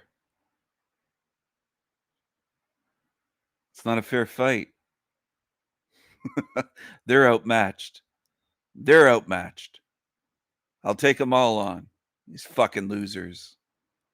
I'm living rent-free in their heads. I run this show. I run this ship. They'll all lose it over me. They can't take it. They can't defeat me. They're bonking their heads together, these demons, like fools. They're no match for me.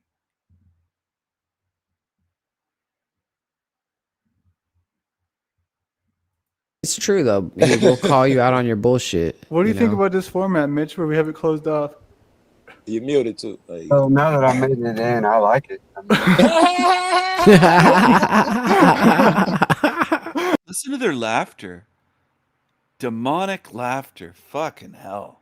don't just Nah. you're not special. It's true though. We'll call you out on your bullshit. What do you think know? about this format, Mitch, where we have it closed off?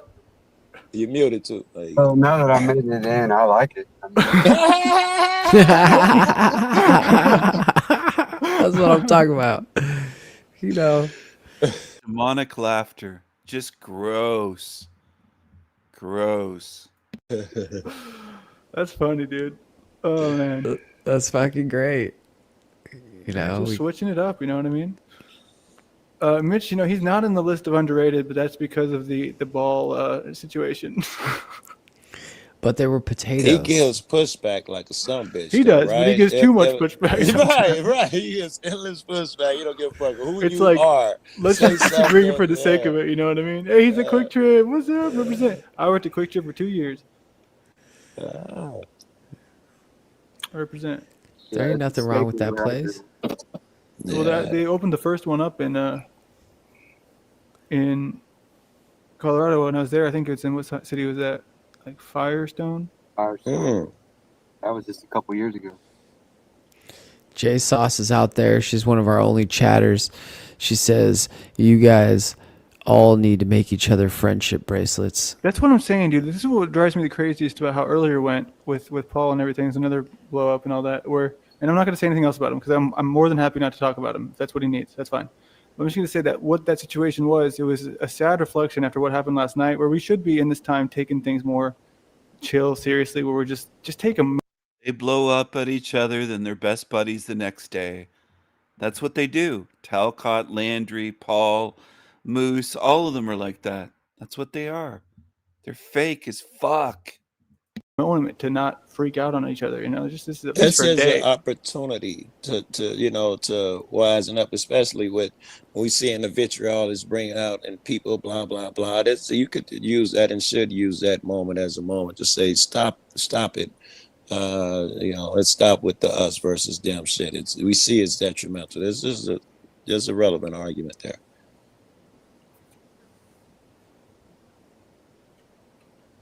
What you mean? Oh, I see what you're saying. Sorry, Gabe. Okay, where was I getting to? Okay, so next on the list is we got Neutral Ground SNL. She's just a chatter that we talked on the phone once, but she's just so nice. I like her. She's cool. She's definitely underrated. Yeah, she's not really an ever. underdog. She's almost too nice to where she's well, not even though, because she at least calls people out for bullshit. No, I've talked my I've spat the mouth at her, so it's whatever. But we got another of the same person back in the back trying to get in here. Yeah. Trying to just get me taken down, shut down. What is the deal with these people? Why do you think they do it, Joe? What's the purpose? Know what happened. I'm the wrong guy to ask. Okay, so here's what happened. Happened and I wasn't around. So yeah, earlier we were here and somebody came in. They came in under the Tommy account, just pretending to be Tommy. They sat there silently. I know it was not Tommy. You sound pretty confident that it was pretending. Okay, go ahead. I know it was not Tommy because it wasn't Tommy. It wasn't Tommy because because it's just it's one of those things to where Tommy comes on. He's never quiet, and I know his voice. Yeah. And so Tommy would we all know his hop on voice anyway first, all that shit. He hops right through the door and just fucking starts blasting. Yeah. Well, he comes on. He's sitting there for like 3 minutes. I'm not even in the room. I'm not paying attention because they're arguing. And then he just drops N-word, F slur, and then I kick him off and I have to shut down the stream and delete it. Oh, that sucks. Because he's just trying to do that, and he's not even doing it in his own name. What's up, Chuck? You got to be super coherent tonight. I was just letting you know, by having your chat limited like that, they can't super chat. You can't? Nope. But you're still in the chat, aren't you? Oh wait, no, you're out of the chat because you were the moderator. See, that's why Flo bought my wrench, so you couldn't get super chats. Oh, sneaky damn, little dog. My bad, dude. Oh, I see. I'm gonna remove Yeah, this. You see what he's doing? Man, he's but he didn't send me my $5. He sent me 30. I'll send you 5. No. It's, no, dude, no, you're no. No. It's not about that. It's not about that. It was. I want to show you some love. No, it was about me trying to pull a fast one and get a 5 out of that 20. That's what it was.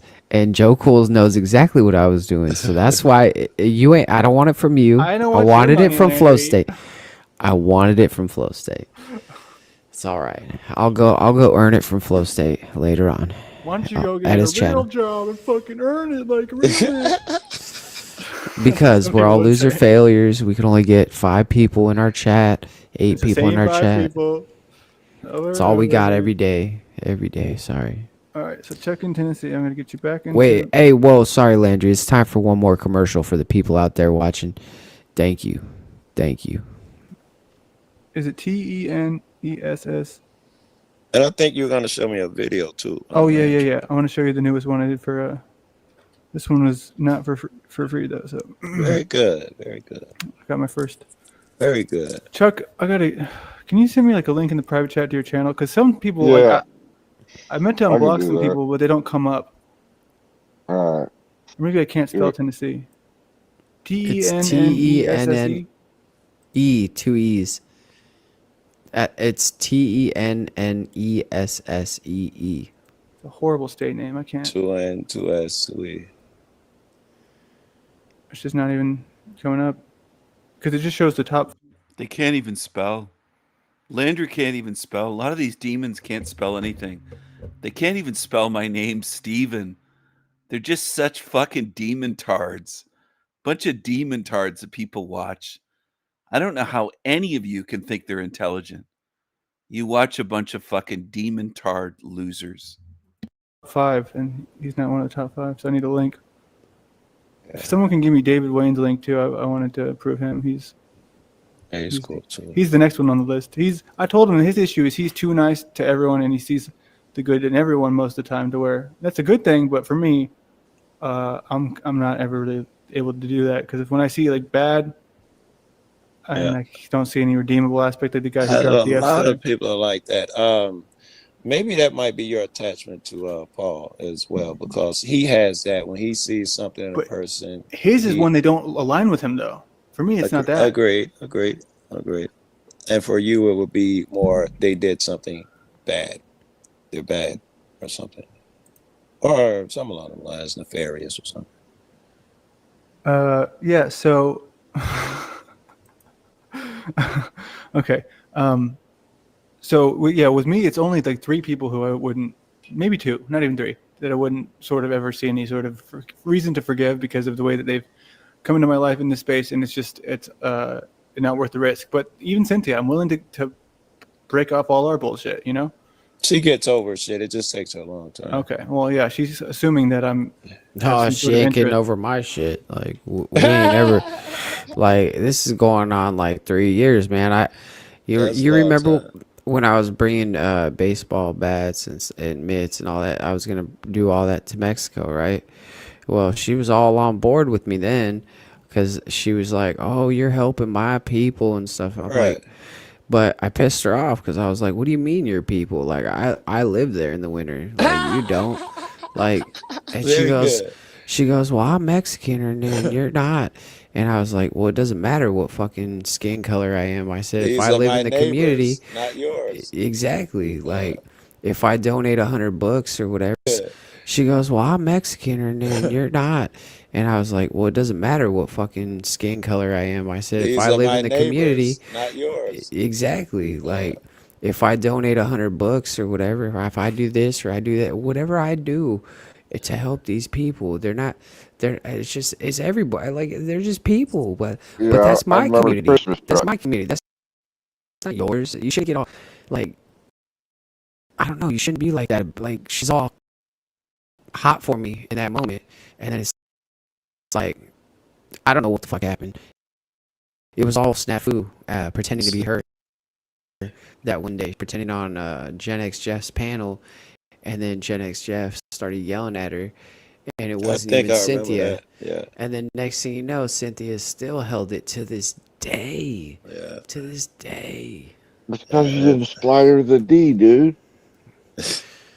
I would, but my wife, my wife doesn't want She'd me have to cut fuck a him fat off. I chick. heard that. Nah, it's not even that. She'd have done it, you. It's not even that she wouldn't share. It's just that, never mind. That was rude. I know. I was rude. I remember that. What was that? Christmas time when he's driving around with the truck down there? I was with all having them fun. toys? Yeah, You we had were it. just It looked like you was tossing- having a blast. Fuck yeah, dude. We're just tossing toys out to people. I was riding in the back of the truck on the highway, like sitting in a lawn chair. It was total redneck style, like, giveaway. It was fun.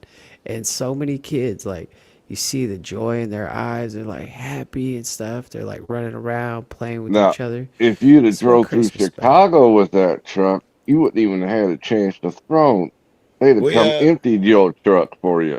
We actually do that. The police stations got boxes, and we go around. I know me and one of my buddies go around, and you can drop some off at the so and so, and the homeless. For the kids, they got a big ass box, and the homeless, and then the homeless. Not only do we drop at the box, we go where they hang out, which is under the bridges and shit, cause we so cold in Chicago, and give them shit, and it's the same thing. Their faces light. You give them the shit that they need, right? Socks and whatever, and their faces light the fuck up. Yeah. Well, you might have to go to Denver this year, Joe. Help Tommy.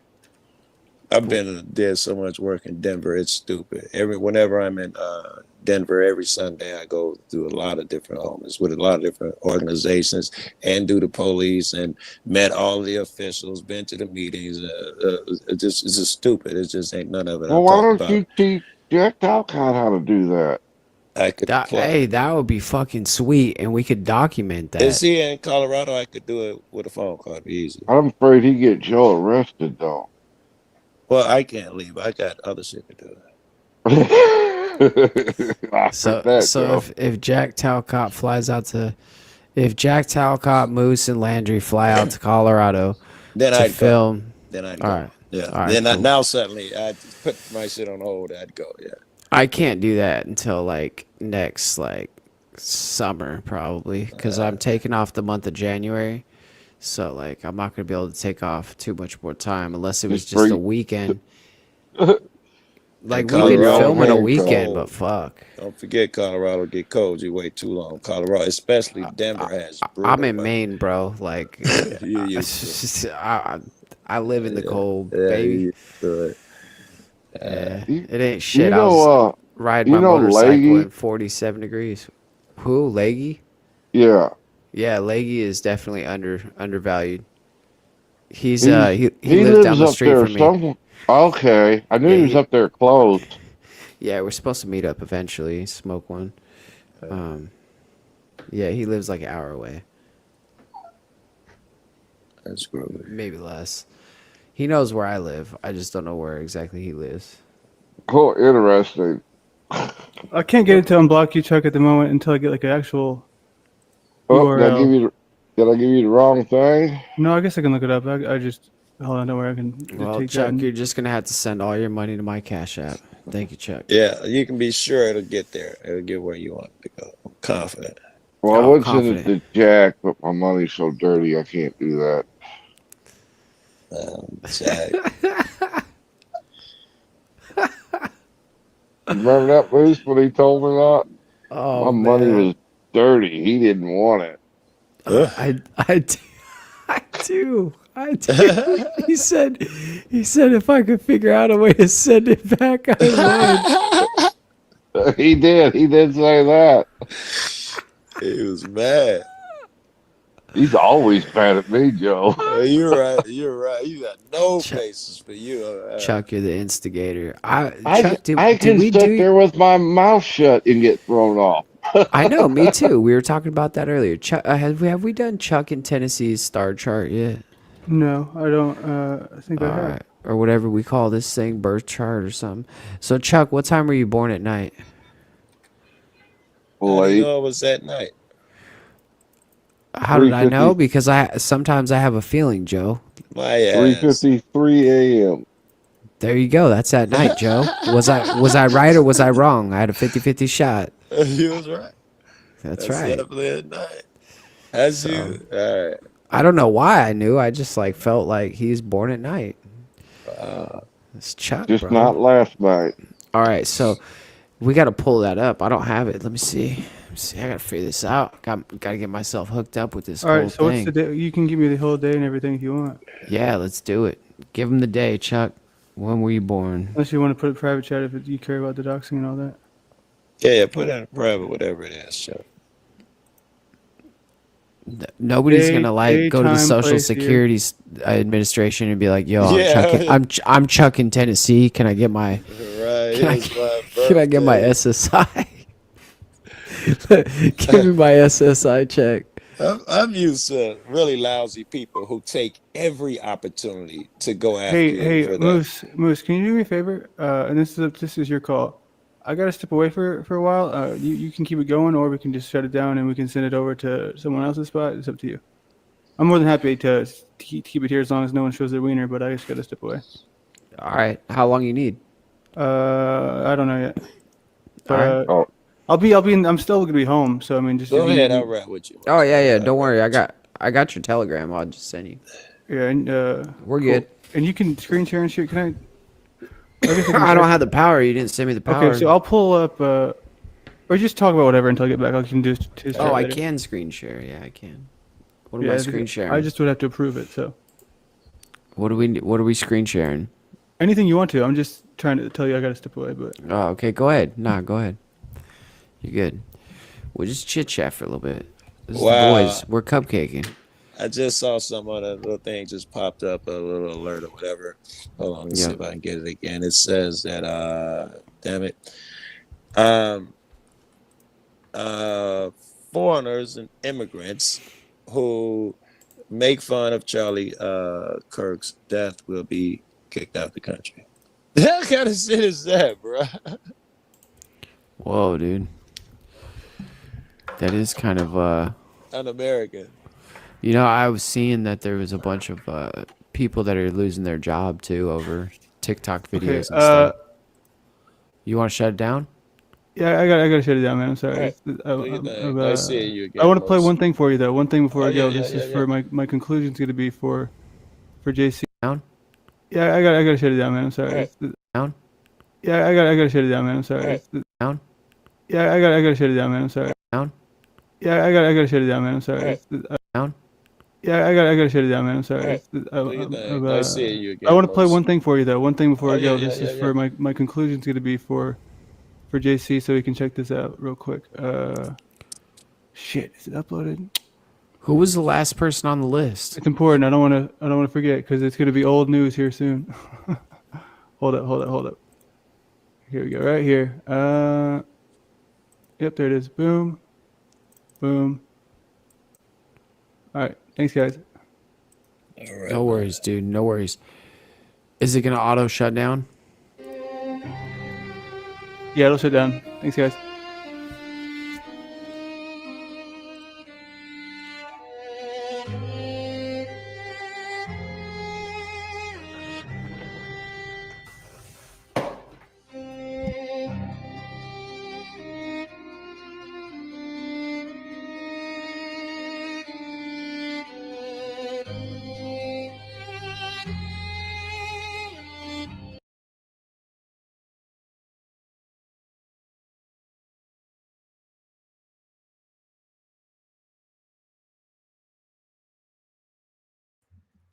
Creepy Landry with his creepy AI creations. He is creepy. I've got to go for a little bit. I got a phone call. And I will be back soon. I'll play something for you.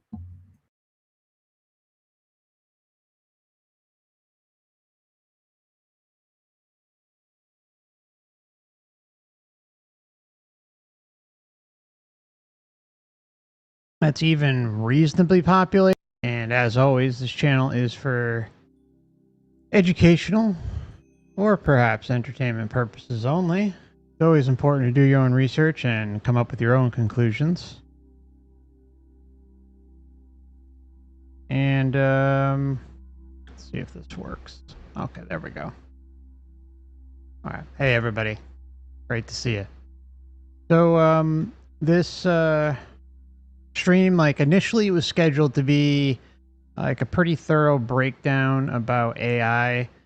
I started working on it, and then as I continued working on it, I realized what a huge undertaking it was, so I felt it was best to just postpone the stream to another day. And so that's going to probably happen on Saturday. I did include a new link in the description, so feel free to check that out and set yourself a reminder for that stream if you'd like to join us. Right now, again, that's scheduled for, Sunday, the 14th at 8 p.m. There is a chance I might do it tomorrow, though, which is Friday the 12th. But I'll keep you updated on that. Just if you hit the notification button, you'll get a notification when we go live. Hopefully, assuming the system works right. And also there'll be updates. Any updates that are necessary will be in the pinned comment of that stream as well. Yeah, I kind of thought obviously the topic would come up about what happened yesterday. I started looking into it right away. It's kind of just like a default setting for me to, I'm sure it is for many of you. It's one of those topics you just, you know, I don't have an opinion either way. Everything looked on the surface initially, but you got to remember, like when I was looking at it, it was right when it happened, right after it happened, and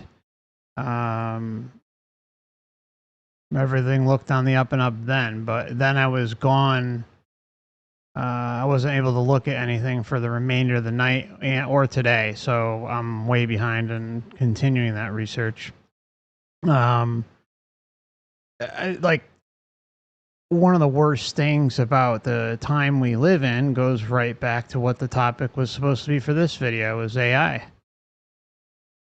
How, you know, if there's videos put out, you know, which ones were manipulated, which ones are real, which ones are from people that were actually there, and which ones are, you know, cooked up by someone online. Like that's like the worst part about the period of time that we live in, you know?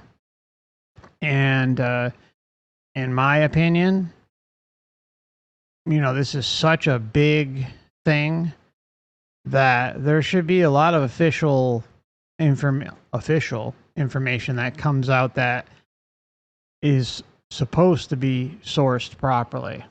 Or at least that's what you'd think, right? Who knows? I'm of the very strong opinions that in 2025, there should never be a situation where someone actually like murders someone and gets away with it. There's very few scenarios you can think of where they should not be able to figure out, or at least have a very good idea of who did it, right? With all the cameras everywhere, the phones being tracked, the geofencing, AI, you know, stuff they have going on. And if you're in an area that's even reasonably populated, you're going through all sorts of tracking, right? So, in my opinion, if someone isn't found, like what was it, like the whole charade with the guy, the big pharma CEO, everything that happened with that, like, I'm sorry, that's in freaking New York City. There's no way they wouldn't know who did it. Like, there's just no way. Unless that person is really good at somehow remaining unidentified, right? But chances are they've got a phone. I mean, chances are they've got, you know, their ID. They've got debit cards. I think those debit card chips, the credit card chips, all that stuff, I think those are straight up tracking devices. Straight up. Not to mention, you know, having all the wireless shit in your cars. There's just way, way too much out there that should easily be able to identify those who commit horrible crimes. And if we'll see what happens, right? See what happens. But that's one thing as far as like the whole incident itself. I really don't have much to say on it right now. And if it is something that we talk about, it would be like in the privacy of the Discord, because this is like one of those topics that you just are not allowed to talk about. Never. I mean, I've seen countless channels get deleted over questioning anything related to those types of events, you know? So, sorry about the noise. I'm dropping all sorts of shit over here. But so yeah, anyways, that's about it. And we'll see. Dropping everything. Sorry. I just want to, give a shout out to everybody. It's great to see y'all in the chat. Thanks for joining. I see Trillin, Shap, and Armchair Mystic, and Johnny, Elliot, Uni, Michael, Faye, KC. Wow, I haven't seen you in a while, KC. Great to see you. Roxana, hey, Rico. I like how Rico's got the reference to Soul in there, and David Rollman, great to see you. And Foxy. Okay, and Beyond Zebra, True Detective, great to see you both. Sorry you aren't feeling well, Beyond Zebra. I hope you get better. And Peter, Dennis, Red, and I think that's everybody. Anyone else who may be checking out or come in eventually, God is Flawed. Oh, it says you're my favorite YouTube. Thanks. That's very kind of you. Thank you. Very much appreciated. Glad the channel's helped you out on your journey. So we do have a panel, small panel. It's kind of just an open thing, but I'm also going to do a Q&A here in the chat. So I'm going to start this right now. Let's see. Feel free to leave questions here. All right.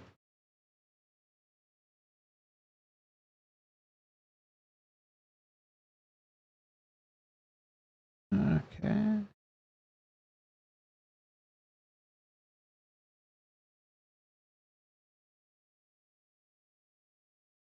Okay, I think. Sorry, just trying to get this in here.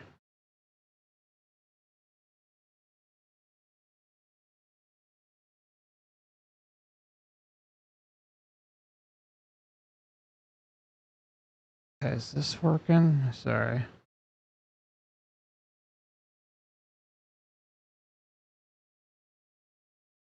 All right.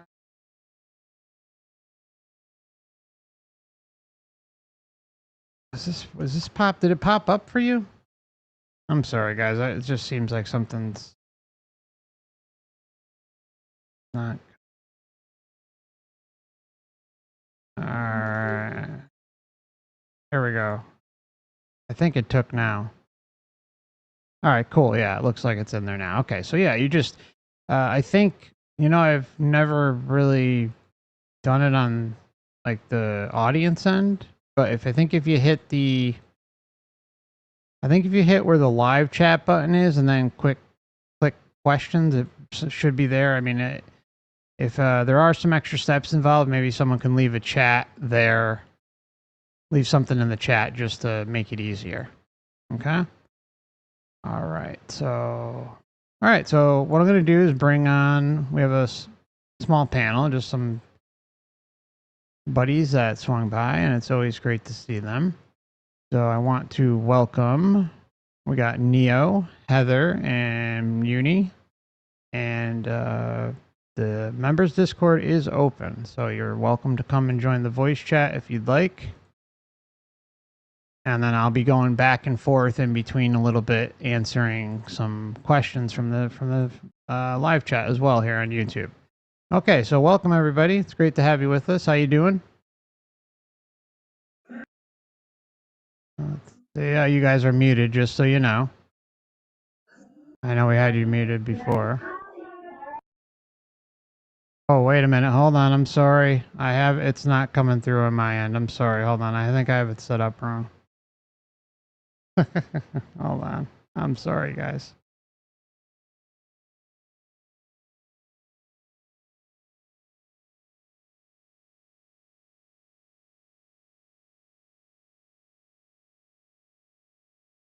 Okay. Speakers. All right, can one of you just talk, please?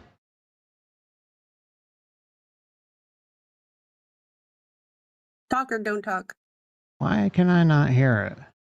Oh boy, I'm talking. Here we go. Here we fucking blah blah go. blah blah blah blah. I see blah, blah, see it moving, blah, but it's blah, not blah. coming through. Blah blah blah blah blah blah blah blah blah blah. All right. Yeah. Jesus. Oh my god. What a freaking nightmare. It's always something.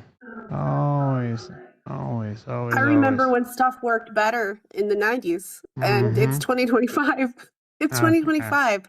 I'm still stuck on Windows 10 because Windows 11 sucks so bad it's not worth getting. Oh yeah, I heard And Windows 10 is supposed to be. I wish I still had Windows 10. yeah, well, because I do like graphics and stuff, when I take my computer to get repaired, they're like, don't bother with Windows 11. You do graphics, you don't want that, and nothing will work. So then Damn. Windows 10, they hide all the settings for audio in different places, and if you don't Nah. remember the exact steps to get there to fix it, it's like you can't. It used to be like in 1997 or 6 or 5, all the audio settings were all together in the same place. Imagine that. Pretty You crazy. know? Pretty crazy. So Yeah. yeah, welcome Black Uni and welcome Heather. Welcome Neo. How you doing, Neo? How you doing? I'm doing all right. Good to have you. And Heather, welcome. Good to have you with us. How you been? How's the pool going? How you been feeling? Any better? Any Hey, improvements? I mean, it's definitely been an improvement to be able to get in water when the stars align. I still need a little help getting in and out, but yeah, I won't say the same thing. I'm in excruciating pain, always adapting to different levels of pain, it seems, but that's, we're all here fighting the good fight. There seems to be a stormy ocean out there right now, so I'm just trying to keep balanced myself and demonstrate that for others. Right on, right on. Well, you are a force to be reckoned with, and one of the strongest individuals I've ever had. Well, you are a force to be reckoned with. Well, Demonstrate that for others. right on, right on. Well, you are a force to be reckoned with, and one of the strongest individuals I've ever had the pleasure of knowing. So, really, tip my Indeed. hat, sister. Indeed. Thanks, guys. You're welcome. I mean it. Yeah, absolutely. Great to be here. I can't wait to hear what you want to talk about, Mark. Oh, well, it's just kind of open. It's like I really wanted to talk like I was going to do the AI stream tonight, but like I said, it became a lot, and unfortunately, I'm just not ready to put it all out yet. So that'll come this weekend. So yeah, this stream was initially about AI, but figured to change it. We'll just kind of have an open thing going and take it from there. So, what Heather, have you anything interesting that you've been pondering, thinking about, researching recently? Yes, it's wild. I have the Subtle Realms channel. Black Uni joined me over there last week in my lives.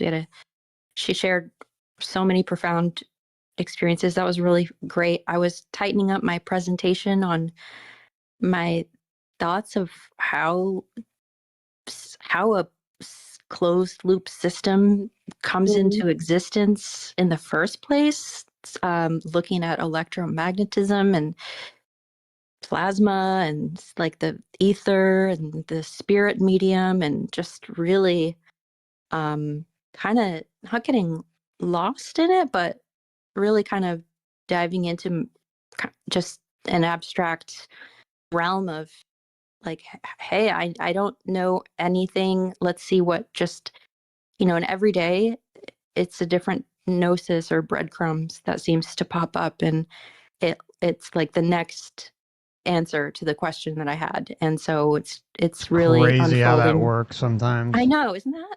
It's the most amazing shit ever. That happens to me all the time.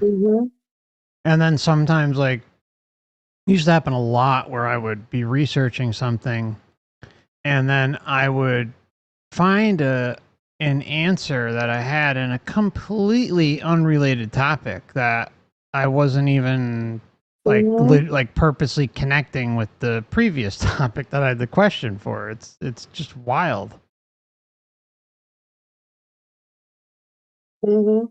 Totally. That's like my whole year. This year and last year has been like that.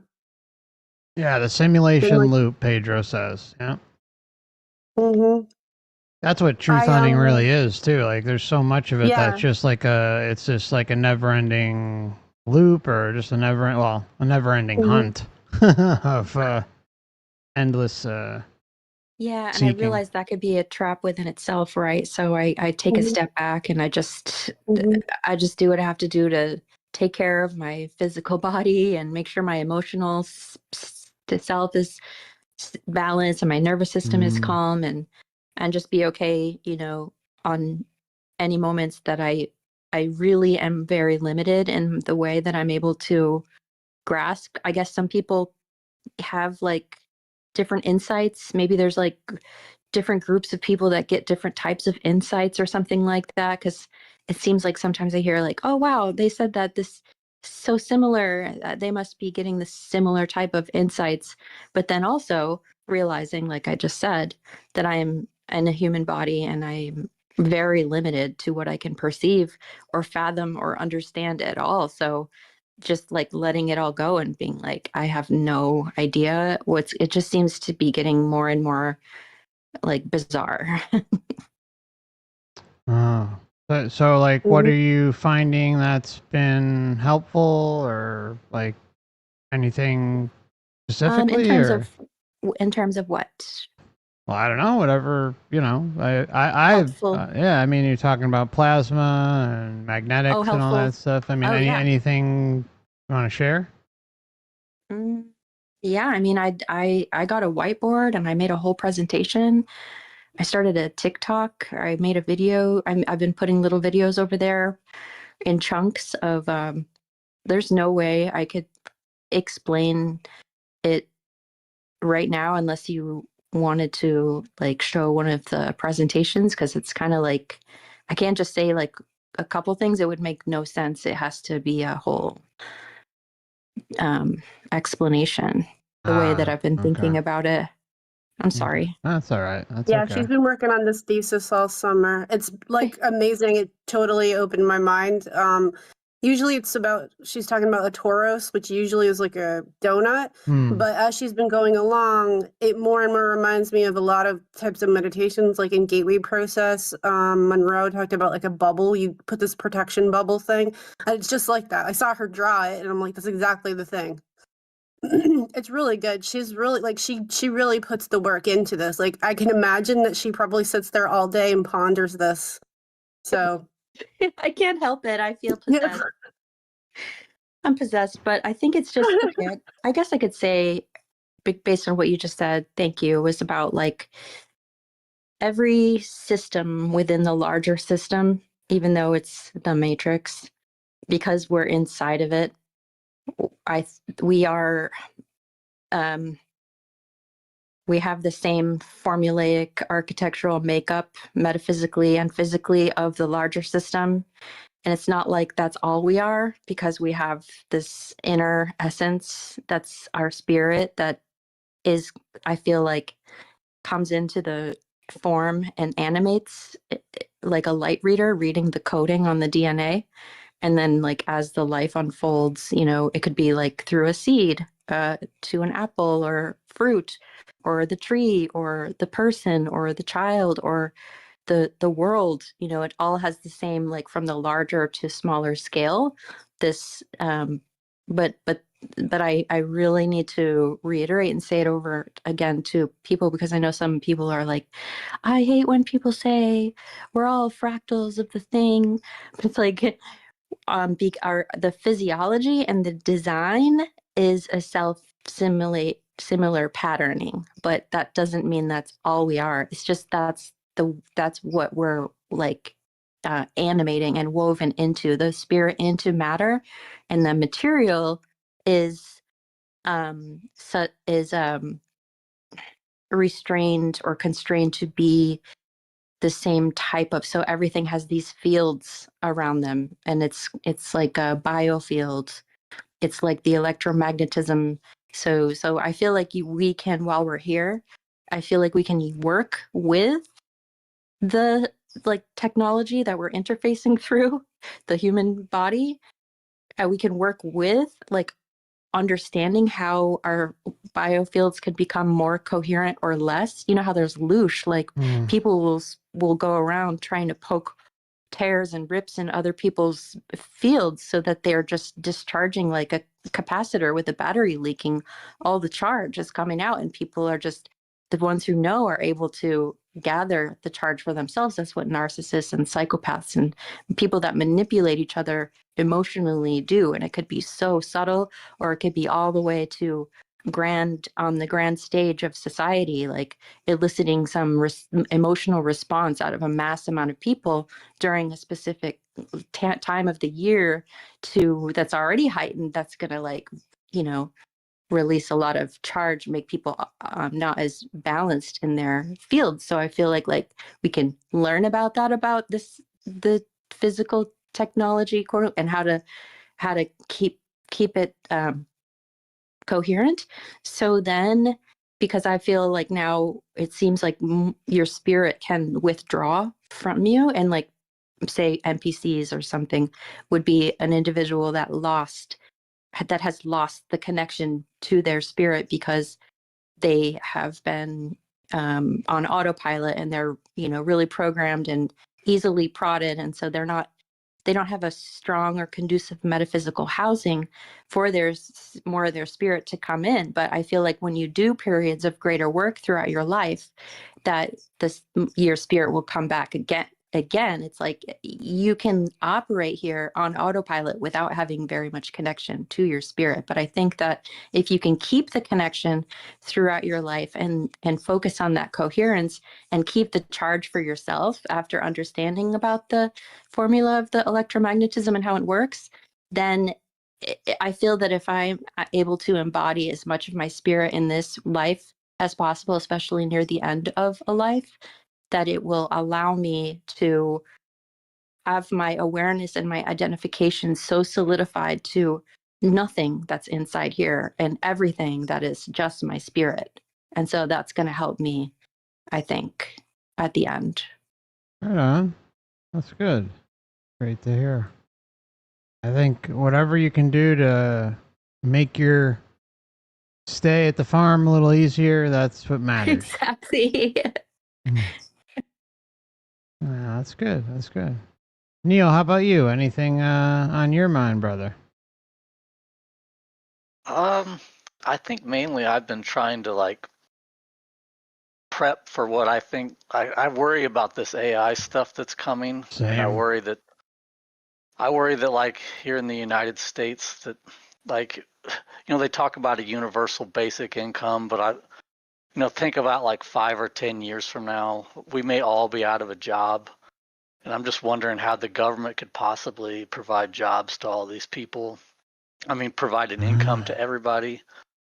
You know, I'm worried that they may just print money like crazy and there'll be crazy inflation, or we're just going to be, I don't know what. So I've been just sort of prepping for what I've been learning how to live out of an RV and learning how to create solar setups, and because I'm just wondering if everything goes crazy. I may sound like a crazy prepper or something, but you're not. I'm kind of like bracing for impact in a way. I'm like making sure everything's paid off, making sure I don't have any debts of any kind, and just trying to be like where I can just support myself and have as least reliance on as least number of systems as possible. No, I think that's a smart approach. I think it's a really smart approach because, it's a lot in my mind too. It's like I feel like we're kind of potentially, more than likely, many of us limited on how much income we can make and get ready, and then also use that income wisely to make choices for the pretty near future. I mean, there's a lot to think about when it comes to stuff like that, and I agree with you. Bracing for impact, that's how I'm looking at it too, and how it's all going to unfold. I don't know. It's hard for me to imagine this all continuing without a scripted revolution. You know, I mean, Yeah. it's hard for me to imagine any possibility where that's not going to happen in some way.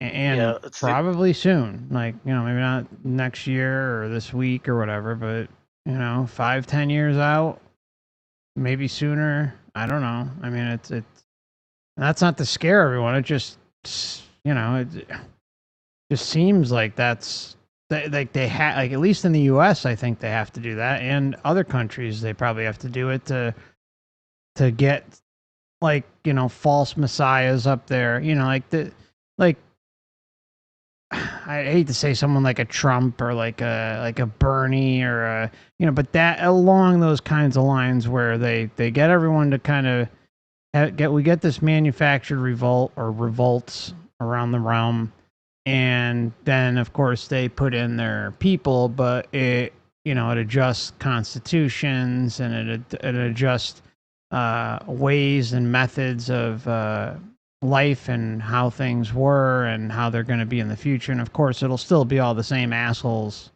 controlling everything, but it'll have like a new shiny, you know, turd representing it that people will buy into. And I mean, there's so many ways to look at how all this is going to unravel. Yeah, like I was talking to a friend and he was so excited, you know, thinking he won't have to go into his 9-to-5 job anymore. He's going to get his universal basic income and he thinks it's all going to be chill. But I was just thinking, I was like, that's not how it's going to go, man. There's like government's already $37 trillion in debt. Then if you have millions upon millions, tens of millions, 50 million, 100 million people unemployed that they have to support all of a sudden, where are they going to get the money from that? The only way would be to tax the billionaires, all these AI companies that are making all the money. But right now, the tech companies don't pay any taxes, really. Nope. Yep. So how are they going to fund any of that? Yeah. Well, I mean, They're not. Like, even like the debt's always kind of been an amazing thing to look at because it, I mean, it's all, you know, at the core, I think we all know that the financial system's bullshit and fake and all that stuff, but it's still a number that, you know, society buys into because of the representation behind it. And obviously everyone has their debts and countries have their supposed debts, even though it all kind of roots to that, you know, that same source at the end of the day, which, you know, like there's no value behind the paper.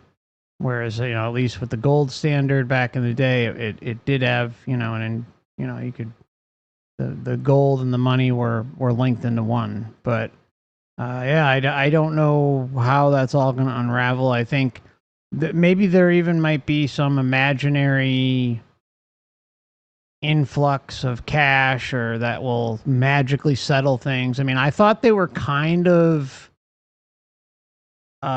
pivoting in that direction with the whole thing with Trump and Doge and all that stuff, but clearly not. I thought they were gonna just do some, you know, wave the magic wand and a bunch of debt just magically erases or starts to lower and lower and lower and lower. But that definitely was proven wrong, at least so far.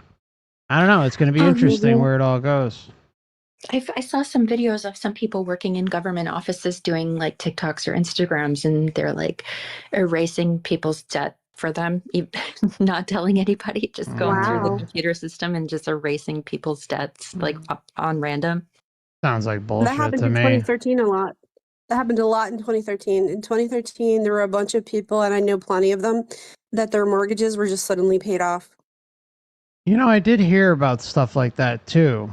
A lot, especially people in the older age groups. Yeah. But 2013, I heard some stuff Yeah, like that in 2008.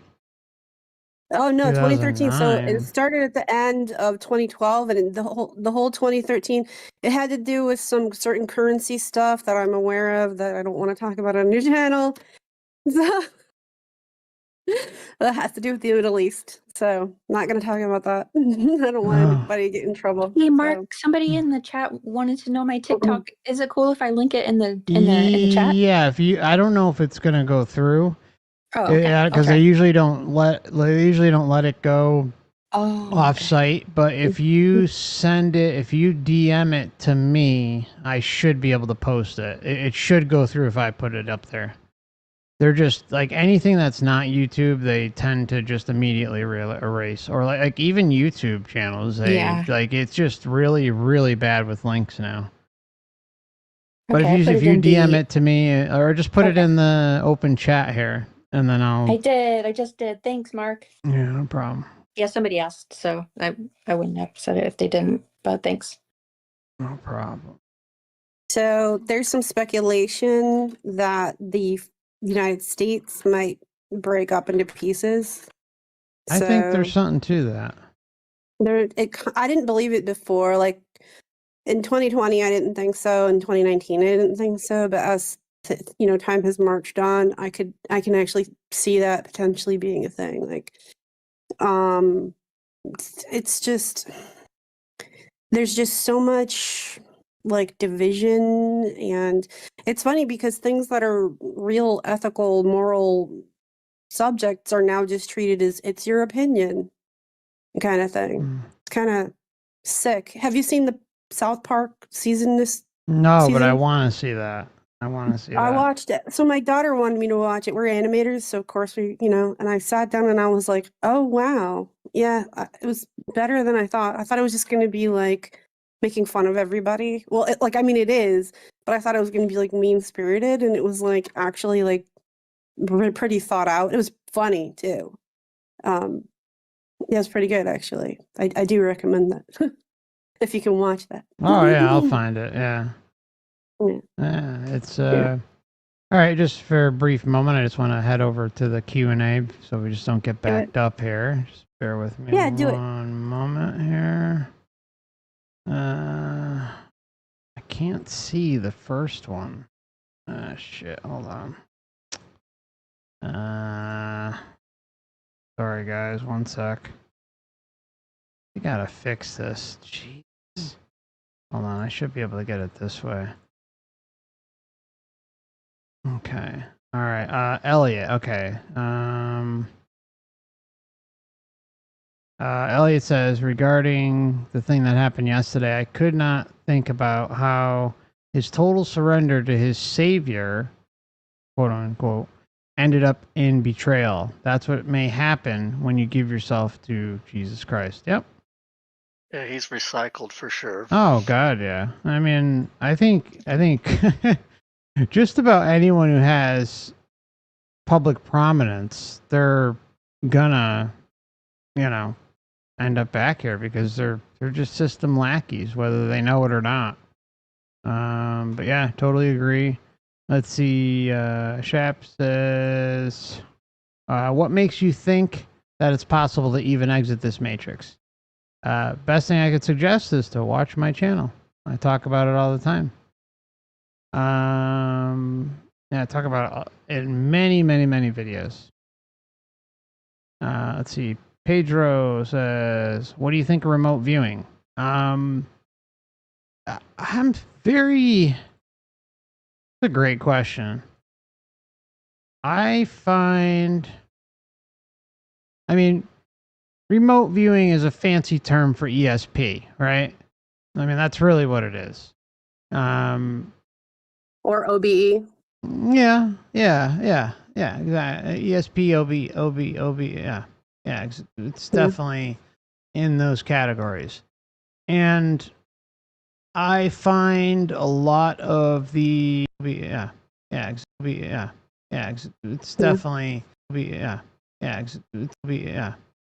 it's definitely in those categories. And I find a lot of the big names in the remote viewing communities to be a bit questionable in their integrity. I'm not saying that they're all liars or they're all bullshitters, but like I'll just say flat out, like what's his name? Oh my God, Far he's been named Sight, people. Far Sight Institute. Okay.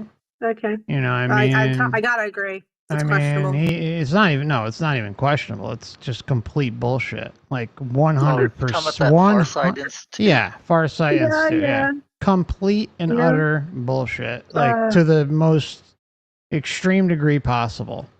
And you Seems know, kind like of flashy. What's oh, flashy? Him? Kind of flashy, the like the whole stream. presentation of it. Oh yeah, yeah. No, he Oh, hires yeah. good-looking women, and Oh, you know, yeah. they're. I mean, it's a big show. Good looking. It's a big show. A big show. Really good looking women. And if you do some digging into him, you know, like he's always just never. Courtney Brown is his name. Yes. He's been around a long time. He's been around Yes. so long that it goes back to the what's the cult? The Hale-Bopp Comet guys. Gate, Yes, the gate, yeah, the Heaven's Gate. Heaven's Was that Gate. it? Yep, Heaven's Gate. Okay. That's how far back he goes. And so when the cult leader was saying, "Oh, they're coming," and this and that, and blah blah blah, Courtney Brown like latched onto that and said, "Oh yeah, like what he's saying is true." And of course, it ended in, you know, a bunch of people killing themselves because they thought they were going to the mothership or blah blah blah. I mean, that was a crazy bunch of stuff. I mean, that was like early internet days too. I remember going on that website. It was just creepy. And so Courtney Brown has a history with that. So that's the problem. A lot of these people who, like David Wilcox, another one, right? You have these people who have a long and well documented history Yeah. of Career. of very horrible activities, right? Oh, yeah. And they and people forget. They like the stuff that happens, they get memory hold, right? And Courtney's one of those. David Wilcox, one of those. I mean, there's endless examples. I don't know. I mean, I'm just trying to think of other names off the top of my head, but those two are always stand out. Oh, yeah. You know how many times David Wilcock predicted like, oh, the shift is coming, or this is happening and that's happening, and none of it ever comes true, ever. Oh, yeah. Like Y2K 2000, Yeah. then it was 2001, then it was 2012. Yeah, there's one going on right or now. The shot Like, across the bow. there's one going on right now. I the reason I know is because I follow some channels that just they just break down all his bullshit. And it's just hilarious. And so I gotta see it. he's got I'll try to find you the channel. I can't remember the name off the top of my head, but like the channel, he does a good job. Yeah, he does a good job. The only thing I'll say is like he interrupts his show constantly for the super chats, where like it just ruins the flow. That's the only critique I would have. Like with me, like I appreciate all you guys who super chat, but the thing is nobody wants to hear me like in the middle of talking about something and then rattling off super chat, talking again, rattle off. You know what I'm saying? Like I wait like about 20 minutes, half hour or something, and then like I read a few at once, and it just makes for a better flow. So that's the only critique I have of the channel. And he's also not too open-minded, but I love what he does against the whole secret space program bullshit, and especially the stuff going after David Wilcock. I will try to find his channel. But anyways, it's great stuff. Man, I'll try to keep looking for it. I just can't remember the name of it right now, but I'll eventually find it and post it. I've been studying the SSP stuff. It's funny because like they do actually appear to have real trauma. And it is a weird phenomenon I've noticed many times in many chats with people, where they all seem to kind of know each other, and then they could have weird similar memories. So I don't know why that is. But none. You got to remember, none of this stuff existed until David Wilcock and Emery Smith and Corey Good all okay. So there's two eras of the quote unquote secret space program. Again, all 100% Now bullshit. hear this. Okay, I would so love to hear this. yeah, so you have the first era, which this was back when I believed a lot of this stuff, like, and it made sense, like that there was a black budget space program going on that the public didn't know about, aka the secret space program, and that's all it was. Yeah, It was like like, Solar Warden. yeah, I mean it. So basically, like NASA and all this other, the government space agencies were supposed to be like fronts and doing, and putting on a big public spectacle, and meanwhile they're launching, out of other locations covertly, so that, when I first heard it, again, this is years ago, I don't believe any of this now, all that stuff, that made sense. And then era 2 came of the secret space program, and that was jump started by Corey Goode, Emery Smith, David Wilcock, and that, the 20 and back program, that these people are, they're born here on Earth, and they're conditioned from a young age, they're special, and that they go and they work off planet, and they're trained on and off planet, and they're like these, like, the army of secret space. It's just nuts. It's totally nuts. And it became a huge industry. Now, mind you, before that happened, none of that existed. None of it. So what's happened is that there's been an industry that's developed over that. So yeah, they may say, oh, well, I've got similar memories or this, that. So then what it does is people that do believe that stuff then end up thinking, oh, there's something to it because, this secret space guy, said this, and then this one said something similar or almost exactly the same. So yeah, it must be true. So then we're getting like distorted data patterns and all that stuff, which, presents the feel of authenticity. But it's not. It's all complete and utter horseshit. Like on a crazy scale. Well, I mean, it's like anything in life, Uni. There's hucksters. We've got everyone out there. There's always going to be bad eggs in the field. Even like we've talked about on the channel with like NDE channels. Like there's some out there, like, and they and past life regression channels and stuff like that, or certain hypnotherapists. Like they're out there and they're bad actors. Either one, like with NDEs, it might be completely religious based, so that it keeps people sucked into whatever religion they're in, and it gives them confirmation bias. With things like past life regressions, it's more along the lines of like the Dolores Cannon teachings, the Dolores Cannon training, which is utterly destroyed a large section of past life regressions. Anyways, there's a lot going on with that too. And so the problem is the waters get muddied, even It gets very in muddy. stuff that we're looking at, that a lot of us are looking at. I have a question. Yeah. Okay, go ahead. About the QHHT protocol. I think Dolores Cannon wanted to make it so that it needed to be in person, and that's for some reason. So like all the ones that are online or not in person don't, like, they're not valid. Like they're not able to do the hypnosis in the correct way. So even if it wasn't, I mean, her QHHT method, Dolores Cannon's may or may not have been valid, but it just seems like even more so now, it wouldn't really be, you know what I mean? Because they're not doing it in person. It really doesn't even have anything. I mean, look, I think if you're going to get a regression, you should definitely go in person. I don't think you have to necessarily, but what really matters is who the practitioner is.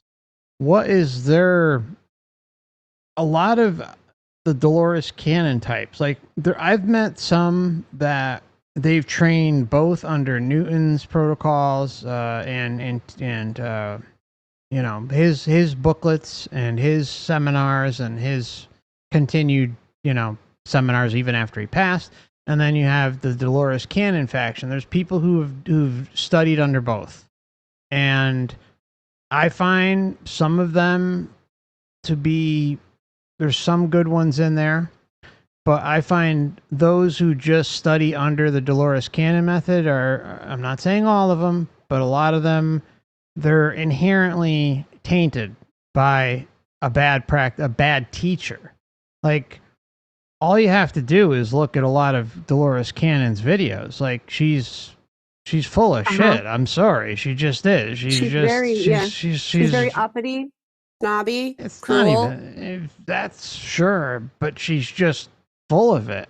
Like, she's literally making up Bias. things and just passing it off as like, oh, this is real. You know, you were an Arcturian in a fucking, you know, in the Sirius star system, and you came here, you know.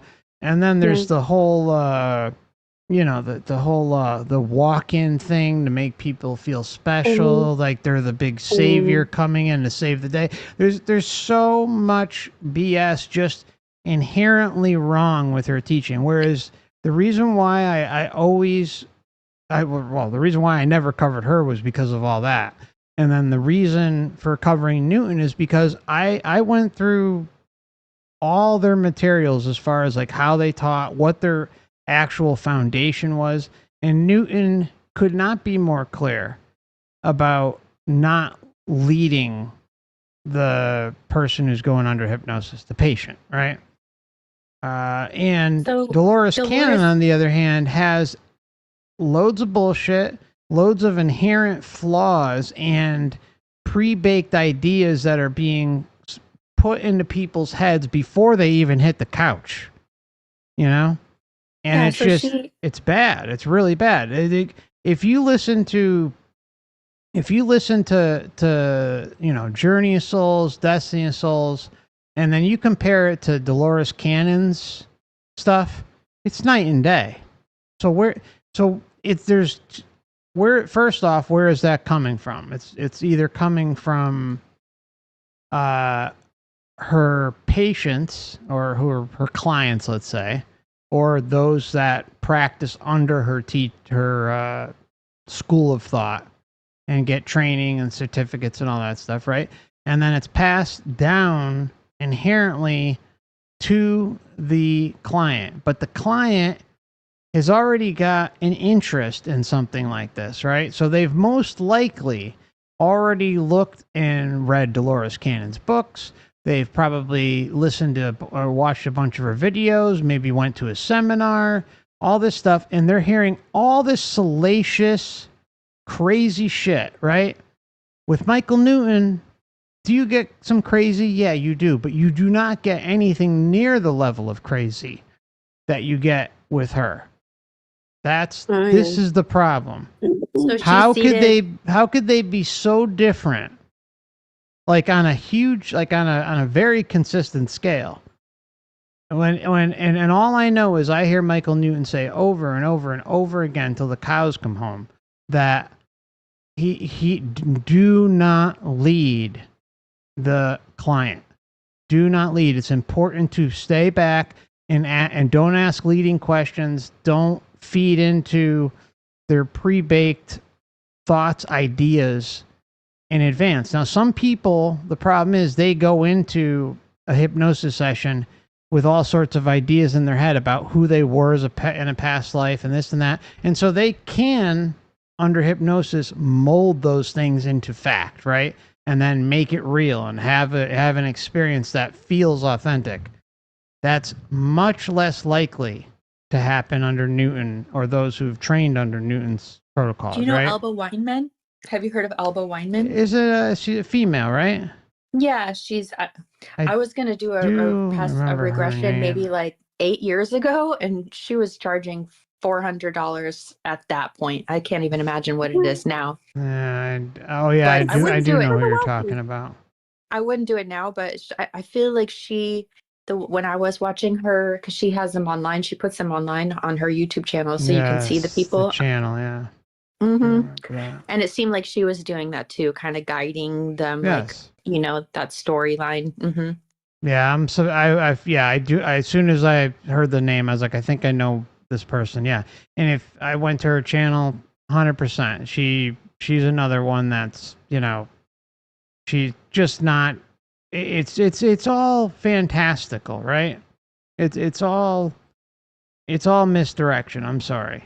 I think, especially today, it's like It's important. more. Yeah, it really is. But you know, I know some people, they, you know, they, I don't know, like I don't know. Sometimes a lot of times I want to talk about all sorts of stuff like this, but it's like I know I alienate people too by just being so blunt. And I know the and you know, It's hard because all these people from the Dolores Cannon era and everything reading those books, feeling like they're like the waves of volunteers and creating this like mass delusion, you know, and then there's AI that they can get more confirmation feedback on those types of things. And it's like we have to be able to find some way to connect and say, like, this is what I believe, even though it may sound harsh, but this is how I'm feeling about it. And maybe it could help wake some people up too, you know? yeah, I mean, you can tell when. Yeah, I've gone through a bunch of this stuff on this channel, and I definitely remember a lot of her stuff. And I thought about, like, in the beginning, I said, "Oh, this is great," because there aren't many people who put up posts about, you know, sessions, hypnosis sessions. But I think part of her deal is, you know, maybe she drops the price or whatever the case may be, and if they agree to do it. Like, I'm looking right now, right? She's got a video coming up. Alba Wyman exploring Atlas with the Galactic Federation. I'm sorry. That's all that right there. Galactic Federation, all bullshit.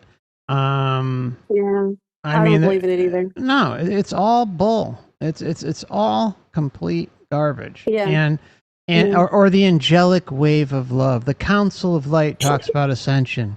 You know, and ascension. There's always these, like, there are these key words that are used out there to pull people in and get them Enlightenment. You know, yeah. Oh, enlightenment. That's a really big one. Come with Yeah, come with divine. me to the 10th floor of the Matrix astral Yes. realm. Come with Yeah, me to the yeah. 11th floor of the Matrix astral realm. Yeah, I think. Yeah, it's just. You know, an ascension. There's always these, like, there are these key pull people in and get them Enlightenment. You know, yeah. Oh, enlightenment. That's a really big one. Come with Yeah, come divine. with me to the 10th floor of the Matrix astral Yes. realm. Come with Yeah, me to the yeah. 11th floor of the Yeah, it The most just. Yeah, it The most just. Yeah, I don't know. It's just. I don't know. I mean, I just think it's so easy to be manipulated. So it's so easy. Very. And if you're under hypnosis, if, like, you look into anything about hypnosis, you realize very quickly how important it is to have a like the most minimal questions being presented or given to you from the practitioner to the client. Like, it's so important for them to not add things and get you thinking a certain way, and then all of a sudden you're part of the Galactic Federation. You know, I mean, how are they asking things? You know, so anyways, yeah, there's a lot to that, and we kind of went off on a little bit of a tangent there, but let me just go to one more question. So as far as remote viewing, I believe in it that, you know, people have ESP, they have OBEs, they have synchronicities, they have they're able to have premonitions or even biolocate. I think all that stuff happens, but I also think, like with what we were talking about with hypnosis and like Dolores Cannon and stuff like that, you have the same thing. It's subject to be interfered with, and if you're going into certain things with preconceived notions, beliefs about all sorts of things, then you can have reality manipulated easier than others, and perhaps come out with a story that's pretty wild. The one thing I will kind of add, like, as far as like remote viewing goes, and I'm only basing this off of off of a few instances where I feel like there's areas that we can't necessarily go. Like if we're in the lower Earth astral realm, let's say, like, so, you know, like say we leave our body and go down the street or something. That's what I'm talking about. Lower Earth astral, where like you've left your human form, but you're still in surroundings that are familiar. Or so like there was a time when I tried getting closer and closer to the moon, right? And then eventually like reached a point where I just it was like almost like a force field, right?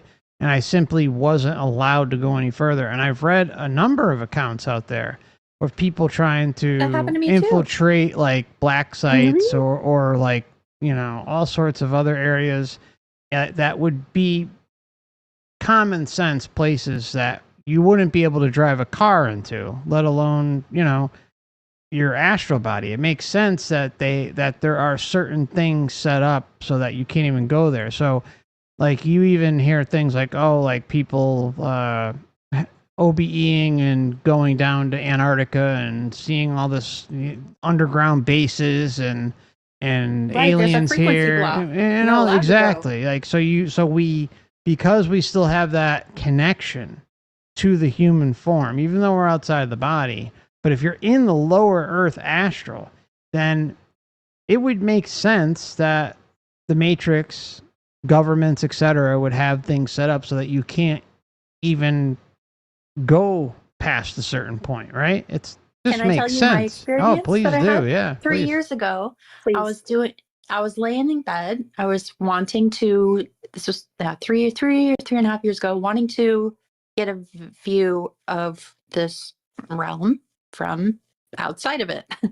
I didn't, at that time, 3 years ago, I hadn't seen your channel yet, Mark, or really, I was more just into like the Jeff Morrow zone, like watching near-death experiences, but not really considering that there might be something more nefarious or tricky happening at that point. So I was like, you know, I didn't even why I'm saying it is because I didn't have the idea implanted in my mind that there would be a limitation. I didn't think there would be any problem. I never heard of anything about frequency nets or anything like that. So I'm laying in bed.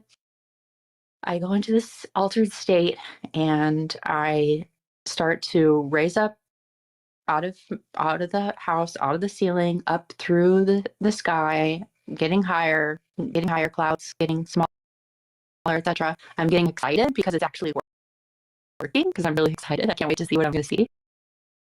And I get and then it's like I hit my head on something or I hit something and then boom, I was right back in my body immediately. And I just was like, what?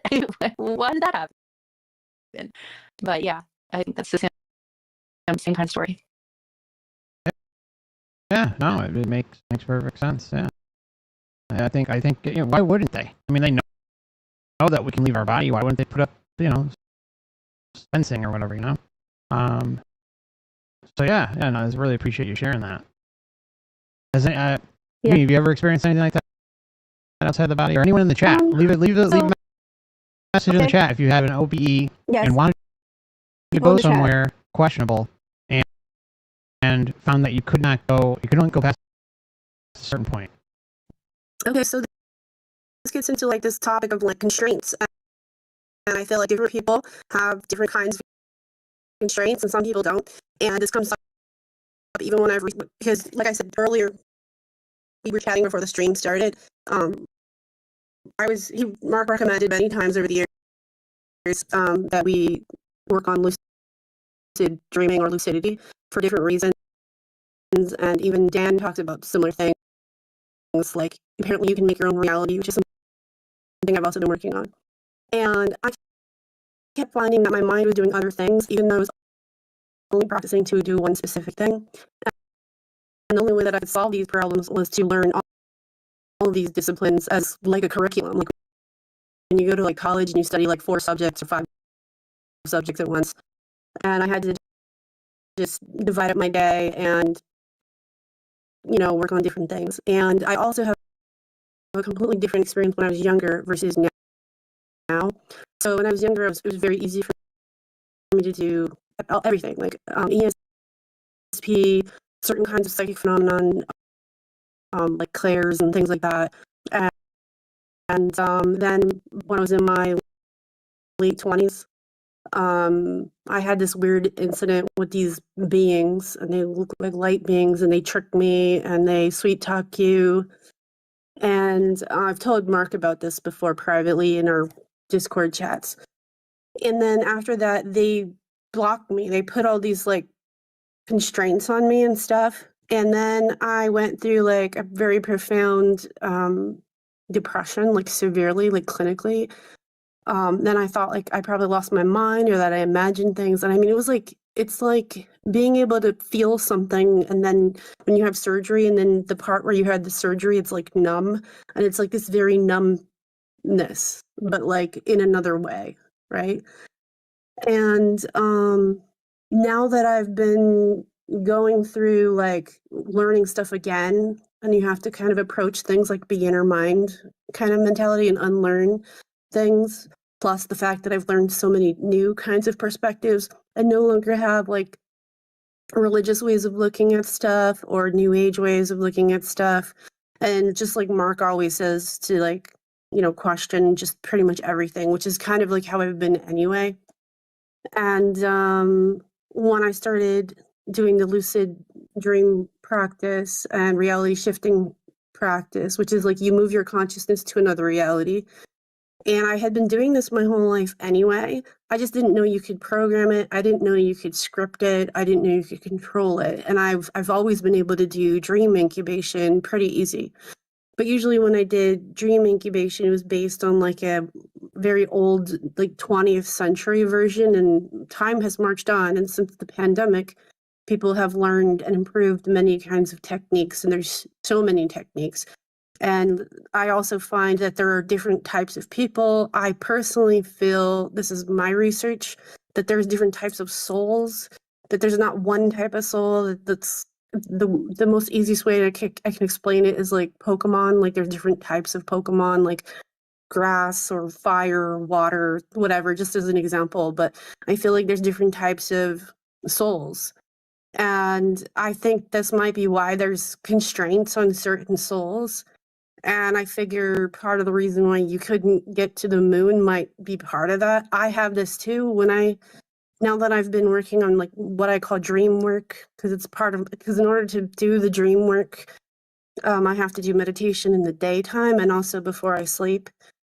And different kinds of meditation, all kinds of meditations. And meditation isn't just like where you empty out your head and don't think anything, which was the thing I used to do, which I found caused so much problems that I didn't know until now. And now I have to deprogram these problems because I found that by like emptying out my head and not thinking anything, I ended up being like a ditz or like very naive. And I think that's probably how those entities messed with me before. And I also found that my mind split into pieces and that some of those pieces would private what they were doing and block me from knowing it. I also have like these blocks or barriers or blinders, and they're very solid looking.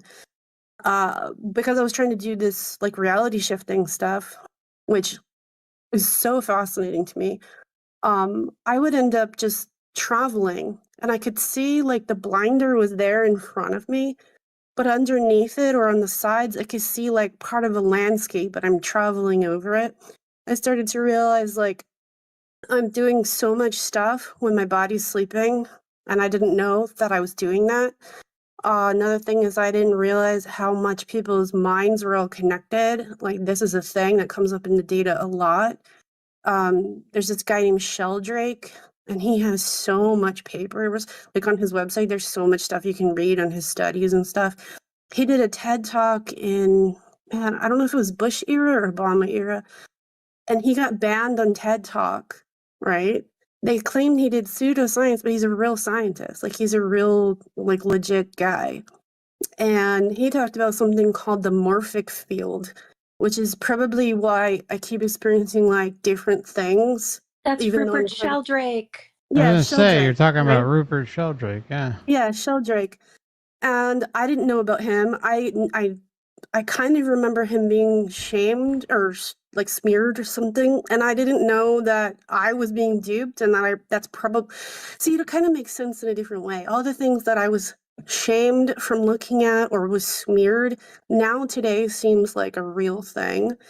And there are people, there's another thing, I know we mentioned SSP, but like Renetta Jones, she proved a whole bunch of stuff, then she was murdered. And then right after that, Rob's channel got taken down.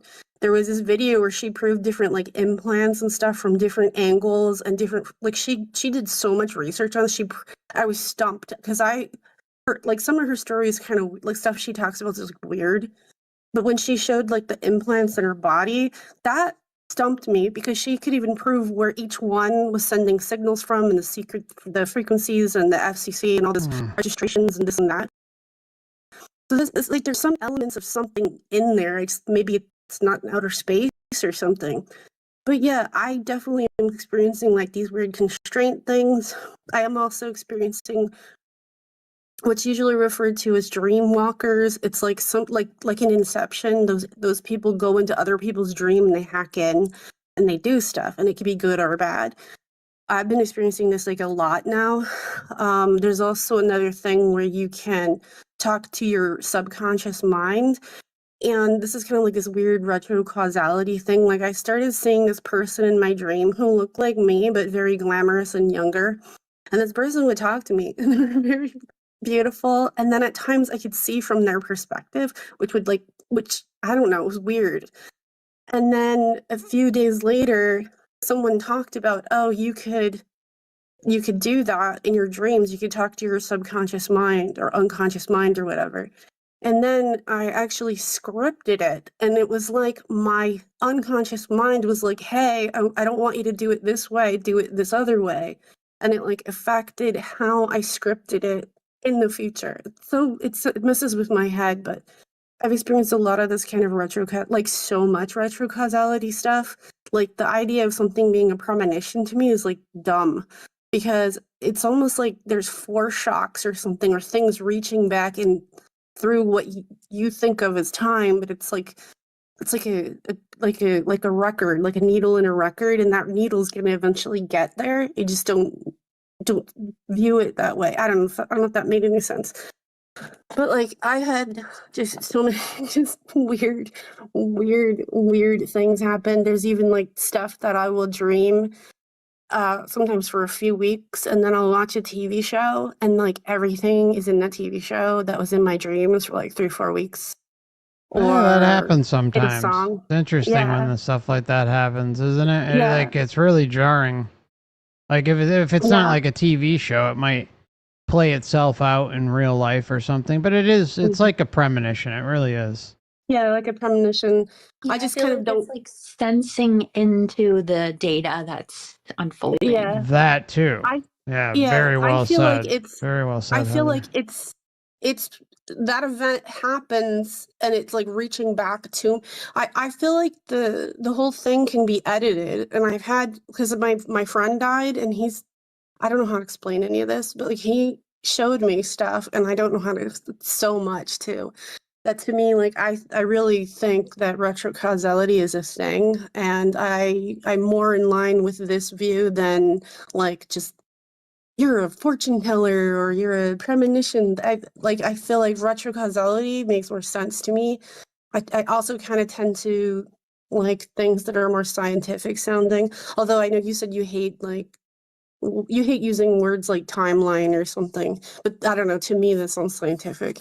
I guess it's kind of overly used. So, but yeah, there's just so much stuff that happens to me now. Sometimes I can't keep up with it. Like I want to write it down and keep track of it. And there's sometimes where I just get slammed with like just like so many of these just things.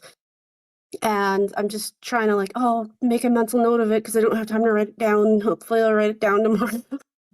Yeah. Yeah, sometimes we get overwhelmed, right? And Oh yeah. I can also sometimes I can in a way, kind of will things to pause sometimes, and I've done that, but it doesn't last forever.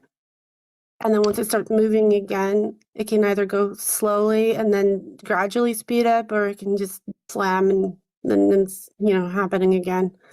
I think, it's weird. our intentions and will, let's say, is like such a powerful thing, but like when we're in this form, it seems to present itself or manifest itself in odd ways. Like you said, like you might want to will something, and it might happen for a little time, and then it just kind of goes back to the normal, mundane Entropy. BS or whatever it may be, right? Yeah. And Yep. and then I don't know. It's just the way things come out here are just so different than when you experience it outside the body. Like it just, I don't know what it is, but it just, everything just happens instantly with your intention and will when you're outside the body. And the only exception, like I was saying earlier, is in the lower earth astral. Like I found that to be the only exception, like we were talking about, like almost like magnetic no-go zones. But once you're out, it really seems to it doesn't seem, it is like you just experience it on such a different I have level. an idea about that. Oh. I was thinking about yesterday, I was going to design some sort of a toy, like a fidget toy, that's all these concentric spheres that you can, they're like magnetized somehow. You can move so there's a light in the center, and there's 7 layers of spheres coming off like Russian nesting dolls, and you have to somehow line up all the spheres so their notches line up so the light shines through, and it's like able to shine through like a laser. Otherwise, it's just this weird thing I was thinking about. But what this makes me think about is like the light, has to work. It's slowed down the rate of induction. It's so slow in material, and to work its way through it's not just light, it's spirit, right? So it's like hard to work through the physical body basically, because it's just these layers of density that the light has a hard time getting through. I don't know if that makes sense, but I've been thinking about it in an abstract That way sounds like that. cool. I'd like to see. Honestly, I hope you make that happen. That sounds cool. You have so many cool ideas, Heather. You really do. Thanks. Last night I came up with a game, like a board game, where you start out with like your charge or your battery, and you go around and you have all these different cards that can either be representative like of your mind, society, your family, romantic partners, and everybody, like there's always somebody trying to get, so it's like, so this person did this, how are you gonna react basically, and it gives you 2 choices, and if you choose the wrong one and you react, and then you like basically you can store loose or you lose it, and you have the person who gets to the end of the game with their most like integrity in place with not losing too much of their essence or their charge. But I didn't want to go too far away from what Mark was just saying about like the instantaneous capacity to do whatever you want to do outside. Hi, as you probably know, it has basically become a fact at this point that there is so many dark and often hidden messages in so many movies and TV shows. But did you know that it is the same case when it comes to commercials? And there is often more than meets the eye. As usual, nothing is new under the sun, but it's an interesting time to be alive because it was always the Christian tinfoil hat conspiracy theorists that were calling this stuff out and were deemed ludicrous. But the devil isn't hiding anymore, and it doesn't doesn't take a Christian to see that this is demonic. The latest occurrence being a TV commercial for KFC, which actually inspired today's video and led me to dive into the world of demonic TV commercials that honestly I can't believe even aired. Let's dive in. All right, we're gonna start off strong with probably one of the weirdest and darkest commercials I have ever seen. It was featured on Adult Swim, and it was a commercial for Mike Diva's Work, who is an American film director. The commercial features 3 figures with triangles as heads with black capes. And like me, you might be already saying, what is going on here? How have I never seen this commercial? This is dark, but I promise you guys, this is nothing compared to what happens next. A baby falls out of one of the triangles, and one of the figures grabs the baby and slams it down on this pillar. And we show a lot on this channel that I feel like is already maybe a step too far, but this clip is something that I cannot bring myself to show on this channel. If for some weird reason you want to see it, I will link it below. As time goes on, all of these characters now have babies that they are using to play the drums, until one of the babies is taken into the ground and is then born into the world, and then comes out as a literal baby demon.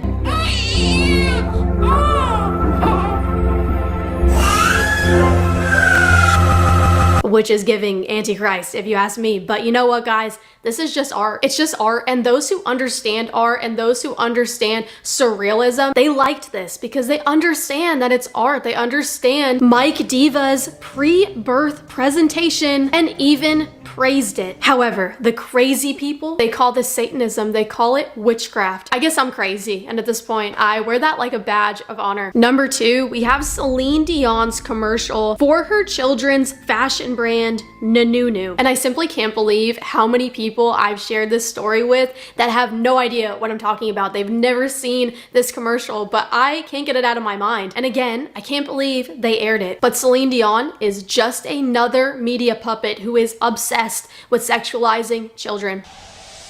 Our children, they are not really our children, as we are all just links in a never-ending chain that is life. We may thrust them forward into the future, but the course will always be theirs to choose. We then see her take out this black magic-like dust that she blows on all the children. After doing this, their genders, male and female, become a plus sign, which is known to be a placeholder for other identities and orientations. And side note, I thought it was really interesting that we see the plus sign again, just like we saw in our first commercial that also had to do with children. I don't know what's going on here. Just wanted to point this out because I thought that was weird, but let's keep watching. After this happens, we see literal demons in the bed with babies.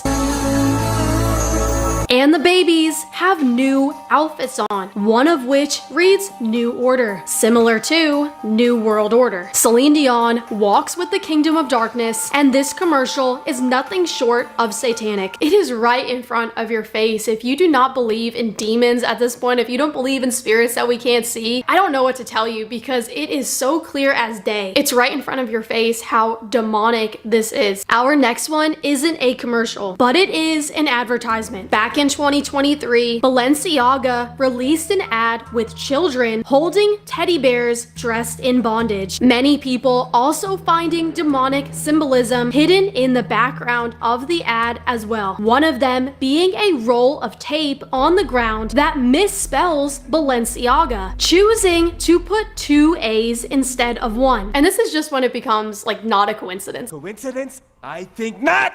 If you call this a conspiracy, I don't know what else to tell you. As we know, Baal, aka Moloch, is who? The god of child sacrifice. And like I said in the beginning of this video, nothing is new under the sun, and there is still very much worship of Baal every day at every abortion clinic in your area. The murder of the unborn is nothing new under the sun. And it's no surprise that Balenciaga is an evil company and those behind the decisions they make when it comes to sales and marketing openly walk with the kingdom of darkness. And I loved what this reporter had to say about this advertisement because it's exactly how I view this. Take a listen. I believe for the slightest thing that Balenciaga was not aware, they did not sign off on this. Okay, you have two different photo shoots. You have children with bondage teddy bears. You have another case, as you pointed out, with the Supreme Court case on child pornography. And they're going to sit there and try to lie to us and tell us that somehow a portion of it was just oversight. I don't believe that in the slightest. The fact that it's all intentional, when you watch a movie or a TV show or a music video,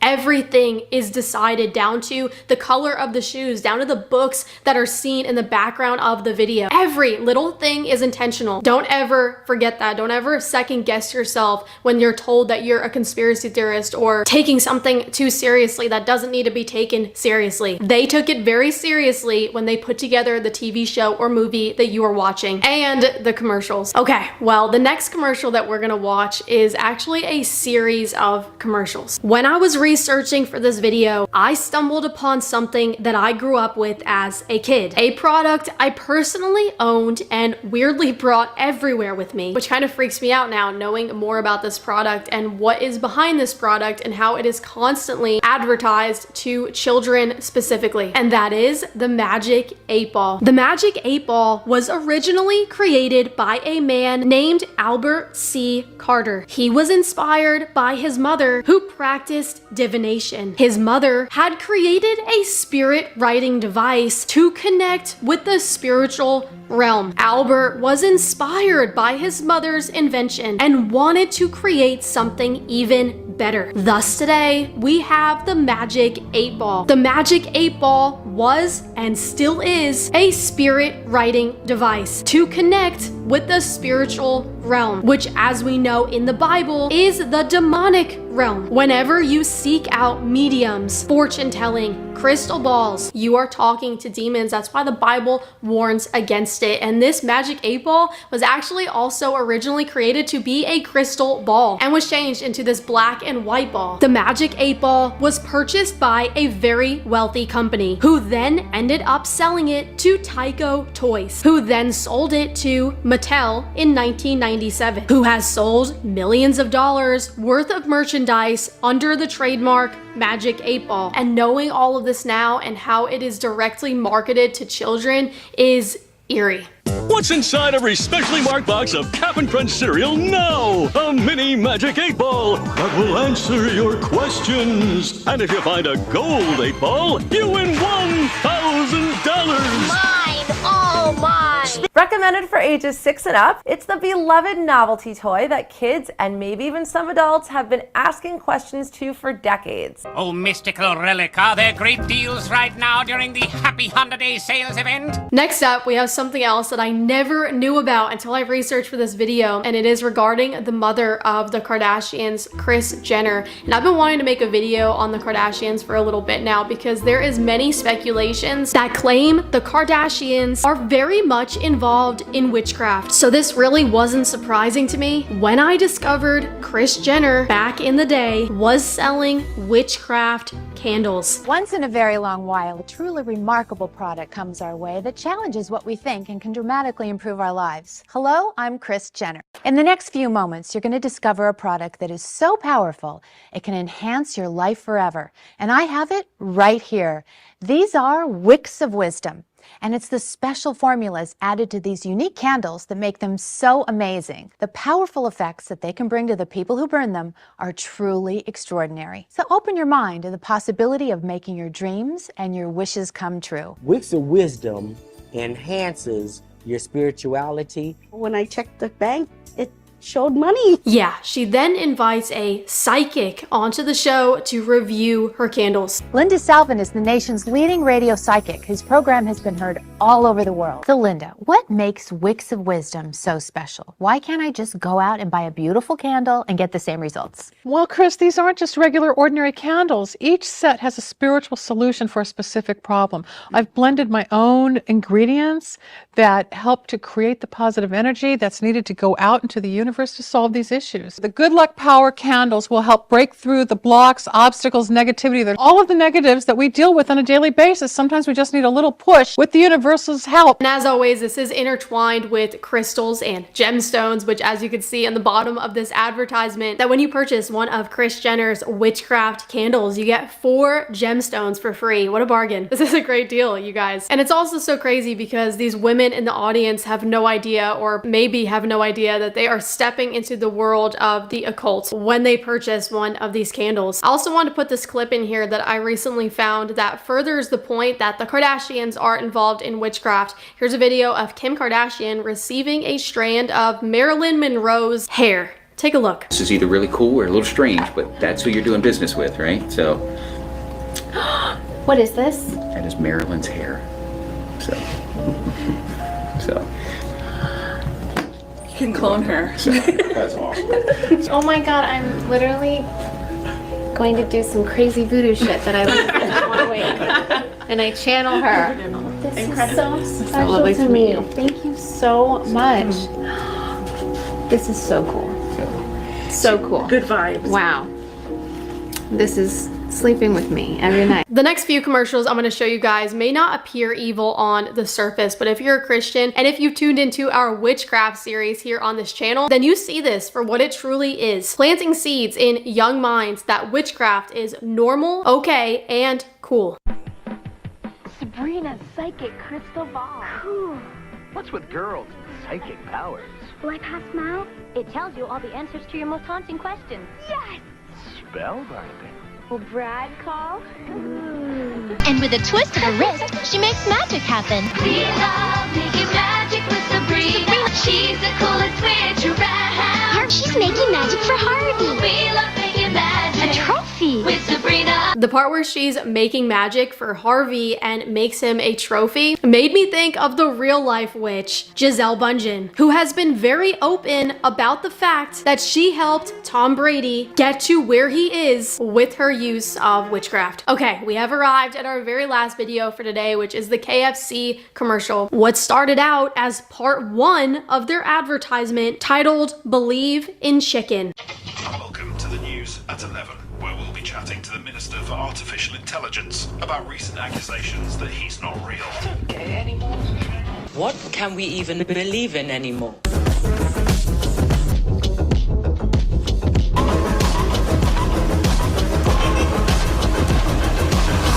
Which was weird already, but things got a lot weirder and people's eyebrows started to raise a lot higher when they saw part 2, which features a boy walking alone in the woods until a girl meets him there dressed in all brown. He is then surrounded by even more people dressed in all brown. They surround him and then he becomes dressed in all brown like them. And then they find this giant golden egg, setting it down as someone picks up this boy from the woods. They then carry him out to the water, and my Christians watching can already tell what this scene looks like. It looks like a baptism, right? I remember watching this commercial for the first time and watching the scene, and I was like, no, they're not gonna do that. No, they definitely did. They definitely took this boy from the woods and baptized him in the water. Then he turned into a chicken.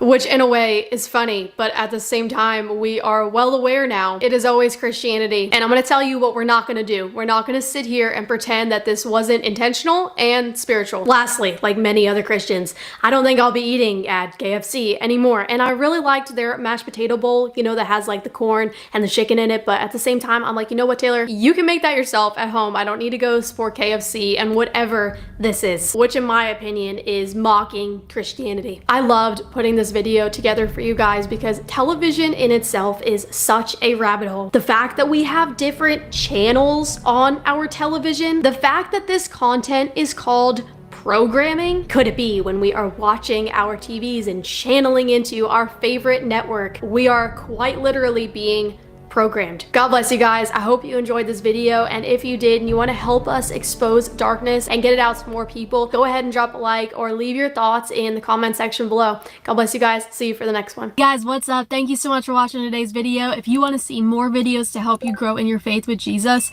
go ahead and hit that subscribe button and also that notification bell so you're notified the second we post a new video.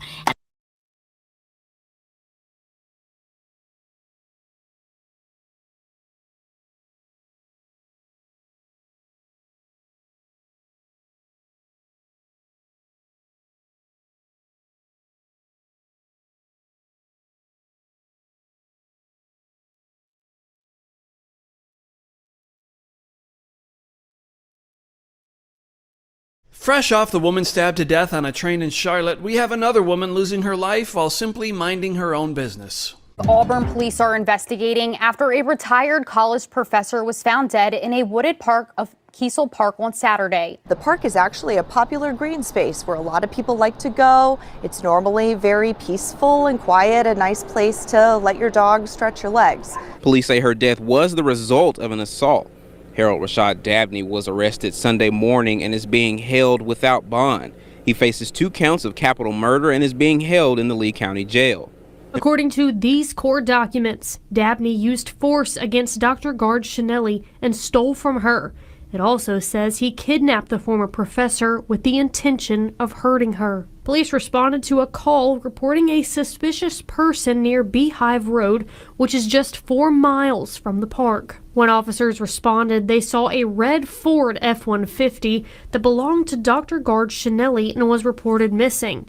That's when they discovered Dabney had stolen her truck. Are we looking at single-digit IQ here? How does a functioning brain work, and come to the conclusion that all of this is a good idea that would enhance your life? While she had been retired since 2021, she was still very much an active member of the community, of the university community, and she was actually specializing in veterinary sciences. She was known for her research into managing and preventing diseases in cattle. Sounds like she was doing some good work.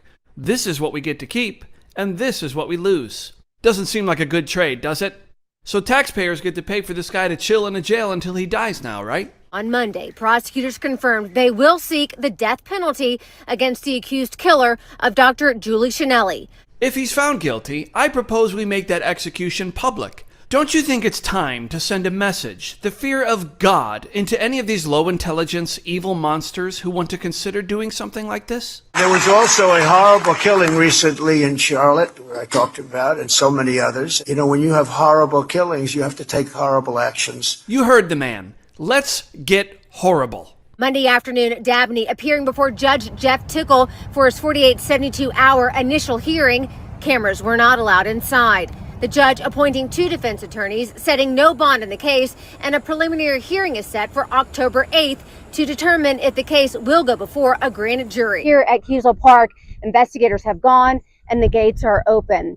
And as you walk through right here, you see 2 bouquets of flowers, a powerful but tender reminder that the Auburn community is in mourning over the death of Dr. Julie Chanelli. I just keep saying, why in the world? Her energy, her love for students.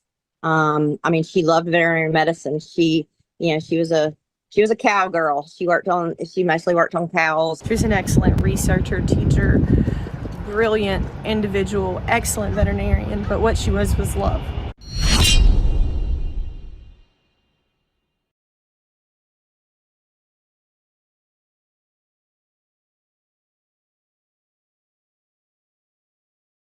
Today, I would like to address the tragedy that has not received nearly enough media attention, the brutal murder of Irina Zarutska. Here are the facts that many outlets have shamefully and intentionally failed to report until President Trump drew attention to it. On August 22nd, Irina Zarutska was stabbed to death on the rail system in Charlotte, North Carolina by a savage career criminal. This is a public transportation system that many in the area use every single day to go to school and work. Irina was on the train that night traveling home from her job at a pizzeria, still in uniform from her shift. This beautiful, innocent 23-year-old young woman was a Ukrainian refugee who had recently fled her country for a chance at a safer life and a promising new beginning here in the United States of America. But tragically, a public transportation system in a major American city was more dangerous than the active war zone that she left. The president and the entire White House are praying for her family and friends during this unimaginably difficult time. But while we extend our thoughts and prayers, we must also seek justice for this crime and call attention to this heinous incident. Surveillance video of the killing was finally released to the public this past Friday. It shows the alleged killer, DeCarlos Brown Jr., pull out a knife, get up from his seat behind Irina, and prepare to thrust a blade into her neck before the released footage gets cut. This is pure evil on full display. The most enraging and unacceptable part of this story is that her death was entirely preventable. DeCarlos Brown never should have been on that train that night. In fact, he should have been behind bars. DeCarlos Brown has been charged with crimes no fewer than 14 times, dating back to 2011, including for armed robbery, felony larceny, breaking and entering, and shoplifting. Brown had previously served 5 years in prison for a robbery with a deadly weapon charge, and he had also forfeited bonds 3 different times, twice in 2014 and once in 2023. Despite all of this past documented criminal history, when Brown was arrested yet again in January of this past year, a Democrat judge, who I will add was a strong supporter of former Vice President Kamala Harris, released this insane criminal once again without requiring him to pay any bail. He simply had to sign a written promise to return for his court hearing. Think about how crazy it is to ask a career criminal, someone who by definition repeatedly breaks the law, to just sign a written promise and come back again another day. This is madness. This monster should have been locked up, and Irina should still be alive. But Democrat politicians, liberal judges, and weak prosecutors would rather virtue signal than lock up criminals and protect their communities. And perhaps most shamefully of all, the majority of the media, many outlets in this room, decided that her murder was not worth reporting on originally because it does not fit a preferred narrative. Many of the journalists in this room spilled plenty of ink trying to smear Daniel Penny for defending a subway car from a deranged lunatic in New York City, but none of those same reporters lift a finger to write stories about an actual murderer. Here's the truth that every American must know. Too many innocent people across the country continue to pay the price of the failed experiment known as cashless bail that has been championed by the Democrat Party for years. All the way back in 2020, North Carolina's then Democrat Governor Roy Cooper established a so-called task force for racial equity and criminal justice. Sounds nice, but it's not. That task force was co-authored by then Attorney General and current Democrat Governor Josh Stein. It recommended, quote, reimagining public safety to, quote, promote diversion and other alternatives to arrest. It also advised to de-emphasize some felony crimes, prioritize, quote, restorative justice, and eliminate cash bail. Democrats in North Carolina and nationwide are consumed with pushing a woke, soft-on-crime agenda, no matter how many innocent Americans suffer as a result. Instead of aggressively prosecuting and locking up violent criminals, the Democrat-backed cashless bail approach lets these criminals roam free in our country to offend again and again. These reckless policies have turned too many of American cities into hunting grounds for career criminals who mock our justice system, drain law enforcement resources, and wreak havoc on law-abiding citizens. Enough is enough, and that is why President Trump is doing everything in his power by taking action to undo these absurd policies. The president recently signed a powerful executive order directing the AG to submit a list of states and local jurisdictions with cashless bail policies so that the Trump administration may identify federal funds that are being provided to these states and can potentially be suspended or terminated. President Trump firmly believes that to maintain order in public safety, we must incarcerate individuals whose pending criminal charges or criminal history demonstrate a clear, ongoing risk to civil society. This is a common sense and sensible approach that the vast majority of Americans agree with, and it's time for the Democrat Party to get on board with what is right. When these criminals are caught, they must be prosecuted to the fullest extent of the law and be sent to prison, where they can no longer terrorize our streets. This is the mandate the American people delivered to President Trump, and it's a mandate he intends to fulfill.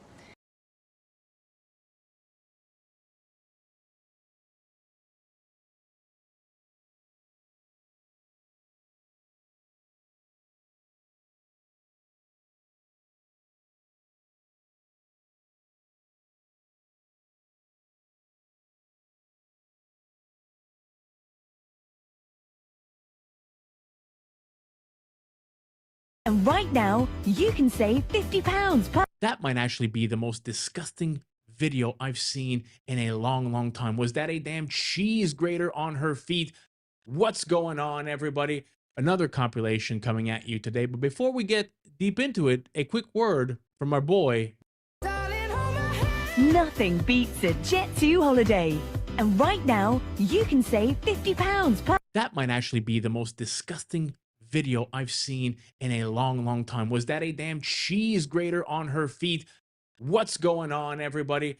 Another compilation coming at you today. But before we get deep into it, a quick word from our boy, Nick Fuentes. What kind of society do we want to live in? It's a pressing question.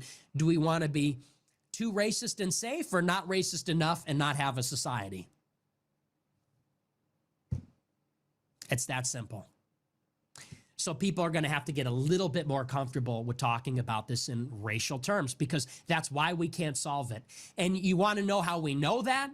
Because if it was a white person stabbing a black girl, they would be lynching this guy. That's how you know.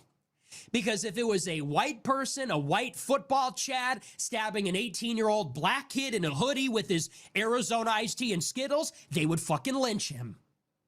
If it was a white person pushing a black person in front of a subway train in New York, they would lynch him. That's how you know it's racial.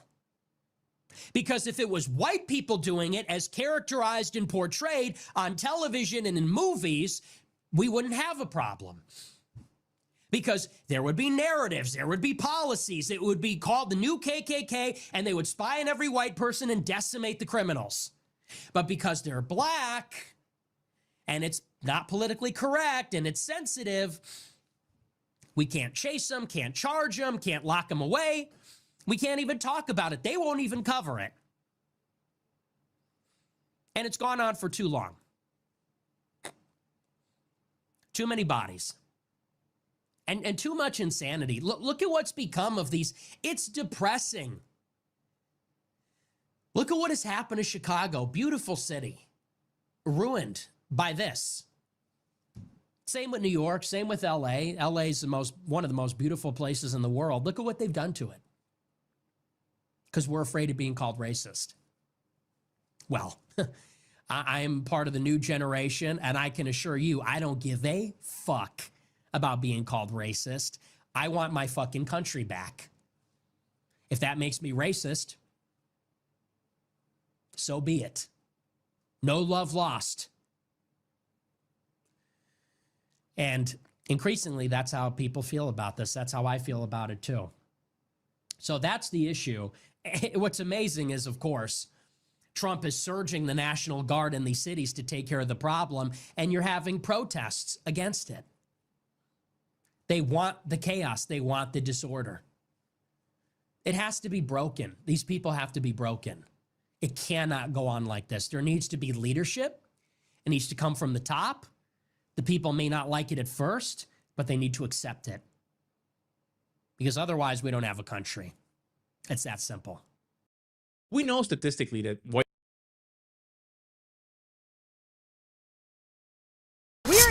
Dearborn, Michigan, the American city with the largest amount of Muslims. I'm from Pakistan, and this is a Pakistani country. It used to be a Polish city, kind of took over. We still have 2 Polish restaurants, still have 2 Polish meat markets. We can't record. Now, you know, we're in school, we like do TikToks and stuff. That's one of their biggest rules. You cannot be caught on camera. In our religion, it's forbidden to be filmed. That sounds so weird to me because they're already covered. Exactly, so it's really like, they can't see you. In Islam, you are allowed to marry up to 4 women. Well, if they want to taste taste of Polish culture. Besides food, we're it. Behind me is the largest mosque, making up 120,000 square feet. In this video, I am going to be breaking Sharia laws. As a woman, this should be easy. I'm doing this to exercise my freedoms and make sure we still have them. Please subscribe. Let's get started. I am going to show my hair and dance in tight pants.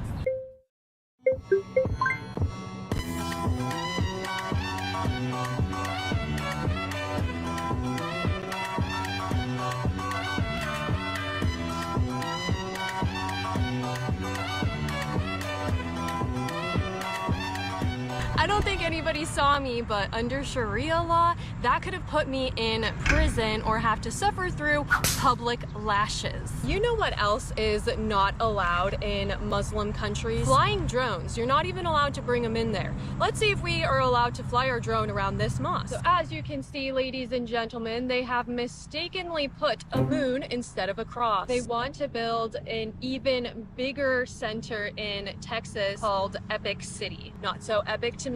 Check out just how massive this building is. Not only is there the mosque, but there's a school over there. So just a really massive property, lots of land. I don't know about you guys, but I'm feeling hungry, particularly for bacon.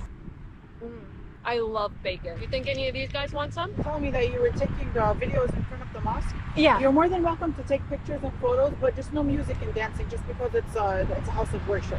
Sorry. Yeah, thank you. We were just disciplined. I received my public lashing in front of you guys. I'm really regretting not inviting her some bacon. That was really rude of me. Also, under Sharia law, it doesn't sound like you're allowed to wear crucifixes or to show any display of a different religion. So these are little Jesuses that we'll give away today. Some Jesuses for you. They're so cute. Little Jesus. They're like little Easter egg hunt Jesuses.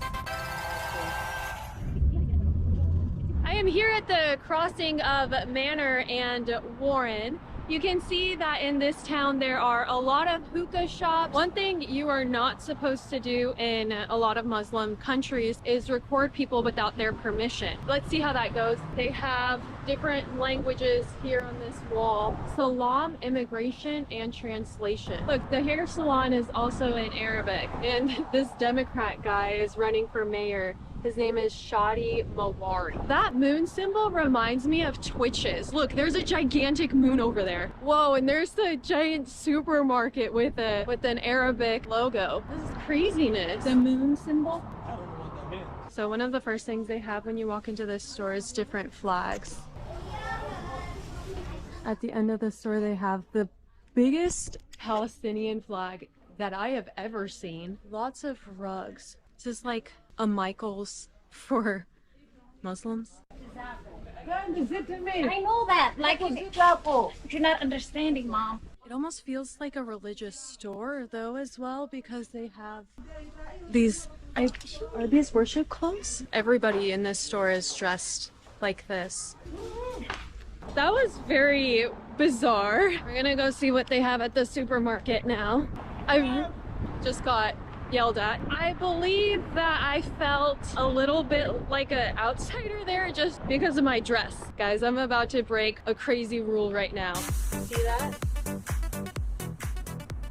You like that ankle? So I guess we're entering into Walmart. Mahmoud rice, the first thing we're greeted with. Spices. It feels like a different country here. Here we are in Dearborn. All of the houses are made out of brick and they have a very similar style. It has that small town American look to it. And on the main street, as you guys saw, it has a lot of Muslim businesses. So my understanding is that about 50% of the population is Muslim. What country did you come from?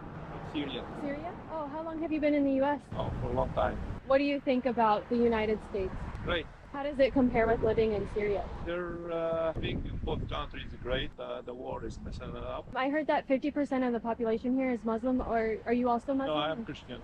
Oh, you're Christian? Yeah, I am. Were you born and raised Christian? Mm-hmm. Oh, interesting. Why is it interesting? Because I've always wondered what it would be like to be a Christian in Syria. Yeah, originally all those countries used to be Christian. There is no Muslim in it. And then the Muslim came and they start like I mean, they start living together. Then there is a Christian over there on all the country.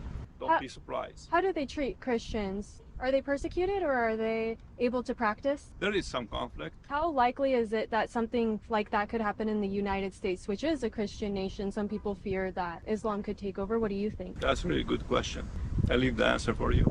Christian being getting less popular over there. It's a conflict going on as making Christian to start like escaping. I'm from Pakistan, and this is a Pakistani culture dress. And so you always have the head covering, or just sometimes do you take it off? Sometimes take off and some. What religion are you? Islam. Islam. Some outsiders, we might think that it is sad that you have to cover your hair and stuff. What do you feel about that? It's a... No? Islam says cover your head and cover your whole body. And what's the reasoning for that? English. It's not English. Okay, thank you. I myself is a Muslim. I mean, the Muslim bar is not like the religion itself, it's just the way you live your life. How similar would you say it is to Christianity? Oh, I would say very much the same. 90% is the same. We worship one God. Maybe the way they just define the God is a little bit different. That's all the things, but all the prophets and all the stories are the same. And most Muslims and Christians both live in where my soul belonged to, Palestine, which is the Holy Land, right? So all they came from same area. So I guess it seems to me that the biggest difference would be that Christians believe that Jesus is king, that he is God. And we believe that Jesus is not this. He's one of the messengers, great prophet. And the reasons we believe that Jesus is like Adam. We all believe as Muslims that Jesus is the mother of Mary is the mother of Jesus, but he is not the son of the Lord. Because when you say that, that means the Lord has to have daughters too. Do you think Lord, he loves sons, but he doesn't love daughters? Wait, so you're saying that a person couldn't have a son without also having daughters? I mean, if you just want to do that, if you want to make this argument that the Lord, he has a son, my question to you, why the Lord doesn't have a daughter? Do you mean that he loves sons more than daughters? I believe we're all his sons and daughters. Jesus, he was created from the word that Allah wants. Mary gave birth to Jesus, and he is one of the prophets. He came with some miracles that the Lord gave it to him. In Palestine, for example, we have churches, we have mosques, again and again. It's just a matter of belief, but that doesn't mean it's big dissimilarities. Maybe for some people they think, but as person, I think we share with the Christians 90%. Like we are not like, for example, Hindus or people who doesn't even believe that there's God existed. You know what I mean? So the similarities is huge between Islam and Christianity and even Judaism. If you want to just also say, like, look at Jewish people. Do they recognize Jesus as the Lord? The answer is no. It's easy for the Lord to make a man from a woman, but how do you think it's difficult to make a woman from a man? So the same Lord created Jesus the same way he created Adam. Wait, so you don't believe in the Immaculate Conception? I don't. So you think that Mary was not a virgin? No, I think Mary was a virgin. So you believe in the Immaculate Conception? How? Doesn't that sound like a miracle, that if she was able to conceive a baby? No, we see it's a miracle. We are not saying it's not a miracle, but we said the Lord can do anything. He created Adam from dust. And he created Eve from Adam. Because I believe in the Trinity. You have the Father, the Son, and the Holy Spirit. No, I don't. Yeah, I just believe the Lord is one. And they're all God. They just come in different forms. You put them together based on my understanding is wrong understanding. And I was trying to explain to you. My understanding is we have one Lord, only one. Well, it still is one God. What you believe, like I respect what I believe, right? For what you believe, this is what you believe. Yeah. Right? I see Moses, he summoned him as one of his messenger. Jesus is one of his messenger. Muhammad sallallahu alaihi wasallam is one of his messengers. But do I believe that Jesus is the Lord? No. I just don't think that it would be possible for a human to endure everything that Christ did without being. We said what Christ did, he has good miracles. Do you believe that he ever sinned? But all of them under the will of Allah. Do you believe in original sin? What do you mean by origin? That everybody is born with original sin and then you need to have baptism No. to get rid of it? No. How real is it that you believe after you pass that there's like virgins Yes. waiting for you? This is how Islam look at it. We, as a human, the most important things in our lives is not to hurt others. Do well as much as we can, to do donations, to contribute, as I said, to scientific community, to our community. Religion is a way that we practice life. It's not a religion that we use to do politics or use it in a different way. Yeah, We so have to that's be not true then, or that is a real I'm not saying belief? it's not true. We're saying it's true. Muslims recognize Jesus as a prophet, and also recognize Moses as a prophet, and recognize Muhammad as a prophet, right? But we said we use that in order to have a better life. So what do women get when they die if they do all those things and Just going back donate again and to stuff? the after. What happens after? We don't believe in cremations. We believe that he's going to put in grave with a dignity, right? And we believe after that there's a different life with a different axis of life. Do you guys go to confession? If you sin, how do you receive forgiveness for that? There's two types of sins. We as Muslim believe if the sins has to do with the Lord, we're safe. But if the sins has to do with the human, we are not safe. Like, how equal are men and women in Muslim culture? Men and women are the same in Islam, and who's telling you they're wrong and who's telling you it's not the same? It's wrong. Do you guys believe that men can have multiple wives? In Islam, you are allowed to marry up to 4 women. Like, let's say you marry some lady, right? You marry a girl, and this girl you marry, it doesn't give kids. She's not able to give kids. I'm just saying a reason. In this way, would you just dump her? Do you think it's a good thing? Like here, if you look even for the people here, he has a wife, but he has another girlfriend in the side. We don't do that. No, in Islam it's different. And also, you can marry another woman while you keep the first one based on a condition, right? If she has a problem to give kids, for example, I can give her the choice if you want to stay with me or she want to leave. But I'm going to tell her I like to have kids. Would you allow me to marry another? If she said yes, I'm going to keep both. And if there's something happens, also I'm going to keep maybe a third. But also that's be based on a condition. I appreciate this conversation. Now we are entering into a supermarket that I'm not sure what the name is. Let's see what they have inside. It really is like being in a different country, guys. Egyptian seeds, extra nuts with chew. They have lots of canned goods here. I feel like I could agree with him in how he believes that we should live our lives. However, a lot of the things that he believes, the more that he would explain them, it just didn't make any sense. Like, he's saying God can do anything, but how could God make a son that is also God? And so it seems like a lot of the things that he said just didn't make any sense at all.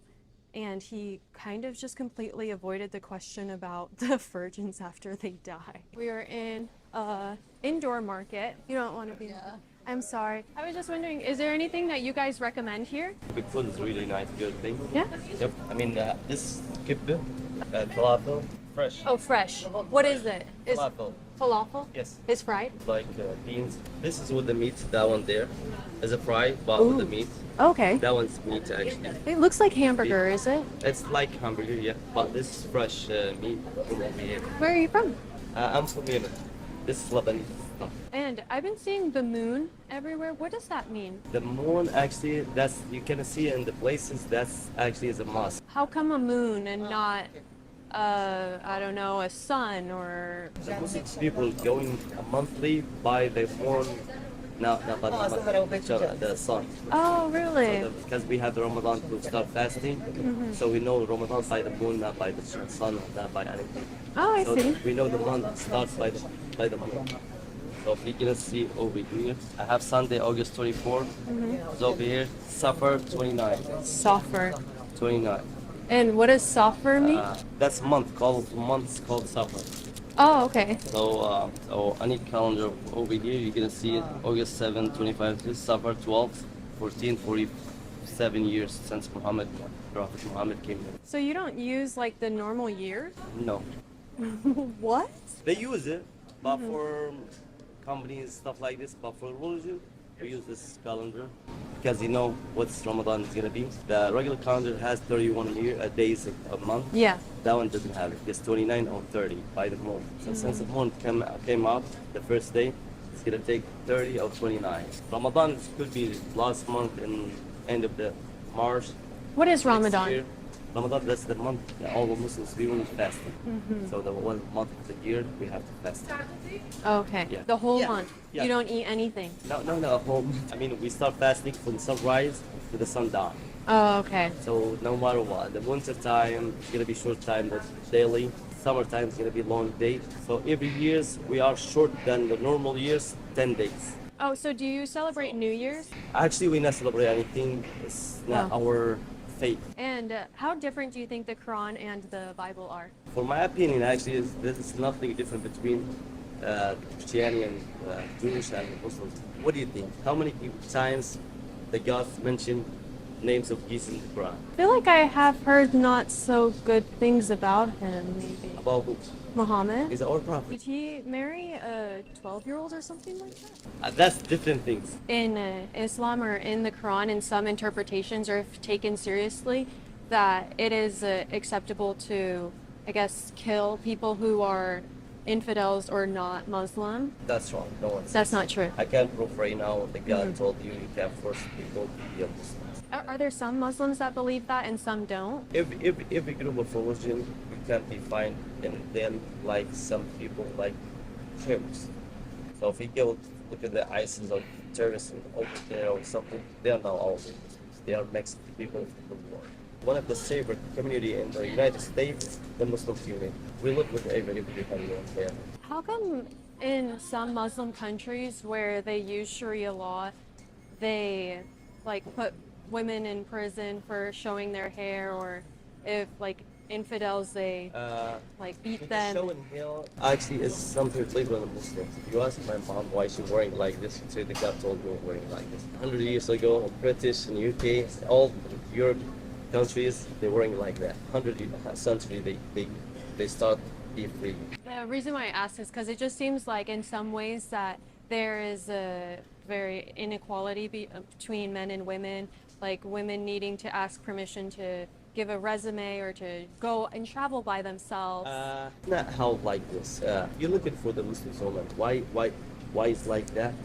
Look, I'm married to my wife. I'm working. I make money. I'm go outside, do everything, no matter what. I make sure my wife has clothes.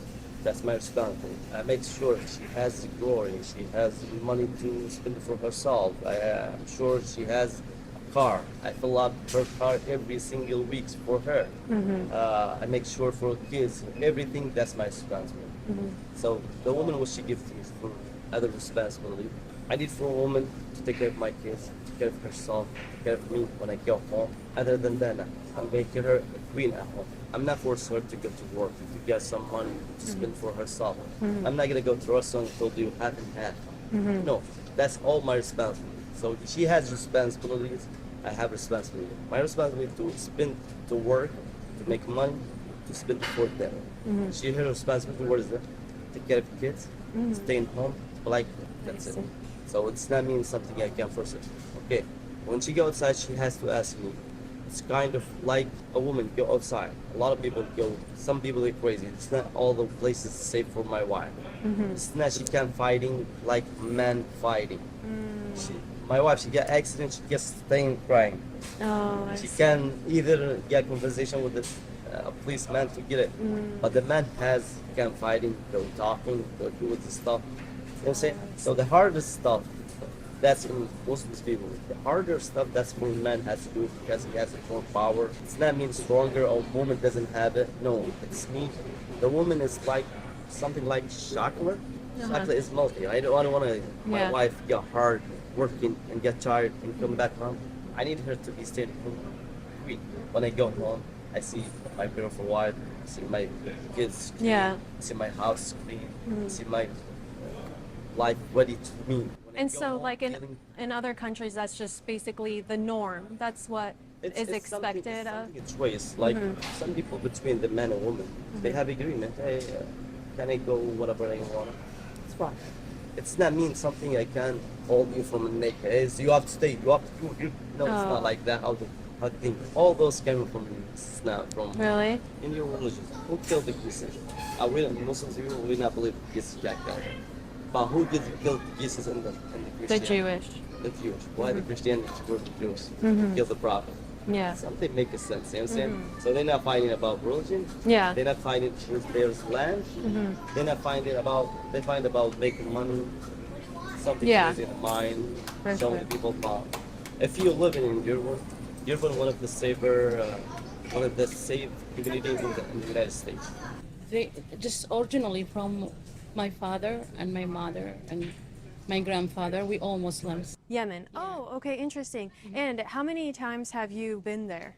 I'm not sure. I still not remember. I was too small when I go there. Aww. Yeah. Are you gonna film this or what? Yeah, I'm making a video. I've been just asking people questions, curiosities. In our religion, it's forbidden to be filmed on TV or some social media. It's forbidden for us. Like, don't film, don't go on TV or social media. So they have a money transfer here, a hookah at the front, and then the rest is the supermarket as we saw. Just the fact that I am walking and traveling or driving by myself could get me in trouble. So it just really shows how we take for granted so many of our American freedoms. Now we are going to be going to Hamtramck, Michigan, and 70% of the population there is Muslim, with most of the people being from Bangladesh or from Yemen. And so as you can see here in Dearborn, it's a very quiet neighborhood. There's not a lot of people out. There is a lot of people doing shopping right now, and so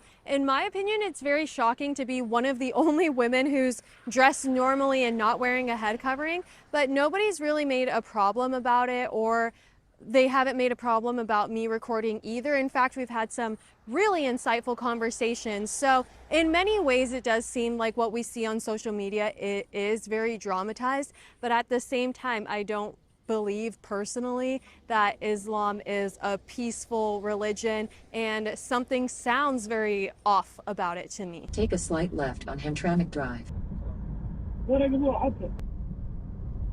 In 3/4 of a mile, use the left lane to turn left on Joseph Campo Street. I just got dropped off at Joseph Campo Avenue, and again, as you can see, the text is in Arabic. This guy's running for city council. They also have another one of these immigration and tax services. Lots of hookah shops and barber shops and halal meats. Let's go inside this cafe. All right, guys, I walked into a random restaurant. This one is called Yemen Cafe. It's right next to a park, and we are here to break some rules. So it sounds like in Muslim cultures, women are only supposed to wear makeup at the house, which is kind of weird because why would you wear makeup at home? So applying lipstick. I would never get a tattoo, but today I shall. I'm trying to look as un-Muslim as possible. I think where we're at right now is that it's like a cultural norm. You should cover your hair or else you'll look bad. You're not gonna fit in. You're not, it's not appropriate kind of thing, more than forcing it at the moment. I have to make sure it turns out right. I am dropping some new merch, by the way, which is gonna have some roses like my tattoo. You guys ready for the tattoo reveal? Wow, I am such a rebel. I'll ask the waiter what he thinks of my tattoo. How do you say it? Hamtramck? Yeah. Oh, okay. Where are you from? Yemen. Oh, Yemen. Yeah. Oh, okay. So what language do they speak in? Arabic. Arabic. Yeah. I see. How do you like the United States? How long have you been here? Really? That's good. Yeah. I came here 2017. Mm-hmm. I feel like I'm independent. Like I could rely on myself. I could get it work easily. Mm-hmm. Establish yourself, like, you know. Yeah. I love yes. I mean, it's my second. Like, you can say that's your Yemen is my first country, and then yes, it's my second country. Oh, okay. I stayed here like 5 years. I become a citizen, Mm-hmm. and then I went back to Yemen, and then I stayed like 2 years. I got married, and then I came back. Is your wife here in the U.S.? Not yet. Oh, not yet? How come she hasn't come yet? Cause you know it's like the documents it took like at least 2.5 years. Mom and then my siblings, they're back home. Oh, wow. Mom who's here, and then 2 sisters. I want to tell you, I just got this tattoo, and I was wondering, what do you think it of it? fresh? It's just Yeah, I just got it. You just got it. That's why Yeah. it looks shine. Huh? Yeah, what do you think? It's good. It looks good? It is. Do you like the design? Of course, yeah. What do you think about women with a lot of tattoos? because like as our culture is like as a religious, it's forbidden with underwear. Oh, Yeah. I see. On you, it looks good. Like if you got a tattoo, your mom would freak out. Of course. Yeah. So your family, are you guys all Muslim? Do you practice? Are you practicing? Oh, okay. Islam. Yeah. Of course, yeah. When I was born, they start teaching us at the school and then at home also. We gotta pray. We gotta to go to the masjid. It's like 7. Mhm. They start teaching us Wow. how to pray and then how to read Quran and this and that. He likes my tattoo. I keep feeling this comparison between those small town American towns that have majority Hispanic people and how it's similar to that, but how it's so different because of the religion. Because a lot of Latin Americans are Christian, Catholic, and so they tend to go to the same churches and stuff. So there is a few Catholic churches, one mile away from here, that's actually the Immaculate Conception, which is pretty interesting. So when comparing the two, it says that there's around 4 to 5 active mosques compared to 2 to 3 Catholic churches. It says there's over 70% Muslims versus a shrinking Polish Catholic population here. This area, the Hamtramck, used to be 90% Polish in 1970s. People ask for the channel. You guys gotta subscribe too. He said that the owner's son is here to have a conversation with us and brought... Yeah, it's a kunasa actually, with the pistachios and cheese inside. Ooh. Yeah, this is the syrup. Like we want to make it like a little bit moist, Yeah. Is it a dessert or is it... Oh, okay, okay. This is a dessert. Let's try it. So he said something about pistachios and cheese. I like pistachios. That's surprisingly good. I don't know what I could compare this to. I guess it's kind of like a cake, but a croissant. What's the story of the Yemen Cafe? It's been here for about, I'd say about 25 years. Used to be across the street. Pretty much known as a staple here at travel. Do you guys own the building? Yeah. Wow. You like it? Yeah. When he was explaining it to me, I was like, that sounds kind of like weird, you know? Like cheese and pistachio, I don't think so, but it actually was really good. That's good. Yeah, I was just making a video about the Hamtramck and what's life like This is here. your first time here? Yeah, I've never been here before. That's crazy. Where are you from? I'm from Denver. Denver. Okay. Yeah. So very highly populated. It's a mixture. Yemenis, Bangladesh, Polish. It used to be a Polish city. Yeah. But Trump took over. I don't want to say that. Is there, how's the nightlife? Is there anything to do, any clubs or? There is some clubs here, like 2 down the street. Yeah. But it used to be more, but we're Muslims, so we kind of don't have that. We're not allowed to do that. It's basically like a little city in Detroit, so a city inside of a city. I don't know if it's the same where you guys live, but all over Dearborn and the Hamtramck, I've been seeing signs of people running for office. Another thing that I've noticed is that they have quite a lot of pharmacies, which is interesting because I wonder if they're able to sell anything different than what they sell at a Walmart pharmacy or just a normal drugstore. But this one actually went out of business. It says, warning, City of Hamtramck. Overgrown landscaping and trees. Sidewalk, curb, and fence were not maintained, I guess. But I don't really know who they're leaving this message for because the building just looks empty. Lots of tax services I'm noticing. What's it like to live amongst the Muslim community? It's a lot of rules, things we're not used to, but they're very nice people, so it's nothing to complain about, honestly. They're just different, and it's okay. Everybody different in a certain way. What rules would you say? We can't record. Now, we're in school, we like do TikToks and stuff. We can't record at all. Girls in your school, how many of them come in hijabs? About 85% for sure. How does that make you feel? Honestly, I'm okay with it because, I'm in their community, so it's not really much I can do. So you've never felt pressure to wear one, or have you thought about it? I've thought about wearing one because back then, we used to wear those. So I wouldn't really say I'm against it. But I've thought about it, but I haven't. I find it a little bit sad that she has considered wearing a hijab before because she says that she's in their community.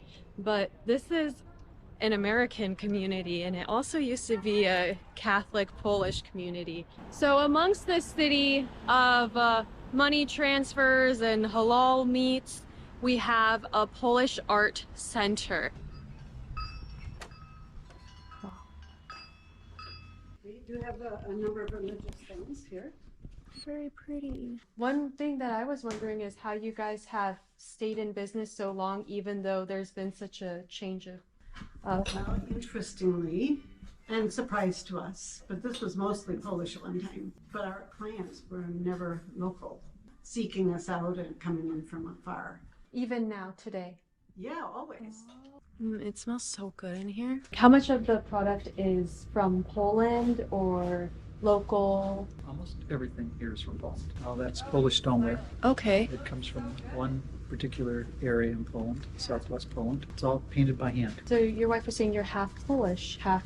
I am half Polish. And how much of your time did you spend in Poland, if any? I didn't spend any time in Poland until the year I graduated from high school. I went to Orchard Lake St. Mary's, and it's a Polish high school college. Oh. And every year they have a trip to Poland. So my senior trip, I went to Poland for the first time. Met my dad's family, and I had learned 1 year of Polish that year. I had only spent my senior year out there, so I had freshman Polish under my belt and a dictionary. And I've been back every year since. Oh, really? Yep, Wow. since 1967. Fell in love with the country. Back then, nobody went to Poland. Communists were still in charge. Wow. It wasn't a big. There were very few tourists. So a dramatic shift over the last few years. Yeah, after 1989, when Poland switched governments, yeah, big change. Every year. I'd go back from 67 until 88, I'd go back every year and very little changed. After 89, every year I went, unbelievable how fast things changed. Yeah. You go on one street and you know all the stores, and you go the next year and half of them are gone and there's all new ones in place. It was that fast. It's a conservative country. It's been conservative for a long time. 98% Catholic, and the Pope, John Paul, he was one of the reasons that government changed. And so people are very loyal to the Catholic Church. Yeah, I think it's And they're very anti-communist. Very anti-communist. Good. But they're on the border with Ukraine and Russia. It's not a good place to be. In the middle of Germany and Russia. And those two neighbors aren't always the friendliest. Yeah, and it sounds like in some ways they're kind of being attacked in a new way where they're sending migrants into the country.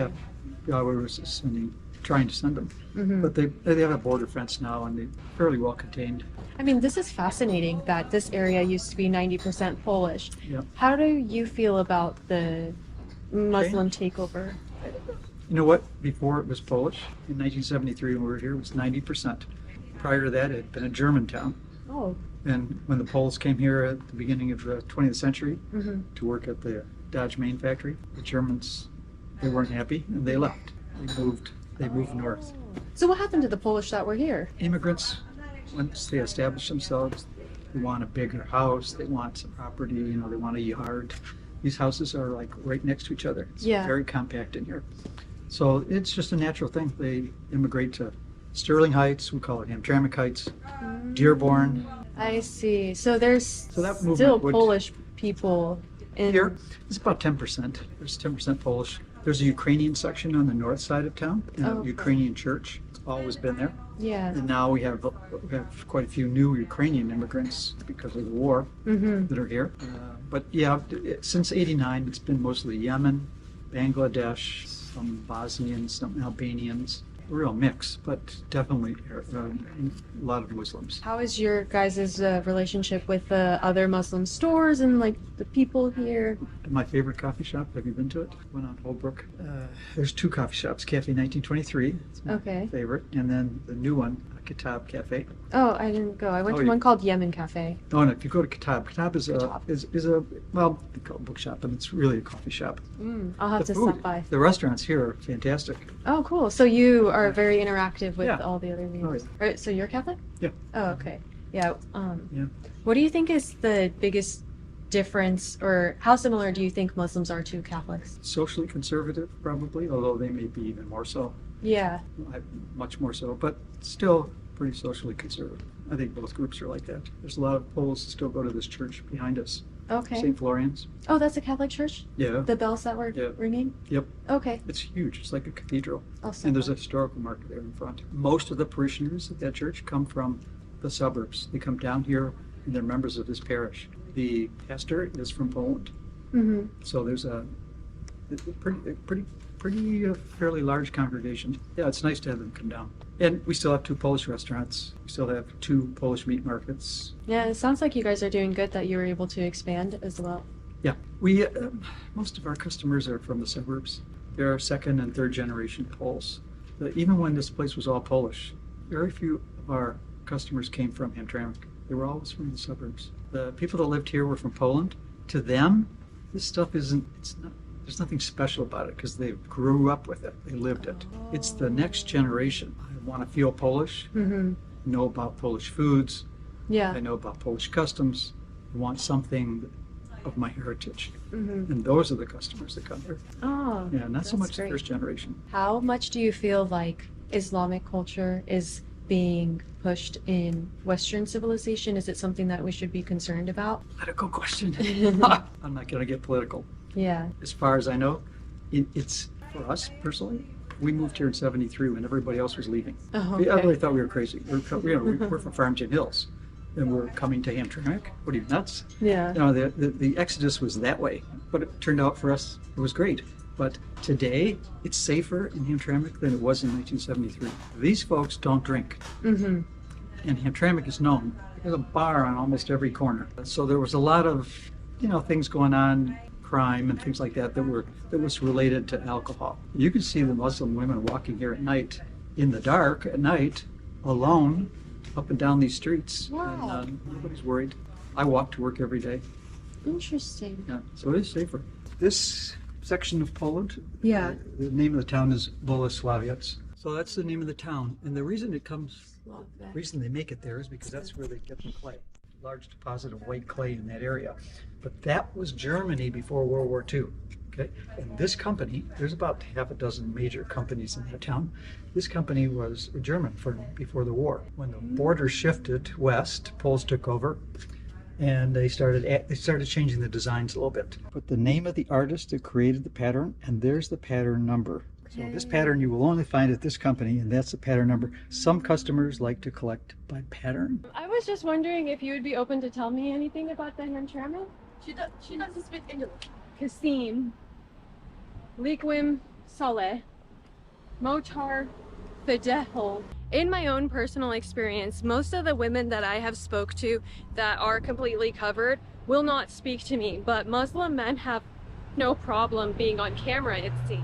Do you guys see what I'm saying? There's so much political publicity. Oh my, there's a whole building here. What is this? Is it just empty inside? There's just a empty table with more posters of that guy. Who are you?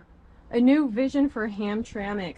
Now behind me is the 2nd largest Catholic church in Detroit. One thing about Catholic churches is really anybody can enter. I don't know if I could say the same thing. As I dance to this ice cream truck music, I want to invite you guys to the live Q&As that we do every single Friday on the Patreon. I feel so sad that some of you have not joined us yet, so become a member of the Patreon today. Thank you so much. Another rule we're going to break that I believe is forbidden under Sharia law is cigarettes. But this is fake, and interestingly enough, here at the Catholic Church, they actually have an ashtray, which is kind of crazy because I don't think they encourage it, but it's like they don't encourage drinking alcohol, but we drink wine during the Mass, which is the blood of Christ. I don't know, it just seems like there's more freedom in the Catholic Church. I don't think in places like Egypt, they would appreciate the fact that I am here at a Catholic church with Catholic cards and a cross representing the crucifix of Jesus. So we're breaking so many rules. I'm feeling really rebellious, guys. One thing that I'm so confused about is why was the Muslim community in Minneapolis so unhinged and here it's so peaceful and quiet? Subscribe. Bye.